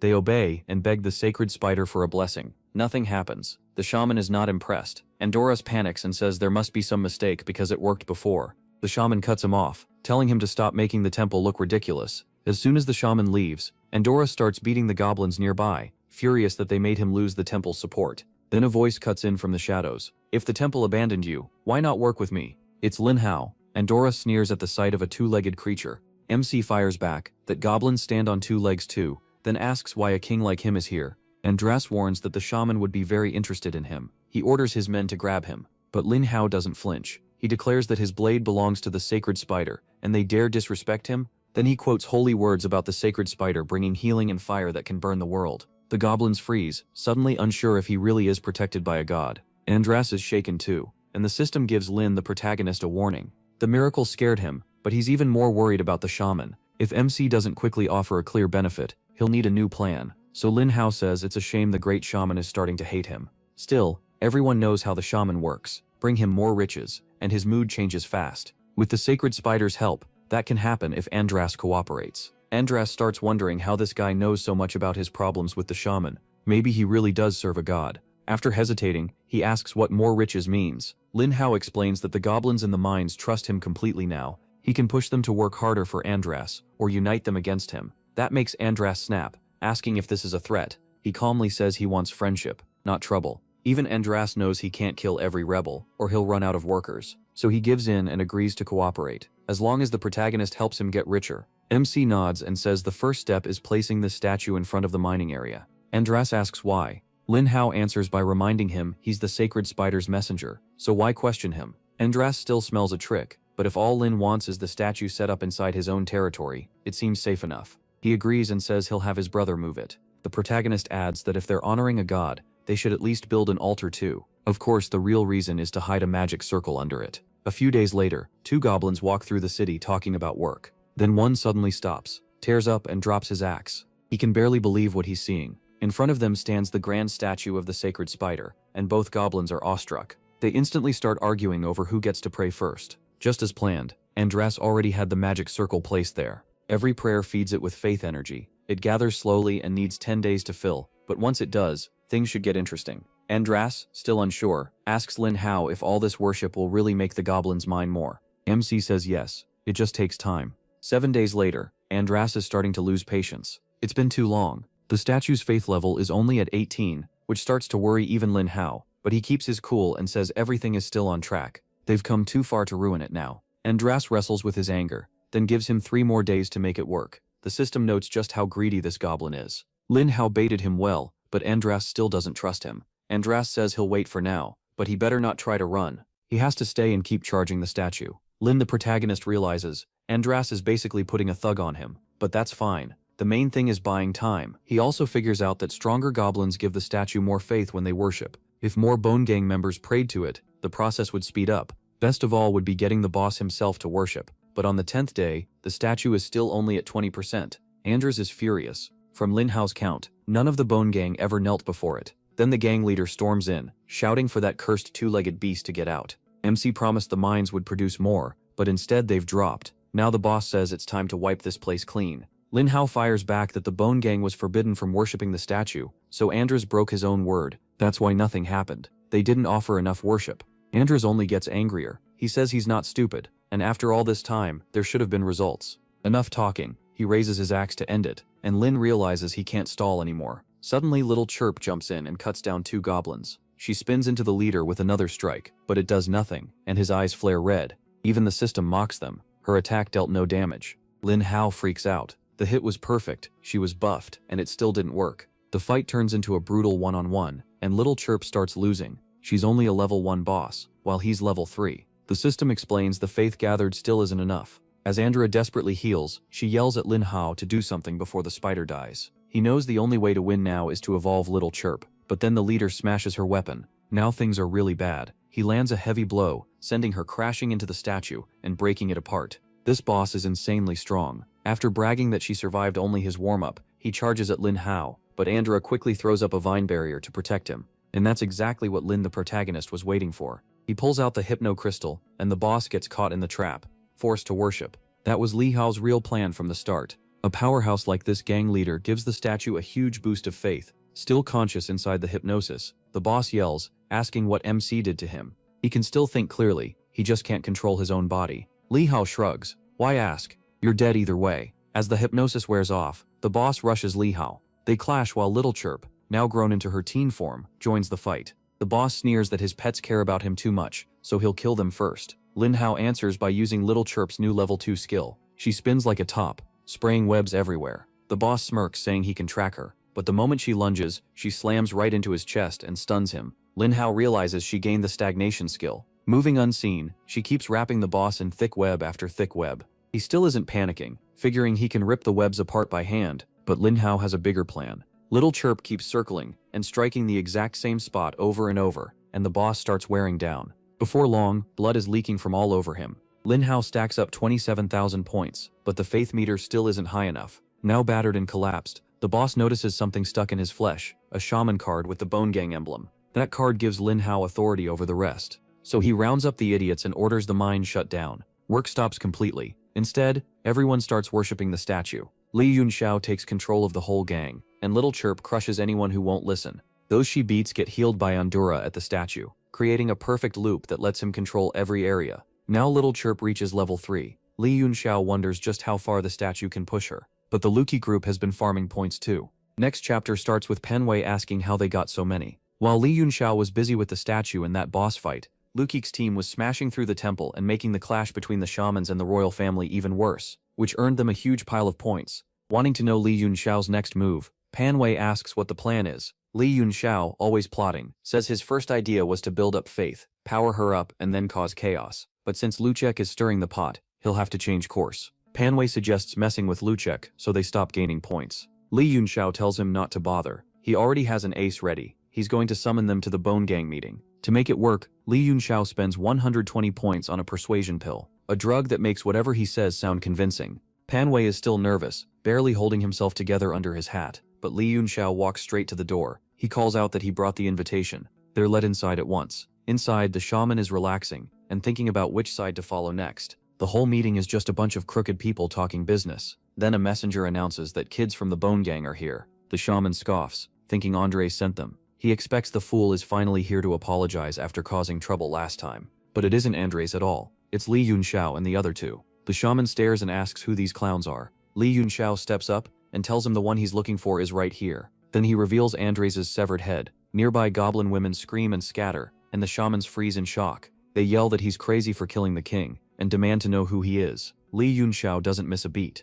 He throws a card at the shaman, and says the Bone Gang leader had ties to the royal family. That sends the shamans into panic. This traitor exposed the location of the great shaman, and now they urgently ask Li Yunxiao who he really is. He stays calm and says he won't reveal that he just wants to talk. Now interested, the shaman says fine, talk. Surprisingly, they keep it polite. Li Yunxiao leaves his two friends outside and tells them to stay alert and keep any goblins away. Once inside, the shaman asks what he wants and what he's after. Li Yunxiao takes off his coat, and the shaman blurts out that he's human. Li Yunxiao snaps back. How could a human speak goblin, if that were true? The shaman realizes he messed up and listens as Li Yunxiao claims he's a secret agent tied to the great shaman, gathering intel for his majesty. The shaman says he's heard of a group like that. Li Yunxiao nods and says that's why he looks this way, to lower people's guard and collect information. That's how he found the infiltrator, and surely the shaman doesn't want word reaching his majesty that an enemy slipped into his territory. Now sweating, the shaman begs him not to report it. He quickly offers him a seat, and says to ask for whatever he wants.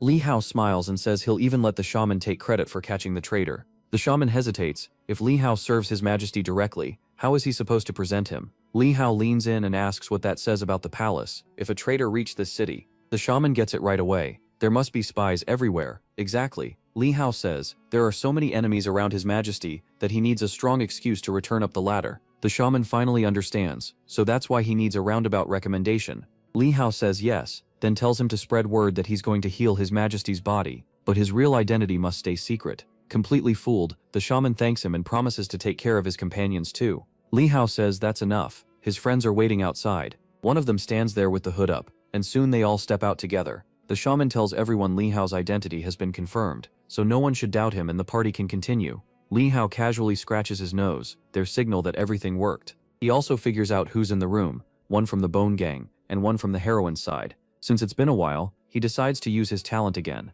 Trying to impress him, the shaman says he already told everyone to bow their heads and show respect. Li Hao just nods his thanks. At the same time, a carriage arrives. The shaman sends Andres ahead in a letter proving his betrayal to the great shaman. That makes the city even more tense, which is exactly what Li Hao wants. Sensing danger all around, the great shaman decides to return to the temple. He's badly hurt, but with 50 spirit and 35 strength he's still a monster. Even the system warns Li Hao not to try anything stupid. Now Li Hao sees how dangerous this boss really is. He's level 5, the kind of enemy that almost caught him before. The shamans gather around and worship, but then someone makes the next move. They say the great shaman is wounded, and this person here knows healing methods that can save any life. The great shaman isn't sold. He's seen plenty of doctors, and none of them helped. Li Hao smoothly cuts in, saying he's already tried many times, so what's one more? If it fails, punish him. If it works, he gains everything and loses nothing. Because the offer comes through a trusted follower, the great shaman agrees and tells the guards to bring the boy. Step 1 is done. As he's taken away, Li Hao throws his friends a look. Better not mess this up. The lesser shaman quietly celebrates that it worked. Now they need a foothold inside the royal family. The great shaman gathers all the doctors for a meeting, with Li Hao at his side. Someone discreetly slips Li Hao a small knife, hoping no one notices. The doctors are already uneasy seeing a two-legged creature next to the great shaman. They start complaining and ask why this lunatic is here. The great shaman shuts them down. He says this is the one who can heal him, and his power is so great he paid for it by becoming a two-legged creature. That only confuses everyone more. They can't believe someone could turn into something even lower than a goblin. Li Hao notices Chirp staring at something on the great shaman's chest, like she wants to eat it. So he uses that moment to talk big, saying they chase power while he gave up his goblin form and gained the true power of life. Then he tells the great shaman to show the wound and remove his shirt. Li Hao begins the treatment, and the wound visibly starts closing. Endura quietly says he only healed the surface like planned, leaving the inside damaged, and now he's going to sleep. The great shaman is amazed that it worked so fast, but the system knows the trick. Endura only fixed the outside while secretly draining magic power, dropping the shaman's spirit from 50 to 45. Even so, the great shaman feels better and asks what reward Li Hao wants. Li Hao plays it carefully. The injury is deeper than it looks, so treatment will take time. But yes, he does want something. The great shaman says he could ask for half the temple and still get it. But Li Hao wants something else. Since some priests opposed him, he wants a proper apology, and the priests instantly panic. Then he finishes the demand. He wants the items hanging on their chests. The priests tremble and protest. Those are relics left by the first shamans. Hearing that only makes Li Hao want them more. Even the great shaman hesitates, since those relics are sacred to the priests. Li Hao keeps pushing. He says he isn't being petty. The relics hold spiritual power that can boost his healing. With them, the treatment will go faster. He steps in closer, and says handing them over means the great shaman gets cured sooner. One priest, fired up, unleashes his aura and refuses. Li Hao looks toward the great shaman, who still seems unsure. So Li Hao suggests they speak alone for a moment. Interested, the great shaman agrees, and gives him the chance. The other priests get upset, wondering what he wants to say in private. He explains that anyone refusing to give up a relic is basically saying they don't want the shaman healed, so that person must be the traitor. The great shaman thinks it over. This plan could expose the mole, but he also wonders if the boy in front of him is the real traitor. Seeing that doubt, the protagonist adds, if the traitor stays hidden, they can keep ruining your treatment, and if that happens, healing you will be impossible. Now under pressure, the shaman gives the protagonist 3 days to find the traitor, and 1 month to finish the healing. With that settled, they leave the room. Outside, the priests are confused, trying to guess what the doctor told him. But the great shaman, looking serious, orders the relics handed over, which leaves the priests shaken, and even more nervous about the private talk. He clearly doesn't want any questions, and scares them into obeying. Back in the room, the protagonist gathers the relics, and Chirp quickly absorbs them. Then she starts evolving, wrapped in the sacred items. The bad part is that during this change she can't fight, and she's still worn out from before. For the next 3 days, the great shaman's protection keeps him mostly safe, But if a surprise fight breaks out, he's in trouble. Before long, someone knocks, saying they've brought a gift from the great shaman. The system instantly warns him. After his big performance earlier, assassins have been sent to kill him. This goblin isn't insanely strong, but he's still level 3, and the protagonist has almost no shot in a straight fight. The servant kneels and offers a bottle of wine, saying it will restore magic power for healing the great shaman. Not trusting it, and with no help from Chirp or Endora, he quickly checks the system for something useful. The goblin gets nervous, and keeps pushing him to drink while he stalls. Then the goblin panics, pulls a knife and moves to attack. In that instant, the protagonist spends 300 points on an item that creates a horrifying illusion, scaring the goblin so badly he nearly dies on the spot. It costs a lot, but the protagonist is just glad he escaped death.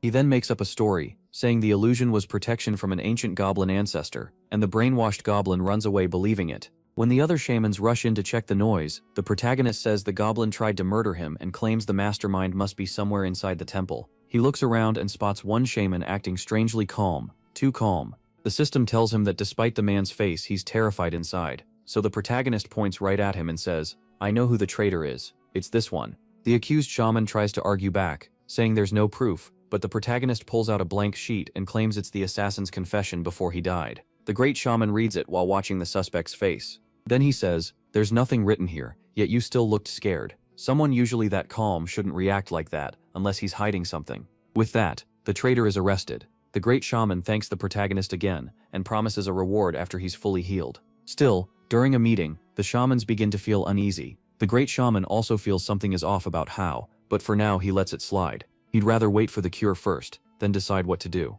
The protagonist earns a lot of points, especially for exposing that the royal family had spies inside the temple, and making the two sides clash harder. Meanwhile, Luke and his group keep tearing through goblins, but when they check the rankings, they see someone has passed them. Who is it? One annoyed soldier starts thinking, "We see the two teams under us every day, but who's this furry group above us? We've never seen them fighting." Then they figure if they're always outside battling and still haven't seen them, that group must already be inside. So they send Wu Ning to investigate and find out what tricks the protagonist's team is pulling. He hides behind a curtain and listens to the big sister and the fat guy talk, but the fat guy's antennae catch something, and both of them go silent, realizing someone is there. A fight breaks out as everyone finally faces each other, demanding to know why Wu Ning is here and what the others are planning. The big sister instantly sees a chance and says Wu Ning should join them, since his ability to move underground would help a lot. She holds out her hand and says they may not be friends, but they're all here for points, so why not work together? Wu Ning remembers these guys helped him before, so he decides it's worth trying, and agrees. Back in the main hall, the protagonist heals the great shaman again. The shaman complains, "Is this really the power from the sacred relics? My pain hasn't gone down at all." Trying to buy time, the protagonist says the wounds are deep, and healing takes time, but the great shaman snaps that 10 days have passed, and nothing has changed since day 1. If he's not healed by the end of the month, the protagonist will lose his head. Realizing the shaman is losing patience, he starts to panic and wonders if Chirp will be strong enough after evolving. What kind of power or even form will she have? Meanwhile, Endora keeps secretly draining the shaman's power and growing stronger. As the protagonist looks out the window, he's not sure this plan will work. He can only hope the fat guy and big sister are getting something done. Then a door opens, and an order is announced. By secret command of the great shaman, everyone in the temple must gather to hear the oracle. Struggling through the pain, the great shaman asks what this secret order is. The big sister says that since he's close to recovery, it's time to show the royal family what happens when they mess with the temple. She calls for the temple's full force to attack the prince's army. She reveals they know the prince's location thanks to Fu Yong's intel. The priests get excited, eager to prove themselves and teach the prince a lesson. They hope success might lift them out of the lower district, so the plan moves forward, and the shaman agrees. Elsewhere, the prince gets a message warning that the shaman is recovering, and several undercover agents have been exposed.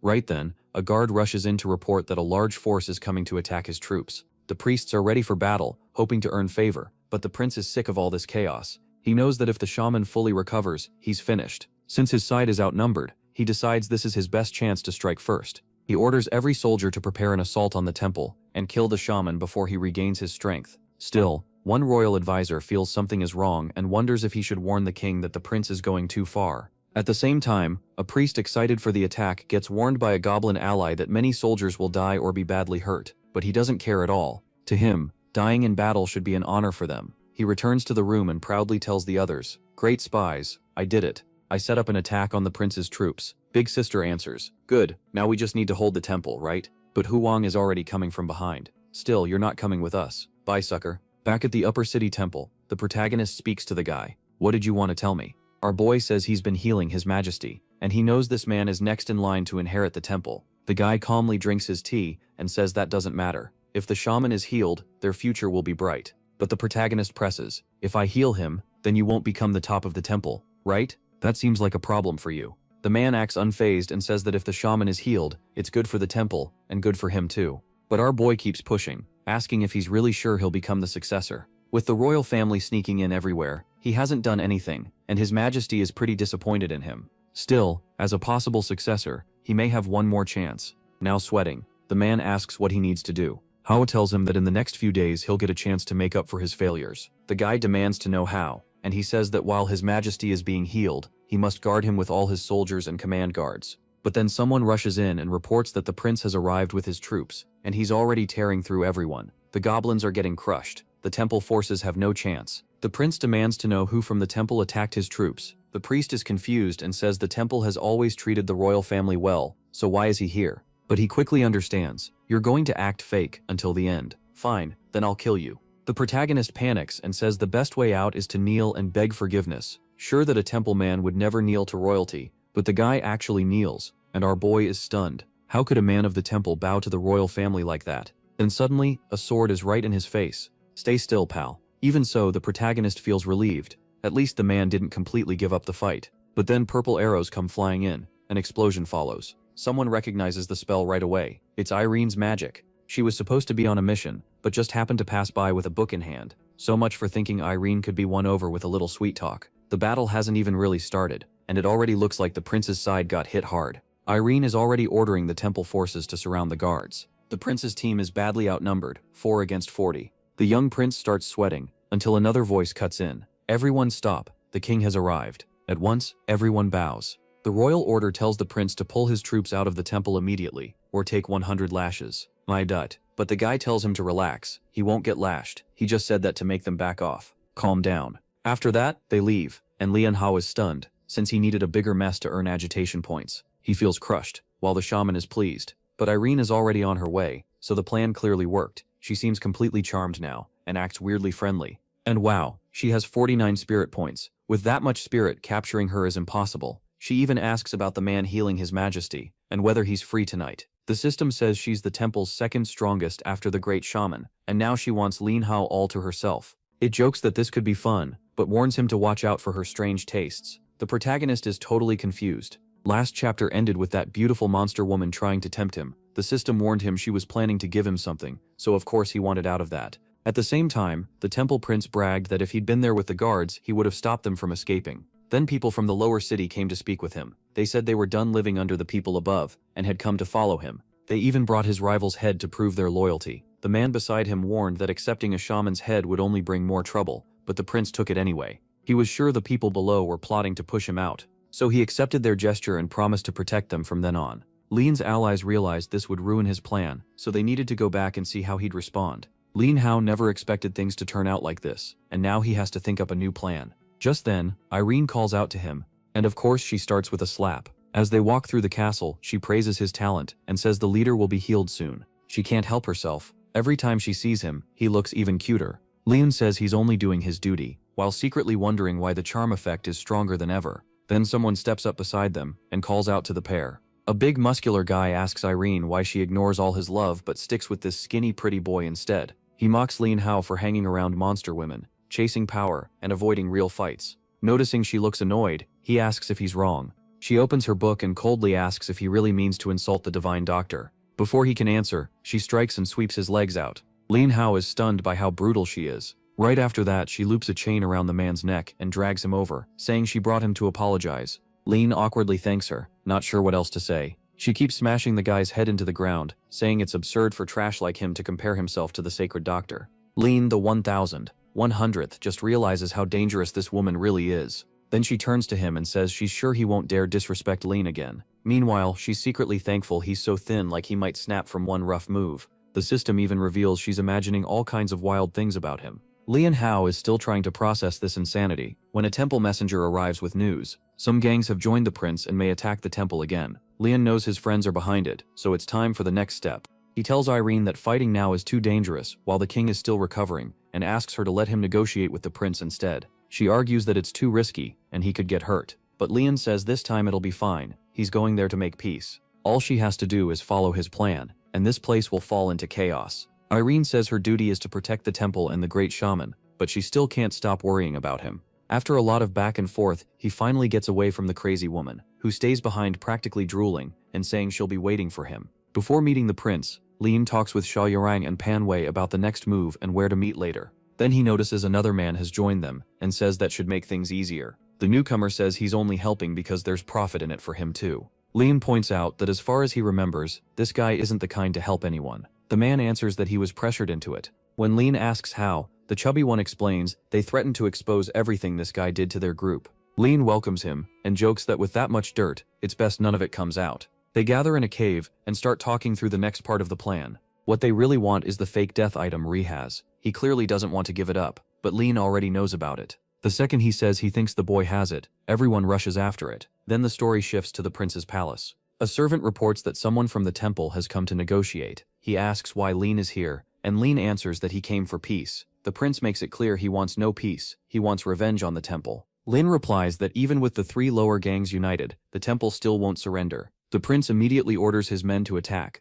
but the man beside him warns it's too dangerous. Held in place, Lin says it's absurd to attack someone who came to talk peace. Of course, Irene won't take that well. She gathers the goblins to take down Prince Soclero, saying they have to rescue Lin Hao. Of course, part of her reason is that she wants to keep every other woman away from him. Back in the palace, Soclero says he'll find out how hard it is to break Lin's bones when someone rushes in to report that temple guards are attacking. He laughs and says the boy must matter a lot if they responded this fast, while Lin realizes his show is finally starting. The prince orders them to bring the boy. Today he'll pay for it. At that moment, Irene notices something. She spots Lin restrained and orders them to let him go, calling it a disgrace that they would treat him like this. But Soclero warns that if she really cares about him, she'd better stop moving. In a situation like this, he says, the one who should be shamed is her. Then the man beside him steps in and says they can't openly fight the temple. Those are the emperor's orders. Soclero refuses to let it go, saying they must repay the humiliation he suffered. Lin can see the man wavering, but he needs this war to start now.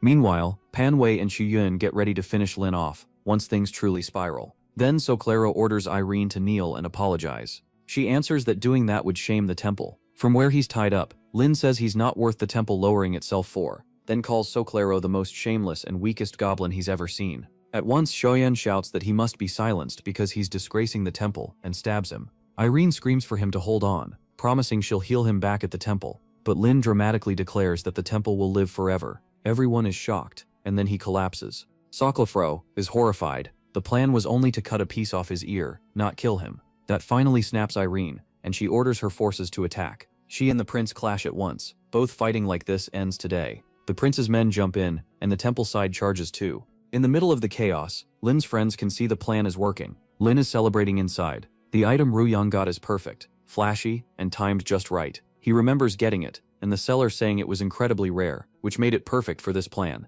The Guardian's heart leaves the user on the edge of death, as long as they hold it. Once it's removed, they recover. But there was a catch. While holding it, he would still feel all the pain of dying. Lin wonders where Ru Yang is, since he was supposed to stir up even more chaos here. One temple member looks around and realizes things are about to get much worse now that she's started a war with the prince. He tries to calm everyone down and stop this from growing even worse. But someone is already coming to ruin that idea. The poor guy wonders why nobody is listening. Then Ru Yang appears behind him. With the man already down, Ru Yang says the only person here who still had any sense is now dead. Then he suddenly feels an incredibly powerful aura coming closer. The emperor arrives and sees bodies scattered on the ground. Hiding nearby, Ru Yang realizes he would have died if he'd been found. The emperor orders everyone to stop fighting. Irene and Soclero obey at once, but then someone warns that several enemies are still hiding, and his majesty must be careful. The king tells everyone to settle down, thinking he still can't cut ties with Soclero. Yet Soclero suddenly says this is the perfect chance to wipe out the royal guard and seize the throne.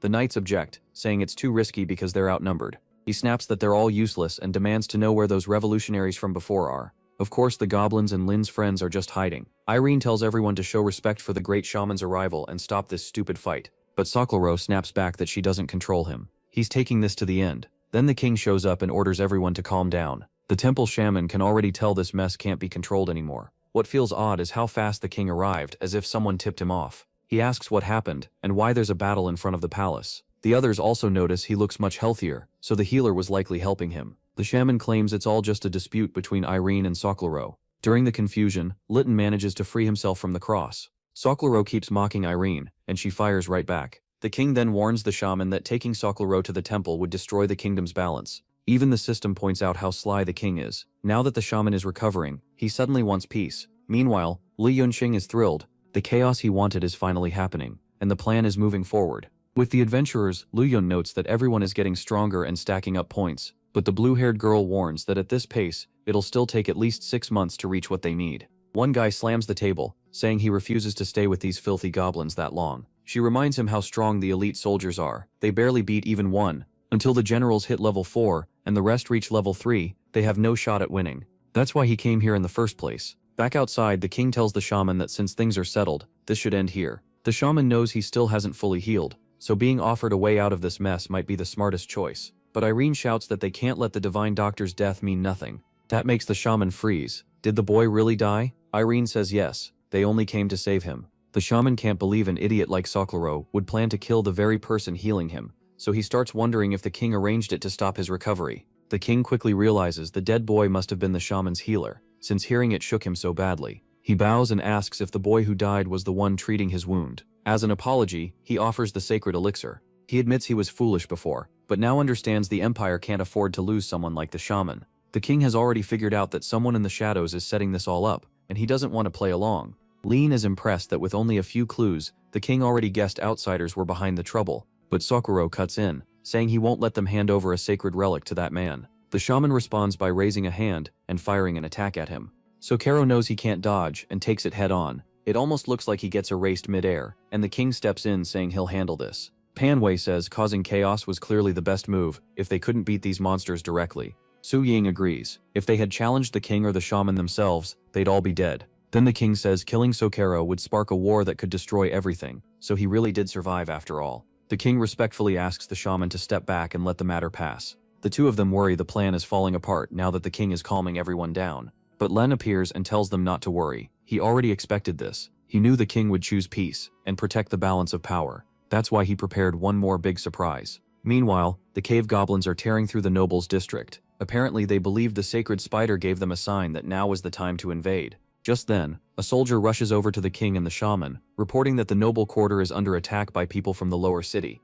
The whole district is in chaos. At the same time, Sai Raiyong listens in on the guards talking about the invasion. He's holding a detonator and thinking this mission has been pretty dull lately. What he doesn't get is how they earned enough points to buy so many bombs. Back with the shaman, everyone is now wondering what to do while the city gets swallowed by the uprising. The shaman asks why they're panicking, and whether these people really can't handle it, while Sokoloro says this is the perfect time to kill them all. He tries to leave, but Irene says she won't go anywhere until the divine healer's death is settled. The king tries to calm everyone, saying it's probably just a small revolt, until one of the castles explodes. Around then, someone rushes to tell Luke that a revolution may have started in the Goblin Kingdom. They head outside, see the smoke, and realize this might be the chance they were waiting for. Ah Min says it could be Sai Raiyong's work, and once they check the ranks, they're sure it's the right time to strike. So he rallies everyone and says their moment has finally come. They have to use this chance to bring back Sai Raiyong and earn as many rewards as they can. Then the king and the shaman get word that the whole palace has been destroyed in an explosion.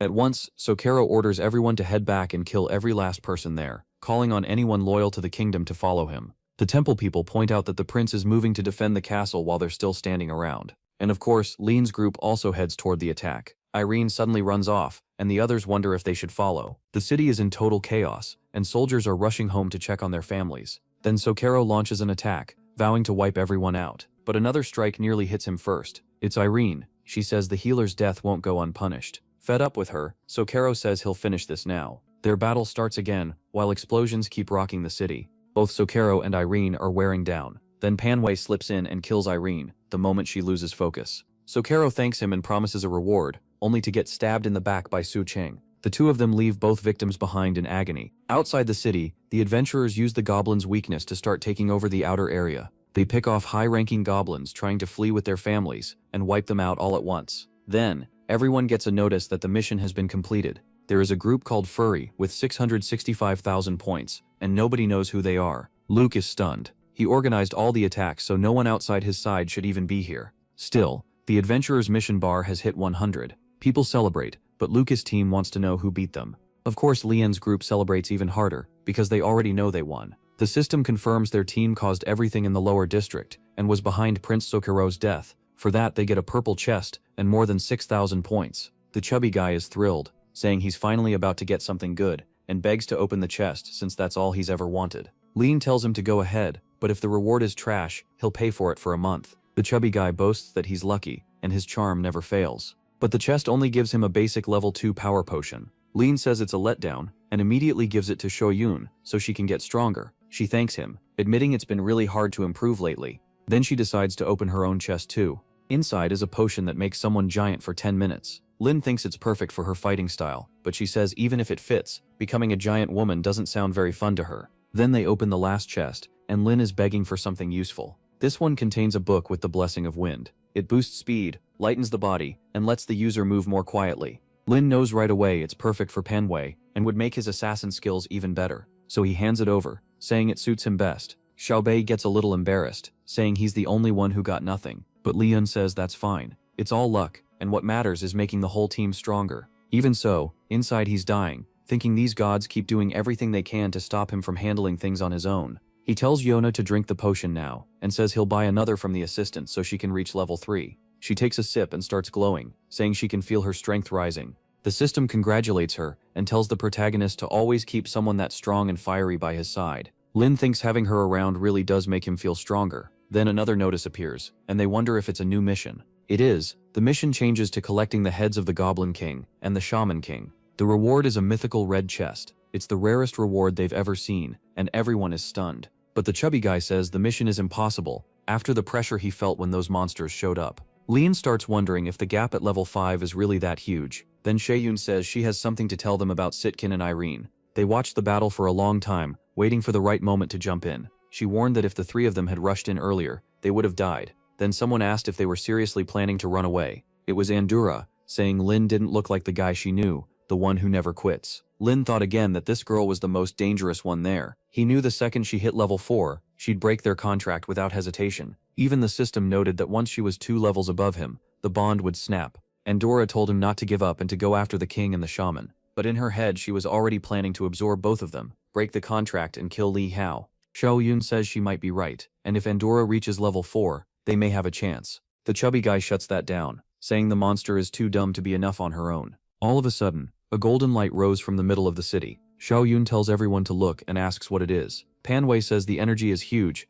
nothing like anything he's felt in this place. Andura says it has to be the ancestral power the king and shaman mentioned. She heard in the goblin cave that the king can call on the ancestors' power and become insanely strong for a short time. Lin Hao wonders why he'd need even more power when nobody should be able to beat a level 5 king. Then another aura rises behind Panwei, and Xiaoyun says this new energy feels a lot like the king's. Andura says she's sure that one comes from the temple shaman's faith. Lin starts to understand during this chaos, they've decided only one voice can rule the kingdom. They're trying to wipe each other out before either gets stabbed in the back during the bigger fight. The chubby guy blurts out his amazing discovery that the king and the shaman are enemies. Lin tells him to stay careful, because even if one of them wins, they still won't be able to beat that survivor, trying to push him into action. Andura says the taller the tree, the sweeter the fruit. She can feel her evolution coming, and doesn't want to miss this chance. Then she's shocked when Chirp's magic suddenly activates. Lin says Chirp should still be inside the cocoon, and wonders if she's finally ready. Through their contract, he feels part of her mind, and realizes she's moving on instinct, hunting for something to feed on. What she wants is the energy pouring out from those two. Lin knows the mission can wait a little, since that guy's wound will kill him sooner or later. Right now, the bigger threat is Andura, leveling up and breaking free from him. The problem is that by the time he reaches level 3, that troublemaker will already be level 4, and still ahead of him. If he wants to survive, the spider has to become stronger than Andura, which means making her evolve. Andura acts innocent, saying she's a peaceful girl who'd never hurt her master. Ignoring that, he tells the other two they're joining the altar battle. That way, if Andura tries to break the contract, the spider can protect him. Panwei says it's too risky, but Xiaobei says she trusts Lin's call. He explains that the goal isn't clearing the mission, it's helping the spider evolve. Then Andura grabs him from behind and says she'll use this chance to level up and maybe even find a way to heal everyone. Since Lin is going in disguised, the two friends back off and say they'll wait outside the city. He turns to Andura and says it's time. They already have a plan. She smiles and says that's great to hear. Lin thinks that even if she wants to escape, their connection won't disappear. Meanwhile, Andura is secretly thrilled, saying she can't wait to break free and taste real freedom. Outside, the others are upset. They barely managed to kill the enemies out there, so how are they supposed to take down the shaman and the king? The guy with glasses tells them not to doubt the god's missions. If it were truly impossible, they wouldn't have been given it. Another guy snaps back, telling him to explain that genius plan already and quit acting so smug. Luke tells everyone to calm down. This isn't the time to panic. It's time to think. Yumi says they should head back to the city and spread the news, since staying here does nothing. Even Luke thinks the team that earned all those points still can't beat 2 level 5 bosses. Meanwhile, at the altar, the 2 leaders face off. The shaman tells the king the scale of what's happening proves someone has invaded, and maybe they should settle down first. The system says he only failed to reach level 6 because of his injuries, even though he carries the faith of many generations. But the king answers that in a time like this, everyone must be united under one voice. The system says the king is at the height of his strength and fury, desperate to fight. Meanwhile, up in the mountains, Lin Hao and Endura watch everything. He's using binoculars from the shop. From what he sees, this mission was never meant to be won in a straight fight. Endura, meanwhile, only cares that there's enough energy here for her to level up. Leon keeps thinking. Everything he's learned says this altar battle is the key moment, when suddenly, someone taps his shoulder. It's Endura, asking how she's supposed to draw in the energy, and boasting that once she evolves, she'll be his strongest ally. Leon simply tells her to go set up an ambush. She points out that if she gets close and is spotted, she's dead. From far away, they watch blasts going off one after another. Lin tells her to hang back, wait until both sides are worn out, then steal some of the energy. Their contract makes it possible, and he'll keep the perfect distance from her. If she's ever in danger, he can move away and pull her closer at once. That impresses her, and she admits the plan actually sounds possible. So she says she'll prepare the trap, and tells him to be ready to save her at the right time. In the middle of the fight, the king says the first great king built the kingdom and gave power to the royal line. He also raised up the strongest person of that age, the great shaman. But over time, splitting power in 2 only made the kingdom unstable, so the shaman has to die. The shaman calmly answers that if the king is so sure of himself, then prove it. With that, he starts calling on the ancestors' power. Both declare that only one of them will leave this place alive. Then they unleash huge blasts at each other like a full-on Dragon Ball fight. The king gets pushed back, and so does Nishaven, who admits the king is no joke. From above, Endura watches it all. She sees them burning through massive amounts of power, while knowing a single hit from either one would kill her. The king praises the shaman, then says he must know by now that he's going to lose, so he should surrender. The shaman fires back that the king should worry about himself, because he's about to be sent to his eternal rest too. Suddenly, a green aura starts rising from both of them. The shaman says it feels like familiar magic. The king demands to know who's doing it. Of course it's Endura above them, draining energy from both sides. She says the world belongs to those who grab their chance, and she won't let this one pass. The king and shaman both rage as they realize they're being drained by a cursed caterpillar. The king keeps losing energy, and a lot of his stats are already falling. The same thing is happening to the shaman. Even the system says this little lizard is getting way too bold, and it looks like the shaman has lost his edge. Watching from afar, Ling can already tell she's stolen enough to level up. And then it happens. Endura is surprised it took far less energy than she expected, but then someone says she's gone too far. The king and shaman attack her together. Endura only smiles, saying she already got what she came for, and won't waste time on them now. She's sure her master will pull her back any second. But both attacks are about to land, and she still hasn't been recalled. An explosion tears through the forest, and Endura barely escapes alive, wondering where Lin Hao is and why he didn't save her. He knows she can heal soon, so these injuries aren't deadly yet. Her system says surviving hits from 2 level 5 enemies is incredible, and all she needs now is time to recover. But the king and shaman keep bombarding her, swearing she'll die. Endura runs while trying to heal, confused why she still hasn't been pulled to the protagonist's max distance. As a support creature, she can't win a 2-on-1 fight like this. Then the king appears right in front of her and says it's over. Mithaki follows with an explosion that blasts her away and slams her into a wall. Endura had to burn all her remaining energy to make a shield, and even that shattered. One more hit will kill her. The king complains that her sudden attack made his power unstable. Then he leaps in for the finishing blow, saying she deserves 1,000 deaths. Endura throws up her arms, begging to be saved and crying that she doesn't want to die like this, then vanishes right in front of him. Lean saved her. He says she's safe now and can recover. At once, Endura starts using her healing magic. The system says she barely made it out alive. Right now, she's even weaker than a level 4 creature, and will need a long time to recover. Seeing how low her status is, Lin thinks this is the perfect moment. The problem is, the shaman master already figured out where she was sent, and is teleporting after them. Lin Hao says this was expected. After getting ambushed like that, there was no way they'd let anyone escape. Still, he's already on the Nimbus cloud and getting out of there. The king and the shaman reach the spot Lin was at, and wonder how they vanished so fast. The king asks if this really was where the lizard girl should have appeared. The shaman says yes. What's weird is that her magic trace ended here. Then he looks at the king and asks if he wants to keep fighting. The king catches on right away and asks if he's suggesting they work together. The shaman asks what he thinks, and the king admits it's tempting. But instead, both of them power up and punch each other in the face. These two really never stop.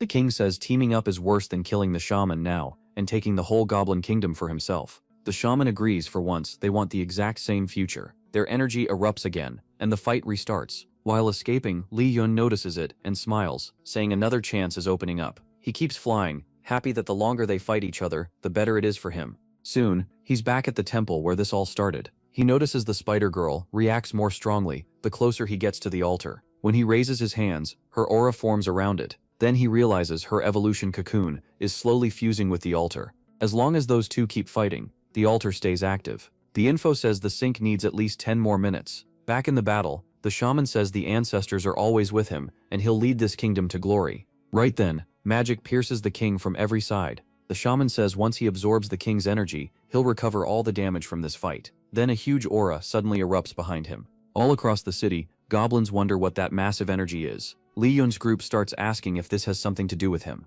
The spider religion followers begin crying, saying their great leader is coming into this world. Pan Wei immediately says Li Yunxiao has to be behind this. One soldier asks if it's the sacred spider's power, and another says it came from the place where the fight was happening. As she starts to appear, people begin shouting for long life to the sacred spider. Meanwhile, Lucas, stunned to learn the Goblin King has been killed. The mission everyone thought was impossible had finally cleared one major step. At the meeting, everyone just sits there in silence. Luca wonders if this was done by that same squad from before, and realizes they're far stronger than he thought. Then someone calls everyone over to look outside. Outside, people stare up and ask what that thing is. Luke can't make sense of it. The king dies, and now there's a giant thing in the sky. The shaman sees it, and wonders if someone is trying to change the faith tied to that altar. He knows that would be the worst outcome, leaving the Goblin Kingdom without its soul. So he rushes off, saying whoever did this must be stopped and killed. Meanwhile, Chirp is taking shape. The old altar was only a vessel, and now that the cocoon has almost fully dissolved, she's absorbing faith much faster than before.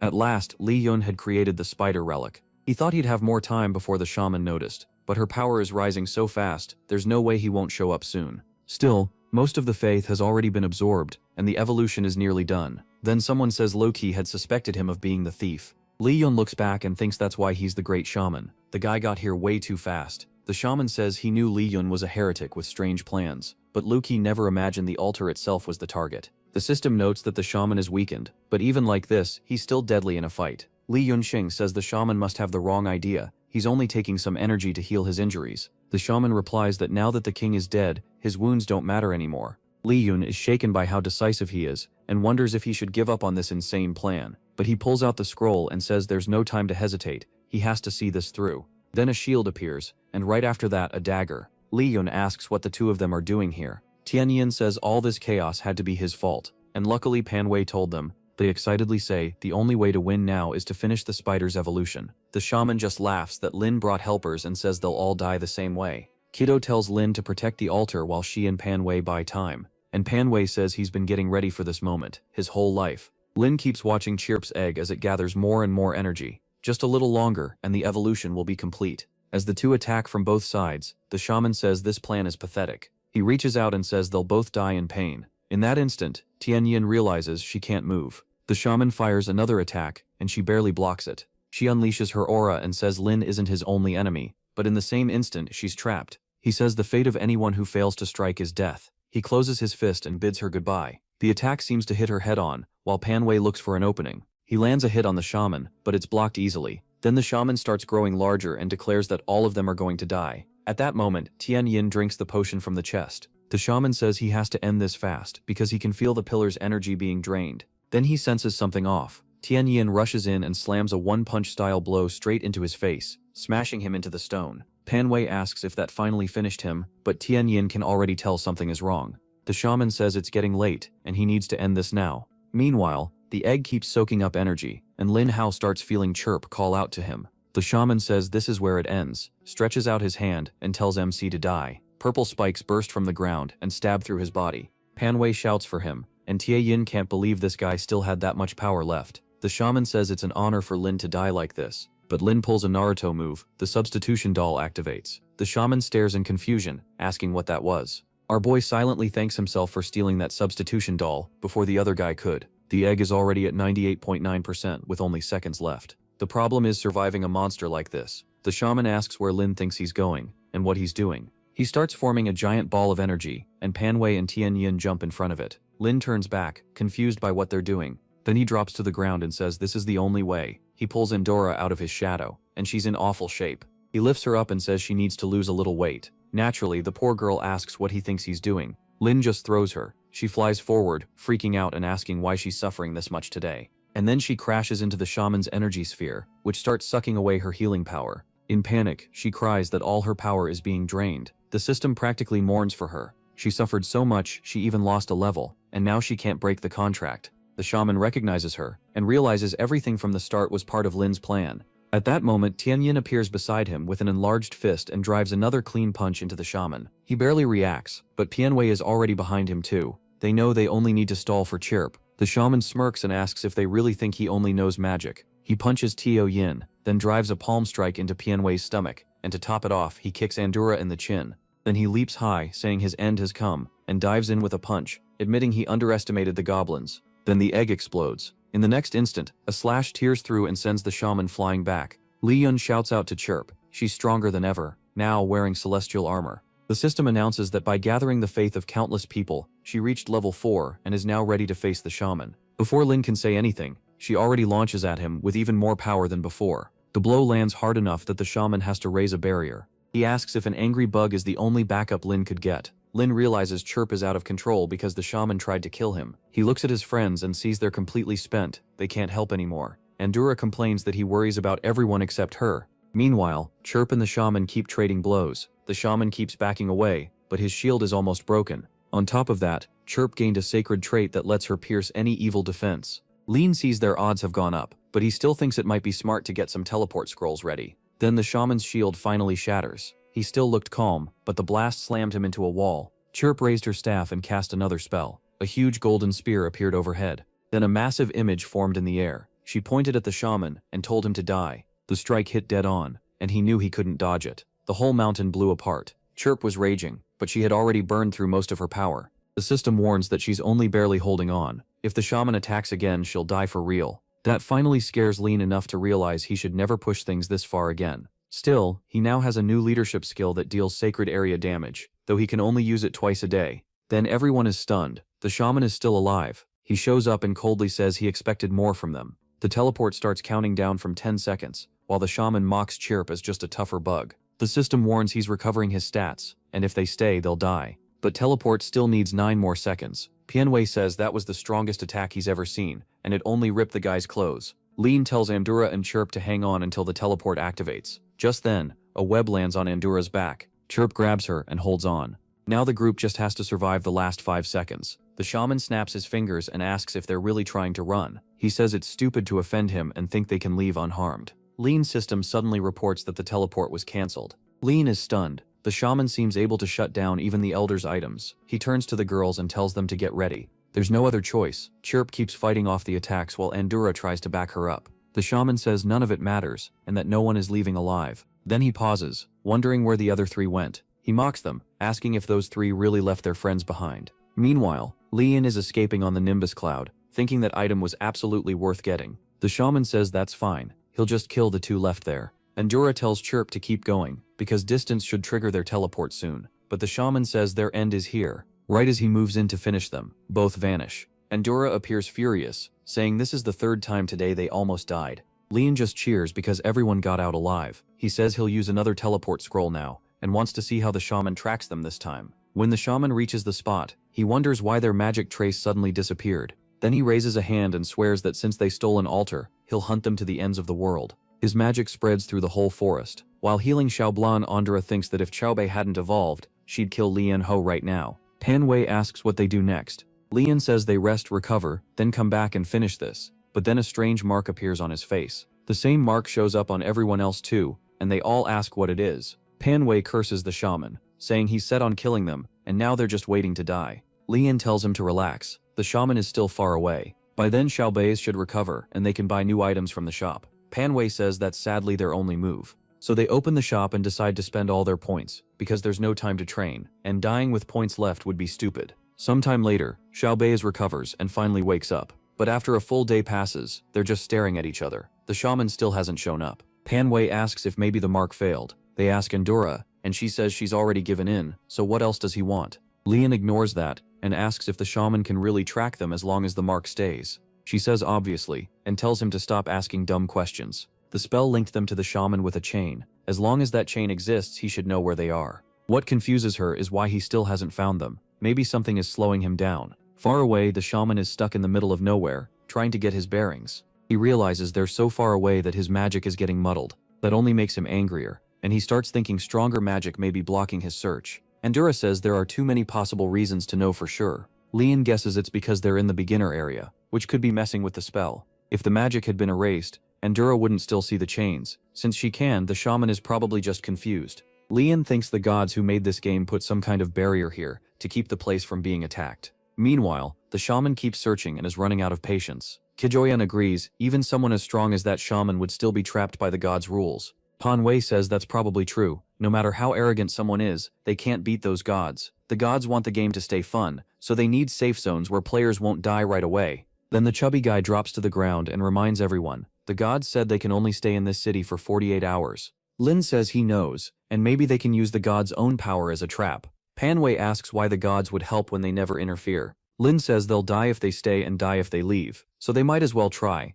Pan Wei nods. Even if the shaman finds them, the gods shouldn't let him destroy the whole place. Kijoyan grins and says she'd rather go down fighting too. Of course, Endura asks why they want more trouble again. Lin keeps walking and tells her the complaint has been denied. Endura mutters that she does not want to face that shaman again. As they move through the city, Lin notices how busy it is after the last quest ended. Pan Wei says Endura never liked coming here, so they should be careful not to start anything. Still, for now she isn't a problem because she's under control. Soon they reach the barrier at the exit of the base. Lin says Pan Wei has the sharpest senses, so he'll test it. With no better option, Pan Wei steps forward. Kijoyan wishes him luck and says she hopes he doesn't die. He tries to calm himself, saying if the shaman really knew where they were, they'd already be dead, and he doesn't want to let his friends down. At that same moment, the shaman picks up one of their traces and takes off at once, sure they won't escape this time. The chubby guy says he can already feel the shaman getting closer. He wants to run back to camp because he's not ready to face that monster. Lin says the feeling must be so strong because of his antenna. The chubby guy says maybe, but now it seems calmer. Meanwhile, the shaman stops in midair, confused because the direction vanished again. Lin figures out the tracking magic can guide the shaman, but not well enough to pinpoint them exactly. He says they won't get much time to rest. They need more tests. Meanwhile, the others are walking around, worn out by this whole game. When they reach the base, they spot 3 weirdos jumping in and out of the barrier, and wonder if they'll end up like that too. One asks if they should try it, but they decide to leave those guys alone. Pan Wei says Lin was right. Each time he crosses the barrier, he feels the shaman drawing near. Lin gets excited. Now all they have to do is let the shaman come to them. Up in the sky, the shaman wonders why their traces keep appearing and disappearing. Then the signal shows up again, and he decides this time he'll find them for sure. As the group moves through the forest, someone asks why they don't just buy everything from the virtual shop. The guy with glasses says it's too costly and should only be used in emergencies. Then everybody suddenly stops and asks what's happening. Lucas has found Lin's group and is shocked that Pan Wei is still alive. Sai Riang sees them acting crazy by the barrier and is sure something bad happened. Then someone asks why they're standing at the entrance. It's the muscular guy from Lucas' team, and he says Pan Wei must be up to something again. Lucas tells him to show some respect because everyone there is a fighter for the elder gods. The guy snaps back that Pan Wei is a liar and deserves none. He walks up to Lin and demands to know what they're doing there. Lin thinks that if the shaman weren't coming, he'd deal with this idiot himself. Instead, he says he's gathering people at the base because the one coming is the great shaman. That makes the guy freeze and ask if he's serious. Then he bursts out laughing, asking if Lian really thinks the great shaman would come all this way for him. Lian calmly says the shaman is absolutely on the way. The guy mocks him for saying such nonsense, but then he stops and wonders why the sky got so dark. Everyone looks up, stunned. The great shaman has arrived, smiling as he says he finally found where they were hiding. People start running, screaming about why that monster is here. The muscular guy pulls out his spear, saying perfect, they can kill that thing together. But Ryu Yang warns him to be careful, because that monster is far stronger than he thinks. Yumin says even her power reading item is showing over 8,000. An instant later, something hits it and the item shatters in her face. Lok immediately orders his whole team to run and take shelter inside the base. From above, the shaman looks down and says, this must be where those 2-legged beasts were hiding.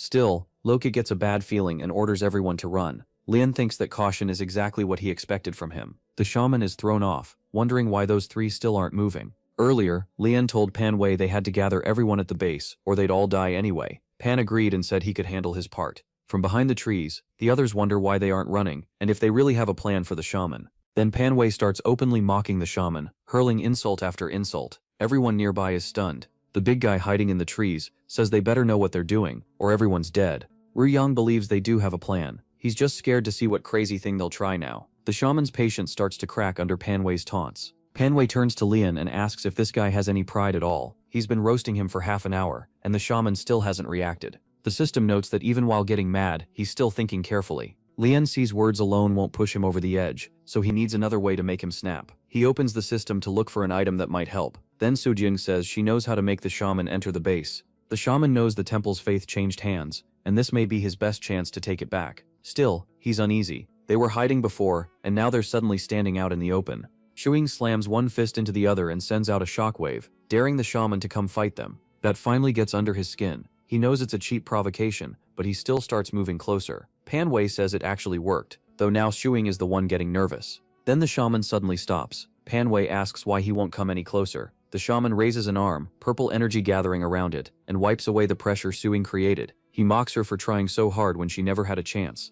Li Hao and Pan Wei move to support her, but she admits she can't keep it up much longer. The shaman finds it odd. These three aren't strong, yet they've kept causing him trouble all day. He knows something is hidden behind that barrier, but he can't tell what it is. Now he hesitates. This may be his only shot at reclaiming the altar's power, and Lien is impressed that he still won't lose his cool. Right then, Lien's bracelet says the selection is complete. An item pops up and he looks confused for a second. He tells Pan Wei to stay with the girl because he has something to handle. Leaving Su Ying with him, Lien heads upstairs. He figures the shaman is too careful to just rush in from the air, but from this angle, the item should work perfectly. He meant to save it for Yoon, yet now he has to bet everything on this move. It's an enchantment charm that can double a spell's power, but only for simple spells. Lien doesn't care if it breaks. He says he already has a better way to solve this, and starts setting up his plan. Then, a beam shoots down from the building. It isn't magic at all, but Lien's talent boosted over and over. The people below stare in confusion. Suang asks if this is his plan, and the chubby guy says that thing must have cost a fortune.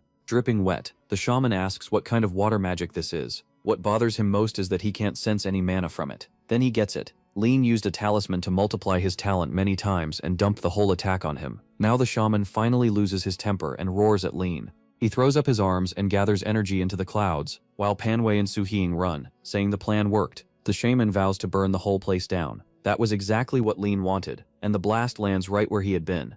Thinking he won, the shaman sneers that the boy talked big but died easily. But Lien is completely fine. He asks if the shaman is ready for the show, and Agatha appears in front of him. Lien grins. The real fun starts now. The players hiding nearby are shocked to see an elder god show up. Even the elder god's presence terrifies them, but Yang realizes this probably means they're safe. Suing can't believe a real god has actually appeared. The shaman freezes, every part of him screaming that he can't beat something like this. What he can't understand is why a being like that would protect these two-legged beasts. Since Agatha isn't attacking, he decides his best shot is to gather power and teleport away. Lien notices the same thing. The goddess isn't striking, just warning him off. The system suggests Agatha is angry because someone dragged this mission's boss into the city, and Lien realizes the truth. The shaman was meant to be beaten by the players a year later, but he rushed the whole thing and messed up the god's plan. The system warns that the shaman is terrified and only waiting for a chance to escape. Lien knows if that happens, everyone marked by him could be hunted later, so he pulls a bullet from the post and says he'll have to gamble again. The shaman quickly introduces himself to Agatha and claims he didn't know what place he was attacking. Then he notices Lien Hao coming toward him on a cloud, ready to finish this. The shaman clearly hates that. Back at the base, everyone watches in tense silence. Lien tells him he'll put the altar's faith to good use and come back in a few months to finish him off. The shaman snaps that without that faith, the Goblin Kingdom is nothing. Secretly, he starts forming a spell in his hands, planning to grab Lien the moment he gets close enough and vanish. As Lien closes in, the shaman suddenly lunges. He demands his altar back, but then everything goes still, and in a blink, the shaman is cut into countless pieces. Lien can only watch in shock as those pieces fall from the sky. He didn't even see the attack coming, let alone how the shaman was killed. No wonder they call that being a god. Meanwhile, outside the city, some players are talking about when they'll finally be strong enough to kill the Shaman King. One says it won't happen until everyone reaches level 5. Then a notification appears for everyone. The mission to kill the Goblin King and the Shaman had already been cleared. Nobody knows who could have done it. and worse, no one got any points. Luca's group in the city hears it too. The system explains that none of the ancient gods' heroes took part directly, but the one with the biggest contribution will get the chest. It also says there are still other goblins left, even though the mission was cleared a full year early. The group is stunned, and Luca admits that Trio really pulled off the impossible. Min says it was a one-time bug, and the gods won't allow that again. Later, Lin returns to his friends, who are excited because they've found a new way to clear missions. What surprises him most is that he actually gets the chest, making him wonder if it's because of his soft rice talent. Inside is a mythical golden chest. It contains an item tied to an ancient scribe, who was incredibly powerful. Its effect is simple. It always keeps strength and intelligence equal. So if someone has 50 strength, they also gain 50 intelligence, and the same works the other way around. Still, everyone is let down because only a level 5 person with at least 50 stats can use it. Lin says that's fine. It's still an amazing item, even if they can't use it yet. Then a huge shadow falls over them. Agatha is staring down at the group.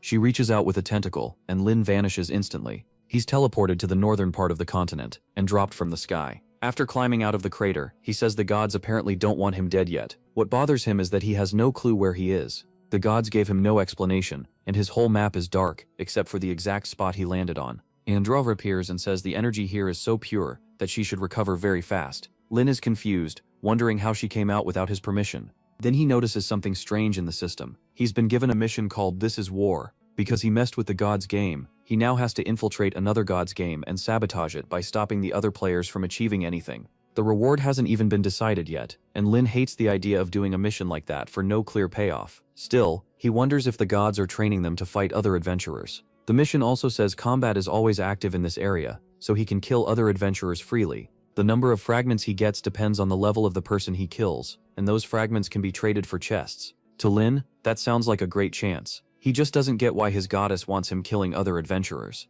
There may be something bigger going on, but he puts that aside. Even if he's only level 2, Chirp is level 4 and Endura is level 3, so getting a gold chest shouldn't take long. The real problem is Endura. She's rebellious, and once her energy fully returns, she'll go back to level 4 and break the contract. For now, she just watches him, wondering what he's planning this time. Li Yunxing knows he still has items he can turn into monsters to sneak into the enemy base, and this is the perfect chance. This is the perfect time. Li Yunxing calls Endura, and she asks what he's up to. He says they're on a new continent, and asks if she noticed. She did. The life energy here is much stronger, so she asks what the issue is. Li Yun knows she wants to leave, but asks if splitting up on an unknown continent is really smart. He reminds her she's his support, and with this place being so dangerous, staying with him is probably safest. Endura agrees, and promises to stay until they get out of here. That lets Lin relax. Now he can fight without worrying she'll run off. To stay safe on this continent, he keeps both of them summoned at all times. The only real problem is how huge this place is. Then Chirp suddenly stops, and Lin asks if she sensed someone. They search the area, but Lin finds it strange that they still can't find anything. If the enemy is using camouflage, he'll only notice them at point-blank range, and that's dangerous. Then his phone lights up. The system says entering a new continent gave him a new talent. Lin didn't know that was possible, but he's not about to complain. He wants power fast, so he spins the roulette right away. His stats go up, and he gets a strange skill. While asleep, he can leave his body and scout the world. It's weird, but at least it's useful for gathering info. That same night, he tries it out. From high up he spots centaurs moving below, and a group of men watching them. Lin is thrilled. He finally found ancient warriors. What shocks him is their levels. Most are only level 1 or 2. That makes no sense to him, though one thing does stand out. There's a single level 3 among them. Even stranger, that guy's strength is almost on Chirp's level. Then the human army attacks the centaurs. The fight starts, and even though the centaurs have more numbers and higher levels, the humans are winning thanks to their items. Their leader is especially sneaky, only jumping in when he can finish someone off. It proves this world is like Luke's group. Some people keep growing stronger while others stay stuck at level 1. With Chirp's power, Lin might be able to kill that leader, but only if he plays it smart. So he decides to shadow them until they attack another centaur tribe, then strike at the best moment. There's no rush, they just need patience. Later, they find another battle. Arrows fly, but the leader blocks them and declares it's time to wipe out another group. That's when Lin notices the same centaur from before and wonders why she's here. The squad leader announces that whoever kills the most centaurs today will be promoted. Lin decides he can't let that centaur die. Once he levels up, he'll be able to make another contract. She fires an arrow, but the leader blocks it with ease. He grins, and her shock shows just how fast he is. Around them, the other centaurs are being cut down, and the humans say their leader will be next. Watching from above, Lin sees the man controlling the fight by pulling aggro and striking at perfect times. He has to mess this up. The problem is, the guy is almost as fast as Chirp, so Lin can't let him get away. He warns Endura not to mess up her power, and she tells him to shut up.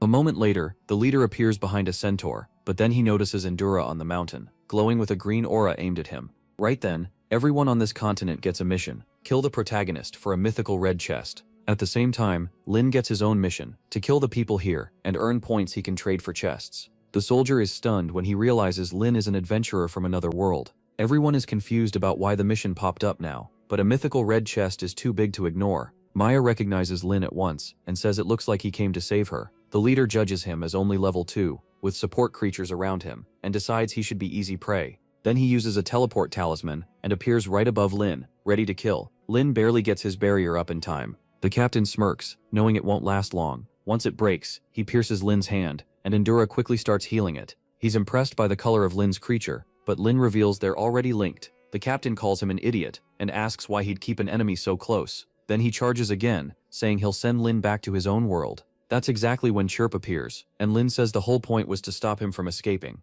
The captain is shocked when he realizes he's trapped. In the next second, Chirp cuts him down. That turns the battle in the centaur's favor. Still, Lin only gets 50 fragments from the leader, since the others were too weak. Now he understands the point system. He'll need to kill people much stronger than himself. Someone at his level gives just 1 fragment, but an enemy 3 levels above him gives 600. It won't be easy, but at least he finally knows how it works. Then he pulls out his communication item, and Mia rushes over, saying she missed him a lot. Endura mutters that watching him get smothered would be embarrassing, though she sounds a little jealous. Lin is still wondering why the centaur is here. Did she return to her tribe? He says he gets it, but asks Mia to stop shaking and suffocating him. Still curious, he asks how she ended up here. Confused, she says she's always lived around this area. The other centaurs want to kill him, saying anyone who speaks their language must be using black magic. But Mia steps in and says he's one of them. The others still doubt it, so she swears by the Centaur King. If Lin betrays them, she'll accept the punishment herself. Lin is relieved, and the centaurs decide to spare him, since he helped in the fight. Then Mia shows him they captured some enemies alive, just like he wanted. The system notes that she has evolved a lot since they last met. Back then, Lin chose not to make a contract with her, but now she's close to evolving again, and he may lose the chance. Endura notices this and asks how many other girls Lin has been involved with. He can only wonder how this crazy girl even understands the centaur language. Endura says a simple language like that is easy. Later, Lin uses incense to question the prisoners. One of them calls him a traitor for siding with beasts, but Lin ignores him and lights the incense anyway. Then something feels off. He suddenly starts hearing the gods argue. One accuses Agatha of breaking the game's rules, and says she should be punished. Agatha fires back that he also cheated by using rogue potions, but another god says that's nothing compared to what she's done. She argues those potions should only come from chests, not be sold in the shop. The argument gets louder, and one god says she invaded his continent far too early. Agatha answers that early invasions are allowed, and if he wants he can invade her continent too. Hogg says it's pointless because his soldiers will kill the boys she sent. Agatha calmly says she trusts them. Suddenly Lean wakes up. He sees everyone staring and realizes he blacked out for a second. Mia asks if anyone else felt something, but everyone looks confused. Liz is sure something changed in this world, yet no system message appears. Mia points out that the prisoners are reacting to the incense and suggests taking them to prison. Lin thinks they won't learn much more, so it's better to stick to the original plan. So the captured men are moved elsewhere. They ask Lin what he plans to do with them. He answers by snapping another incense stick, and they breathe it in. Then he tells Andorra to turn them into puppets. At once, one prisoner faces Lin and says he'll obey any order. The man walks off with a thread-like web attached to his arm. Lin tells Mia that now he's on this continent, he'll help her wipe out those creatures. She says she trusts him and will gather the tribe and send a signal. Lin tells her to stay careful, and promises to do his part. Excited, she tells him to be careful too. After that, he says goodbye to the Centaur group and goes back to his plan. First, he needs to see whether the puppet can find the old squad. It does, and reports that a human is helping the Centaurs in their lair. He also reminds the leader that no soldier is allowed to return alive without his captain. In their ranks, only the strong rise, and the weak get thrown away. Lin realizes their whole organization is basically a gang. Then the system warns him to be extremely careful. If this region's leader is already level 4, there must be people even Chirp can't kill. Lin knows that even if Loke had hoarded every resource, he still wouldn't be this strong. That means this world's god may be cheating. The messenger excitedly says he only came back to deliver this news. He describes Lin and mentions the lizard girl who can heal him. The leader says that with information this useful, he'll spare him for now. Then he orders everyone to gather. They're going to hunt Lin and claim the mythical chest. Seeing how strong they are, Lin can only hope the centaur girl brings reinforcements. Just then, someone announces that they've arrived. But the scene shifts to another group of adventurers moving through the forest in search. They're tracking Lean when the mage complains about hunting a kid this late at night. A level 3 fighter mocks her, saying that's exactly why he never became a mage, too tired and too frail. Up front, the brothers start bickering and call the people behind them the weird ones. The hunter and the mage fire back that the brothers are the strange ones. Their leader cuts in. Something feels off. They've walked a long time and still haven't seen a single centaur. He asks if their guide is lying, but the man insists they're close. Then a burning smell hits them. The hunter warns everyone, and activates his vision skill to scout ahead. His sight sweeps through the forest. What first looks like stars between the trees turns out to be a storm of arrows. The group scrambles to block them, but the front line gets hit first. The guy with pink lipstick rushes in, yelling that he'll protect his friends. One brother links shields with the other, and together they raise a heart-shaped barrier to cover the group. At the same time, the mage lifts her staff, calls down lightning, and blasts the incoming arrows. The strike lands, and a scream follows. The hunter and the leader charge toward the sound. They spot centaurs pulling back, and the leader cracks his whip, cutting down 3 of them in one blow. Watching it all, Lean knows everything is going just as planned. He tells Mio it's time to move. A little later, someone arrives and tells Lean the troops he asked for are here. While questioning if he really thinks he can win this war, from higher ground, Lean greets them and declares that it's time to finish this. Then the centaurs charge.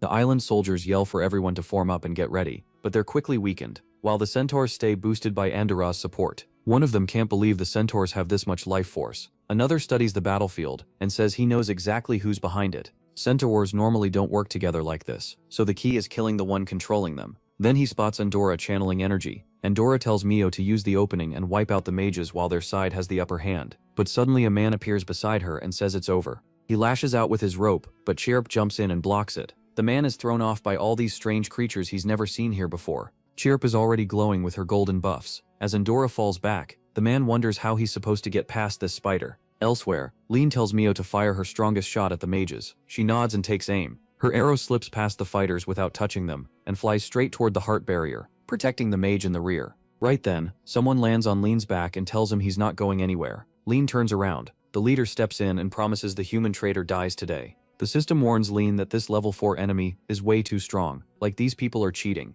Chirp moves in to fight him, but the hunter snags her with his rope from behind. He tells her she's staying right there until she finishes her fight with him. From a distance, Mio sees the captain rushing Lin Hao, but a bolt of lightning nearly hits her first. The mage makes it clear Mio won't interfere. At the same time, the leader orders the traitor to die. His attack slams into Lin's chest and blows the body apart. But Lin's scarecrow skill is off cooldown, so the substitute takes the hit instead. Leading reveals the leader walked straight into his trap. The ancient centaurs he prepared are all level 4, and he says the leader can rest now. A barrage of attacks crashes down on him. A second later, the leader is dead on the ground. His whole group freezes in shock, unable to understand what just happened. The brute and the mage realize it too. With their leader gone, they have no chance. Lean is thrilled. Even if he didn't land the last hit, the system counts it because he planned the whole battle. Then Lean